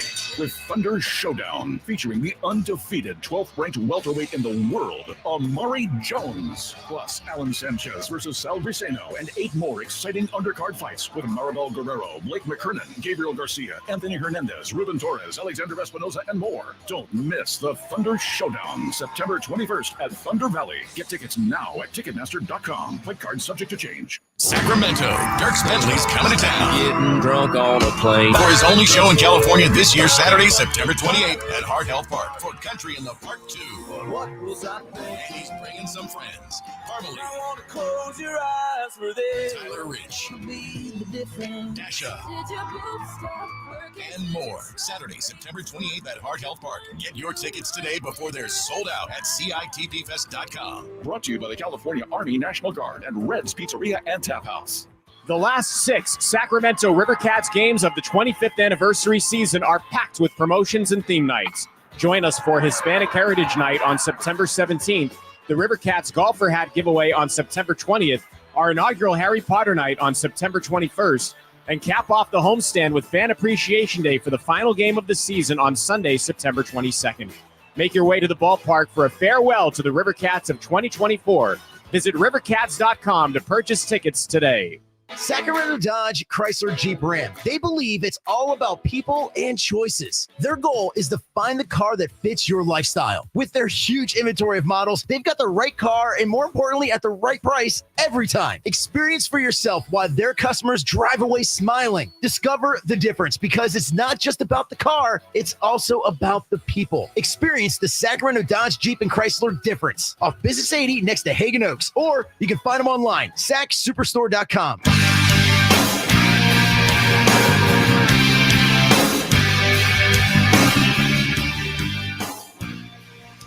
Live and local. Live and local. This is Sacktown Sports. Okay. Let's help people pay for their kids' college education right here. I don't feel good about today at all, guys. Ooh. I really don't. And they dropped, just like we said, they dropped they dropped the passing yards. The passing yards are lower. Is anybody feeling good about their pick that wants to start? I do. I feel great. I've arguably never felt better. Wow. About a pick. Okay.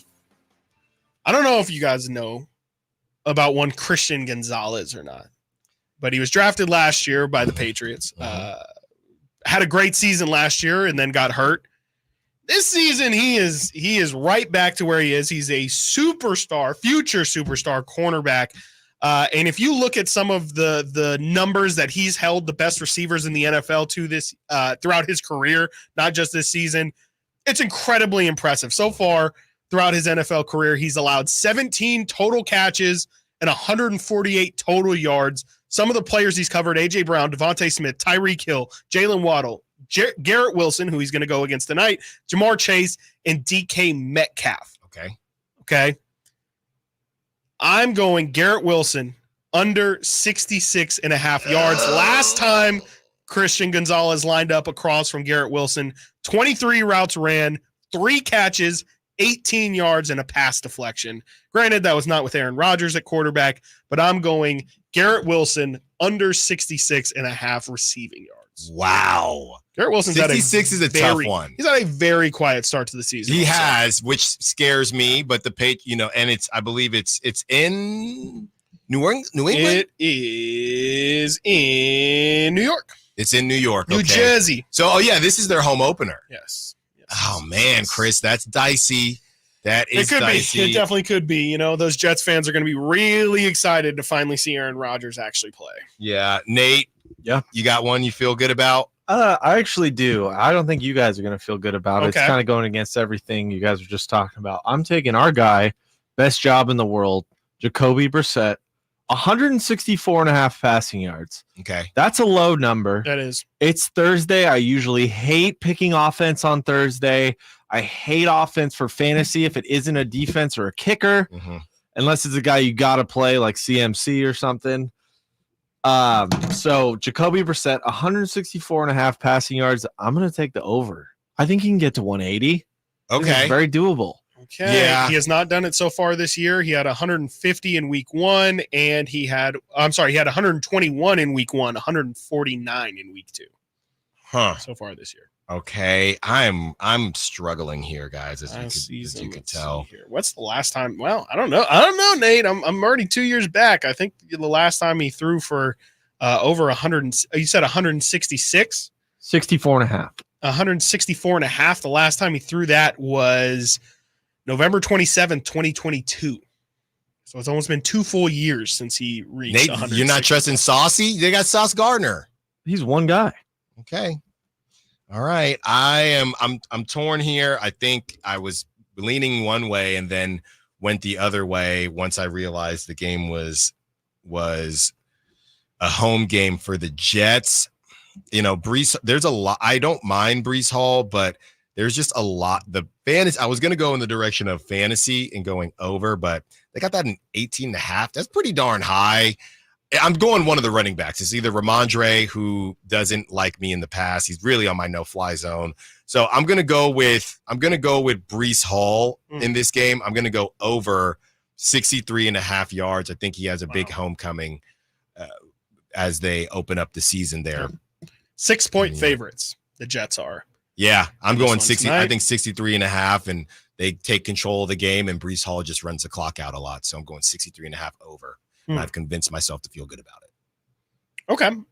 I don't hate it. I mean, I think, Breece Hall had a lot of hype coming into the season, and he's been fine, but he definitely has not been the running back that I think a lot of people thought he was going to be. And I think this is a good opportunity. I mean, let's not forget the Patriots were supposed to be really, really, really bad this year. They've obviously the Bengals win, and the game last week against the Seahawks went to overtime, if I'm not mistaken, right? Or I know it was a really, really close game. I believe the game last week went to overtime for the Patriots. So, it did go to overtime last week, 2023.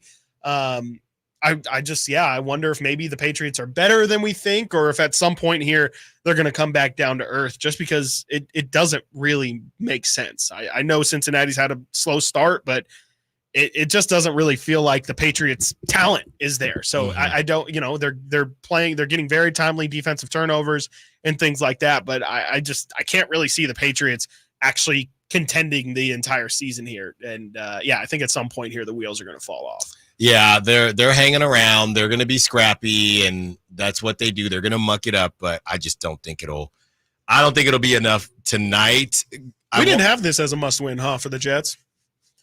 No, I think it's they're 1-1. Yeah, they're in the sense 1-1. of like, y'all need to be better than the Patriots. Yes, you should get this. You should get this W. You should get this done. Speaking of getting it done, Justin Fields has been getting it done, and Russell Wilson targeting a return somewhat soon, whenever he's ready. The Steelers 2-0. There have been some flashes. That's what it's been with Justin Fields. Would you stick with Justin Fields even when Russ is ready? How do you want to? I know the answer is I don't want to be a part of that situation. But if you had to be a part of that situation, what would you do? Yeah, I mean, I definitely understand going with the hot hand. You're 2-0. It's really tough to go away from Justin Fields right now. And you're right. Like, he hasn't looked terrible. It definitely hasn't been lighting the world on fire, but he has been good enough Obviously, to have them win, he hasn't really been making mistakes. I think that's the biggest part. Hasn't been turning the ball over like crazy. Not a lot of fumbles, not interceptions either.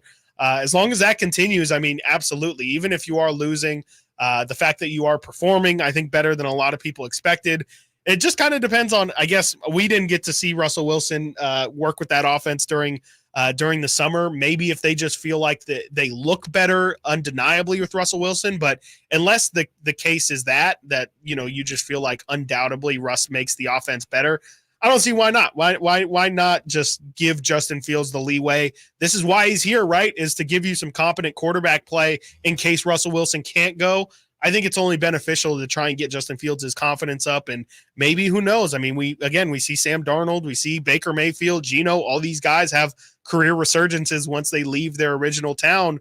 Maybe, who knows? I'm not betting on it, but maybe Justin Fields is just a little bit more comfortable in this Steelers situation, and maybe he is the right answer. They host the Chargers on Sunday. After that, they 1.5 point favorites. Granted, they're at home. The Steelers are at home. 1.5 point favorites. I think people don't know what to do with the Chargers yet. I mean, that offense. Both of those teams. Super confusing. Right. Stay away. After that, they go to Indianapolis to take on the Colts, and then they host the Cowboys. So, and then after that, they get the Raiders. They go to Vegas. So, if they win, if they even split, right? Those are four. Not the Raiders in there, but I mean the Chargers, Colts, Cowboys, and then you got to go to Vegas. After that, you host the Jets. So we're going to learn a lot about Justin Fields, and if they beat the Chargers, I really don't know. You're 3-0. How in the world can you take out Justin Fields? No, I don't think you can. I really don't think you can take him out. And at that point, you're just riding the hot hand until you just absolutely feel like you can't do any more of Justin Fields. I don't see how you're going to take him out when the proof is in the pudding. I mean, I don't think anybody expected the Steelers to be in this kind of situation. And, it's not the worst schedule I've ever heard. It's definitely not, super ideal, but I think that maybe this could be yet another example of Mike Tomlin somehow, some way figuring out how to get to above 500. And, this is what they do. I don't know. I mean, do you still have faith in Russell Wilson? I will admit I didn't watch a ton of him last year in Denver, but everything I saw and the fact that the season ends and they can't get him out the door quick enough, I just kind of feel like, it's not like you have some savior waiting in the wings. I just don't really feel like there should be any emergency to bring in Russ. Yeah, and I don't remember what the deal. I don't think it's a very expensive deal, whatever it is. I mean, it really just depends on how things have looked and our wins a QB stat. If they are rallying around Justin Fields, I don't see how you can do it. As far as Russ is concerned, I know there were, people said, well, if you actually look at his Denver stats, he actually played pretty well, but it just didn't work. I mean, Sean Payton, he didn't want him. That wasn't his QB. I don't trust Russ enough, or I don't have enough belief in Russ to, if we're winning, even if it doesn't look great, I don't feel a need to kick Russ, because what happens? You kick Russ out, and when are you going to do it? Like I said, I mean, the easiest thing would be if you lose to the Chargers, fine. Right. And if it's, hey, we've gone far enough. Let's see what Russ. We got to go to Indianapolis. We got to hostile environment. Let's put Russ back in there now, because you want to make sure that this thing is figured out before you take on the Cowboys October 6th. Yeah, absolutely. If you win, and that's the other thing. Here's the problem. If you win, even at worst, you're 3-1. Right. And how many people would have picked the Steelers to go 3-1? Nobody. So even 3-1. So Justin Fields says, so I win 3 games. That's a great month. Right. We lose to the Colts 1 game, and now you go to Russ. So they're in a predicament. Yeah, sure. They're in a predicament. They might need to ride the Justin Fields wave until it really, really crashes. So, and maybe it will. If you get smacked next game, I think that's the easiest option. I think it's the easiest option if you lose to the Chargers, if you truly want to move on from Justin Fields for now. And who knows if they actually do. They wanted this to be a competition. They did. Yep. This is exactly why they brought him in, was to maybe push Russ. And maybe they'll stumble into some found money. And I think to an extent, they've already found it. I mean, I don't think anybody expected Justin Fields. I know he ended last season with Chicago about as well as he had played in his entire career, but again, like I think this is exactly what the Steelers were hoping for. Not that it's looked like Justin Fields has been winning these games singularly for the Steelers, but really with how good that defense is, again, just don't turn the ball over and get the ball to your playmakers. They've got 2 solid running backs. Get the ball to George Pickens and let the rest figure itself out. I mean, I do think that defense is good enough to where they will be 500 if this continues. It's just not being erratic with the football, and Justin Fields surprisingly has done really, really well with that. So far. Coming up next, we are joined by Whitey Gleason. A little bit of crosstalk. I almost said prop talk. Crosstalk with the Drive guys, and then we hand it over to the Drive guys to get you to your Friday. Stiles and Watkins, Sacktown Sports. You never know what you might hear when listening to a Sacramento Kings game. Out of Keegan, going for another triple.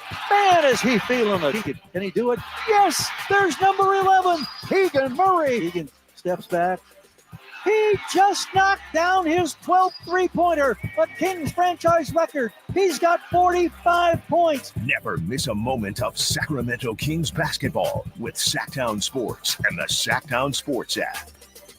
Did you know your skin is the largest organ of your body? That's why you should shower with Old Spice Super Hydration Body Wash instead of plain old bar soap. Love your skin by super hydrating it with vitamin B3 and glorious notes of vanilla and shea. Did you know that my super hydrated skin is the second largest organ of my body? The first is my heart. Old Spice. Men have skin too. Old Spice Super Hydration Body Wash. 24/7 renewing moisture. With daily use. Tommy! I can't wait for golf this weekend, huh, buddy? Time flies. Love you, man. Oh, don't forget your knee brace again. We aren't in college anymore. Moments together matter, so help protect yourself from RSV. If you're 75 or older or 60 plus with a chronic condition like asthma, COPD, heart disease, or severe diabetes, you're at higher risk of landing in the hospital from RSV, and there are no prescription RSV treatments. Check eligibility and schedule your RSV vaccine at vaxassist.com. Sponsored by Pfizer. I found out that one of my players was vaping. I brought him in and asked him, where did this stuff come from? He said, it's better than you think, coach. He had told me that almost everybody in my team was vaping. The next day, all the parents came in, and I said, hey, you as parents need to do your part. You guys need to figure out how, why, and when this stuff is happening, and we got to get it fixed. Coach Sanchez and his team took vaping head on. Learn how he and other Californians are beating big tobacco at undo.org. Ooh, ma. What was that? That is business phone bliss with the Ooma cloud phone system. It handles all our voice, video, and messaging needs. You sound very calm. I am. Ooma has everything I need to run my business more efficiently, like virtual receptionist, call routing, and video conferencing. And it starts at just $19.95 per month per user, plus taxes and fees. Ooma. Nice. Find your business comm at ooma.com/radio. Insurance companies perform a very valuable service, but they want to keep their money. Although most cases settle before trial, it is paramount that the insurance companies know that if pressed, your legal team has the experience to take your case all the way. For 25 years, Ashton & Price has earned the reputation that if the insurance company isn't fair, we're ready to force them to be fair. My mom used to warn me, wait till dad gets home. Think of us as dad. The best part, there's no fee until we win. Remember, for the best advice, don't think twice. Call Ashton & Price. When I want to stretch out after a long day, my sofa needs to be comfortable, but it also needs to look attractive and inviting when guests come to visit. I am Frank LaRosa with a word about Naturewood Home Furnishings. We spend so much time on our living room sofas that we forget they're a focal point and a hint to our decorating tastes. Right now, during Naturewood Home Furnishings sofa sale, you can save on every sofa, including gallery-exclusive custom-ordered flex steel furniture. Whether you're interested in a new sofa, sectional, or recliner, you can choose from hundreds of colors and fabrics. Nobody has more styles and choices than Naturewood Home Furnishings. And when it comes right down to it, it's all about choices and always about quality. Shop Naturewood for the look you love at a price you'll love even more. Visit Naturewood Home Furnishings right now for this remarkable sofa sale. Off Highway 50 at Hazel, look for the water wheel. The feet have a really big impact on how the rest of the body moves. The knees, the hips, the lower back especially. If the foot isn't properly aligned, all of these joints are going to function incorrectly. That results in a lot of muscle tension and chronic pain. What I really like about the Good Feet system is that the right arch supports can put the foot in its proper alignment. So all the joints of the rest of the body will be aligned properly as well. And when the body's aligned, we can reduce the risk of injury and chronic pain. Come to the Good Feet store now for a free fitting and test walk. Model year-end pricing is back at Folsom Lake Honda, your one-stop Honda shop. During the model year-end event, lower interest rates at Folsom Lake Honda make lower payments. It's no wonder why Folsom Lake Honda is your one-stop Honda shop. Come in today or check out our entire inventory online at folsomlakehonda.com. Get an instant cash offer for your trade at folsomlakehonda.com. We'll buy your car whether you buy from us or not. Folsom Lake Honda is your one-stop Honda shop. Folsom Lake Honda. Go to folsomlakehonda.com. Your one-stop Honda shop. Celebrate Sacramento Rivercats baseball during our 25th anniversary season and join the fun at Sutter Health Park. For a full promotion schedule and to buy tickets, visit rivercats.com. We'll see you there.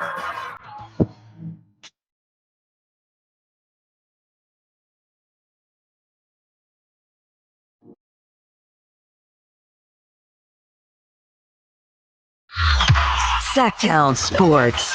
Check us out on YouTube. Search Sacktown Sports and subscribe.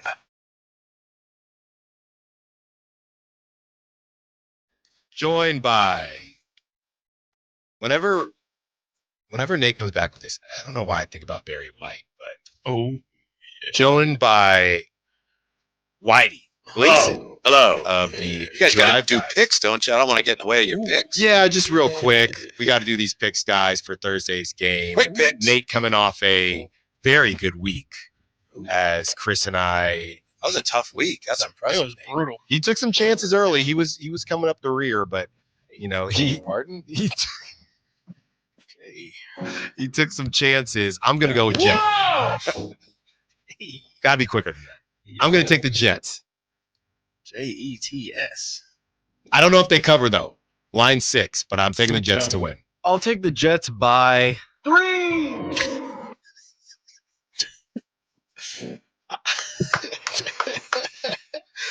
I will also take the Jets. You think they cover? Yeah, easy. There we go. Easy. Never been easier. How about this factoid?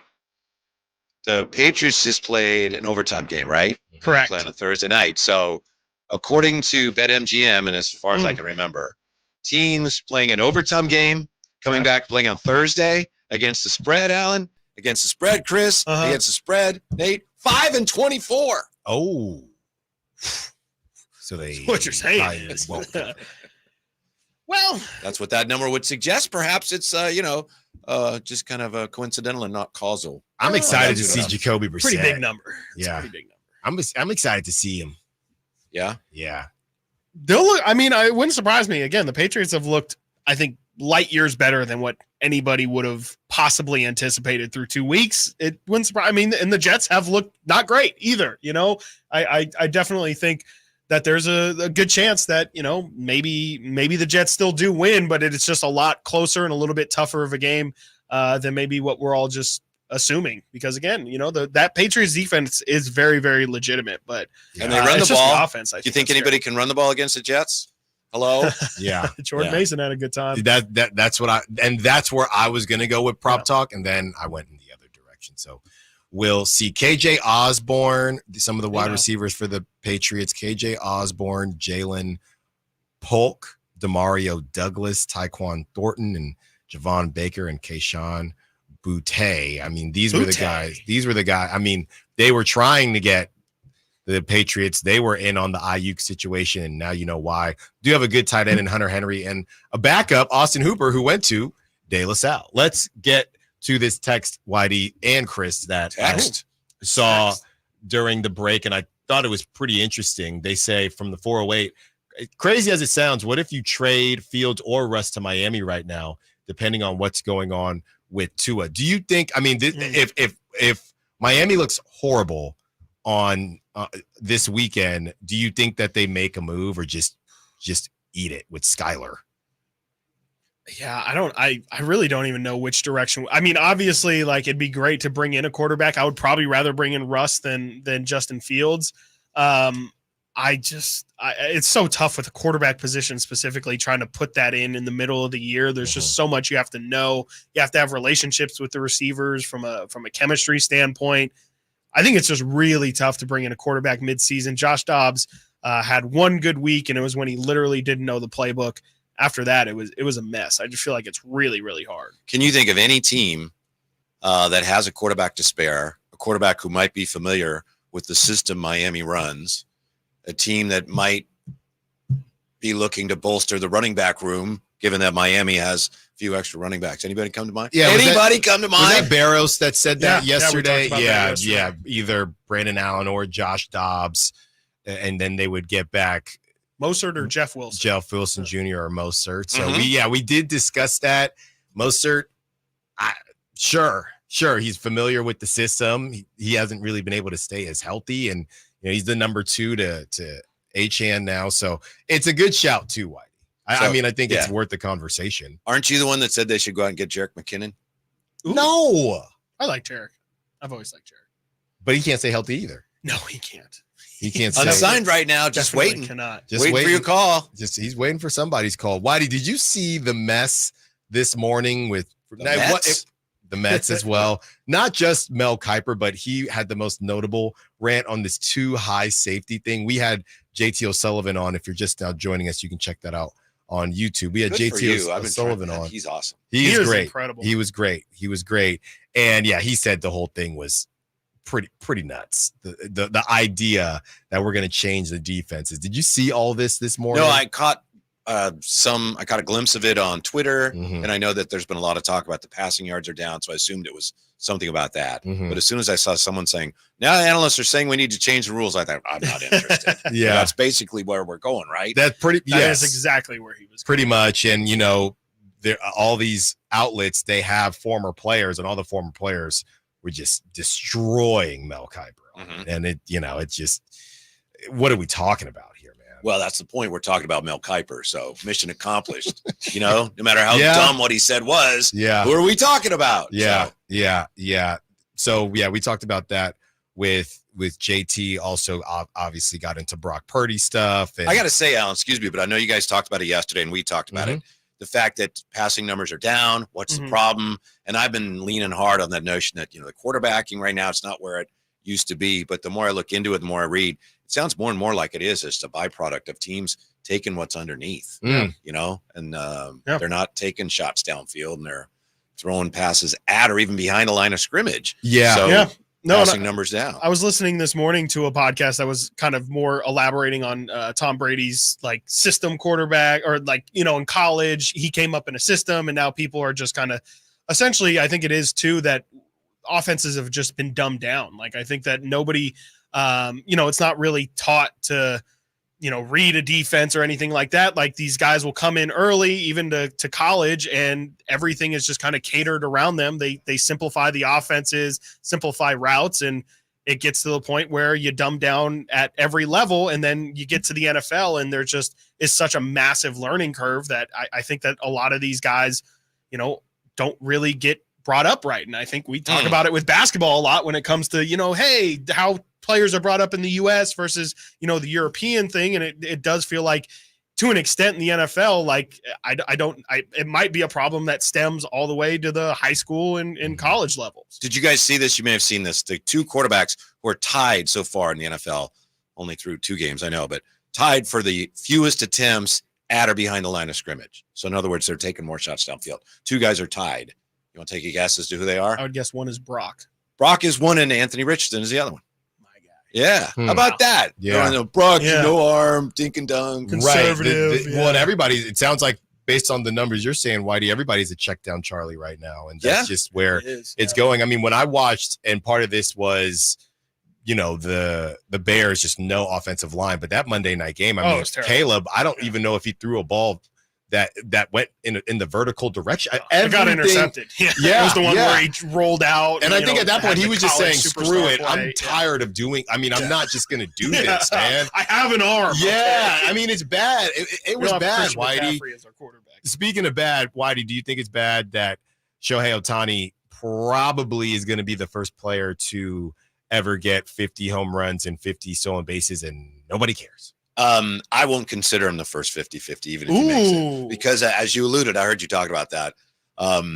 Because of the changes to the stolen bases.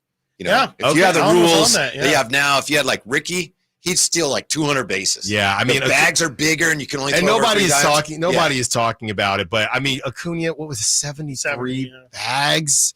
You gotta, you know. I mean, imagine they can't throw over. Right. You're gonna get the best jump in the history of jumps. Right. And that was the whole idea. They were trying to stimulate the running game. Mhm. But I'm saying, wait a minute. First guy to do this. There were guys that if they were playing under these rules, I mean, like I said. Just think Lou Brock or Ricky or some of these And guys. nobody, Tim Raines, yeah, he'd never get thrown out. And I feel like and maybe this is, the Jeff Passons of the world. Maybe they don't want to add any drama. They're just trying to push something being done. Because even with Acuna last year, I felt like I Googled it multiple times because nobody talked about it. All they said was, look at all these stolen bases. Yeah, nobody talked about how many, nobody talked about the rule change. Called me and texted me. I would have talked about it all day. And I just thought, why is nobody talking about, I mean, as a former base stealer, right? If I, how many times, I would not get picked off ever. If I knew I can't get picked off. I can't. Did you see what happened to Julio Rodriguez last night? Yes. Oh my God. Yes. So for those that are listening, basically, those who aren't Rosarena listening are not going to hear you, so you don't have to worry about them. I mean, they're not that haven't seen it. How much time do we have left? Randy Rosarena was up, and it was a strike 3. And Tying run at third. He threw his bat. His bat goes into foul territory. Julio Rodriguez is in foul territory at third base. Julio Rodriguez runs away from the bat, takes about, 6-7 steps. And then just kind on the left of the back to the base. Casually goes back to the base. I think Julio thought it was a dead ball. It was not a dead ball, and he got picked off at third. Yeah. And the Yankees, I think that game Yankees clinched a playoff spot, by the way. The Guardians just clinched a playoff spot as well, and the Giants clinched a fun fall. A fun, easy fall in Might winter. not be a fun fall for Farhan. There you go. And that's how we're going to end it. Thank goodness. Stiles and Watkins, thank you. For those of you not listening, thanks. For those of you not listening, thank you. Thank you to JT O'Sullivan. Great stuff. Go check that out on our YouTube page and sacktownsports.com. Congrats to our winner for the UC Davis tickets. We have one more chance to win that tomorrow. Thank you to Nate. Thank you to all our callers, texters, Sack Chatters. You have YD Gleason, Kyle Draper, Jay Johnson up next with the Drive Guides. Until tomorrow, secure the bag like the bean. On the move? Got somewhere to be?